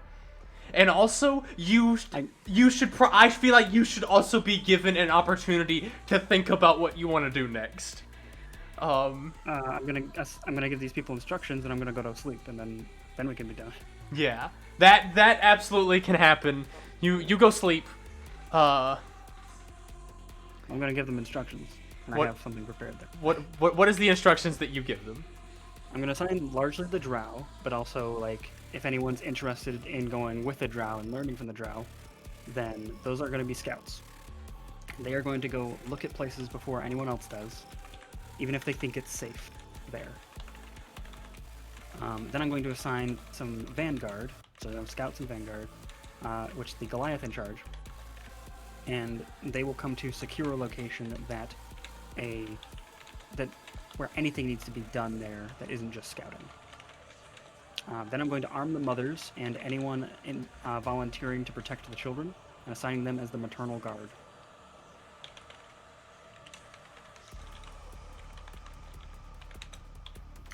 I can just copy paste that for you. Yes, that is very useful. So that's how I'm giving them structure here. And then the actual instructions I'm giving them is for the anyone that needs to rest. Anyone that needs to. I need to rest as well, because I've been killed a city and I've been doing a lot to, and so I'm gonna have a rest. And this building is going to be the temporary place that we're holding out. As much as these people might hate this place, we are going to be taking some resources from the city. I'm going to be using this building for a holdout. Even if we don't need it, it's better to be prepared. And while I'm asleep, I would like the scouts, first and foremost, to go out and check places, have the vanguard people secure places, and gather what resources they know is not dangerous, would be useful, and begin making a map of whatever resources can be skin or whatever, to map the place out so that locations that they can't secure, they don't think is safe, locations that they or stuff that they don't know is safe, if they can't identify something, then don't fuck with it. So it might be poisonous or something, or some other kind of danger. And then I'll personally go look at it when I wake up again. If there is any illithid, then scouts don't engage unless there's a single one and it's already incredibly injured. Unless they're even then, actually, scouts don't engage in that. I will go ahead and just confirm to you, you took the time to clear this city. You poured over every nook and cranny, because a single mind flare blast will kill any of these people. I'm still telling them to do that. Yes, they will listen. I know it's safe. I am telling them to do that for them to get practice in, because we're about to go into the Underdark altogether, and I want them to have the practice of going through the motions in a serious way. So I'm not telling them that I'm telling them to go check out. I know it's safe. Okay. And to not leave the city, because we're not done with the city. And I'm not gonna elaborate on we're not done with the city. They might think that there are still illicit out there, and that I think they can handle it. Sleep. I am trying to communicate that I have some confidence in these people. They are clearly stronger than they may think they are. They are still holding out hope amidst all of it. They had no hope before. You are giving them hope. Well, there's a difference between being having no hope and being incapable of hoping. That's fair. There's a psychological mechanism that if you don't think hope can come eventually, you will give up. And that happens within a month or less. Oh, these people have been down here for years. Which to Sega, and to me, tells me that for them to be capable of holding out hope for that long, even if they didn't know it, means that they're stronger than they think they are.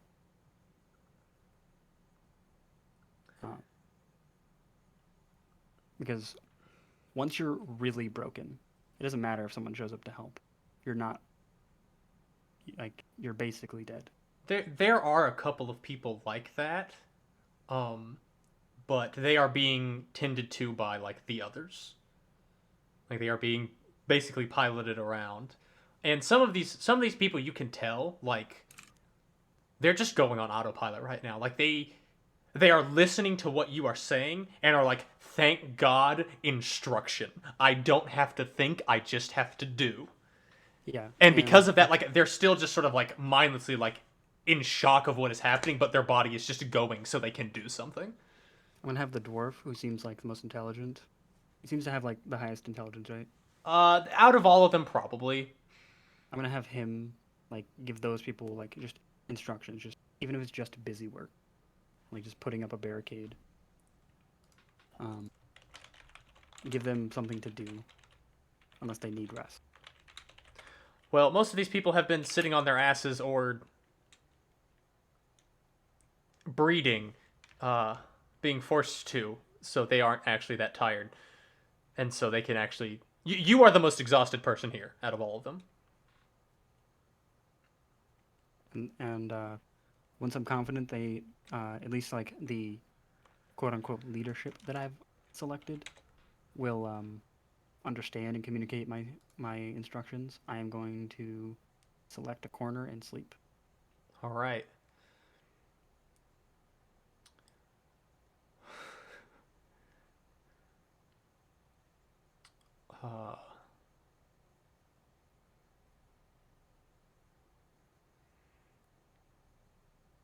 And I'll remind you, Dragon, that there is still a waterfall of water.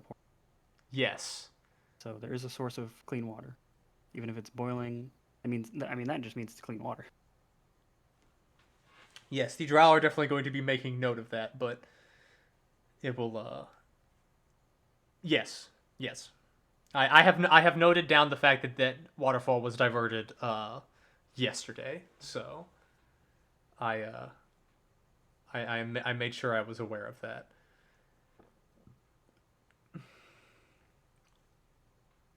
Very interesting that someone crawled out of a volcano on the surface and descended into the Underdark via a waterfall. With a book of ice elemental control. That'll be a neat book to read.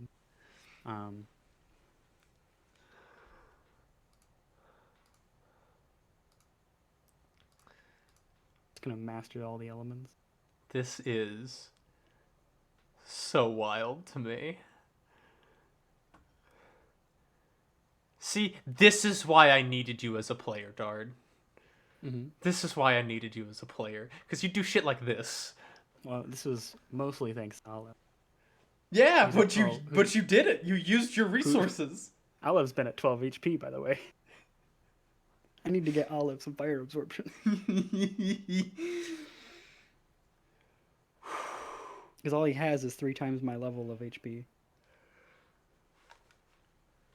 Oh my god.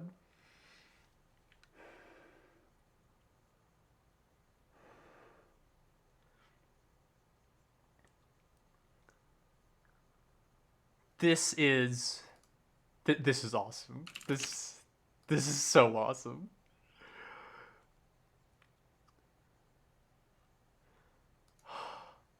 Well, with that, as you fall to sleep, I'm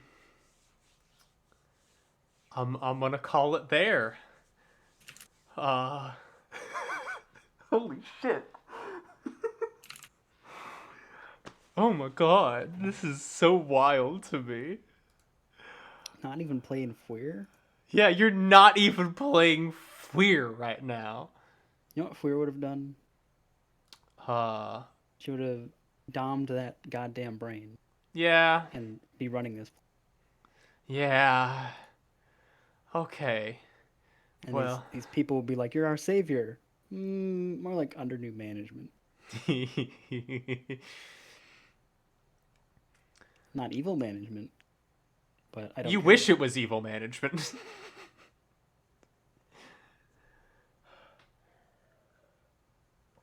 Well, Okay. Fweer might be worse than Illithid.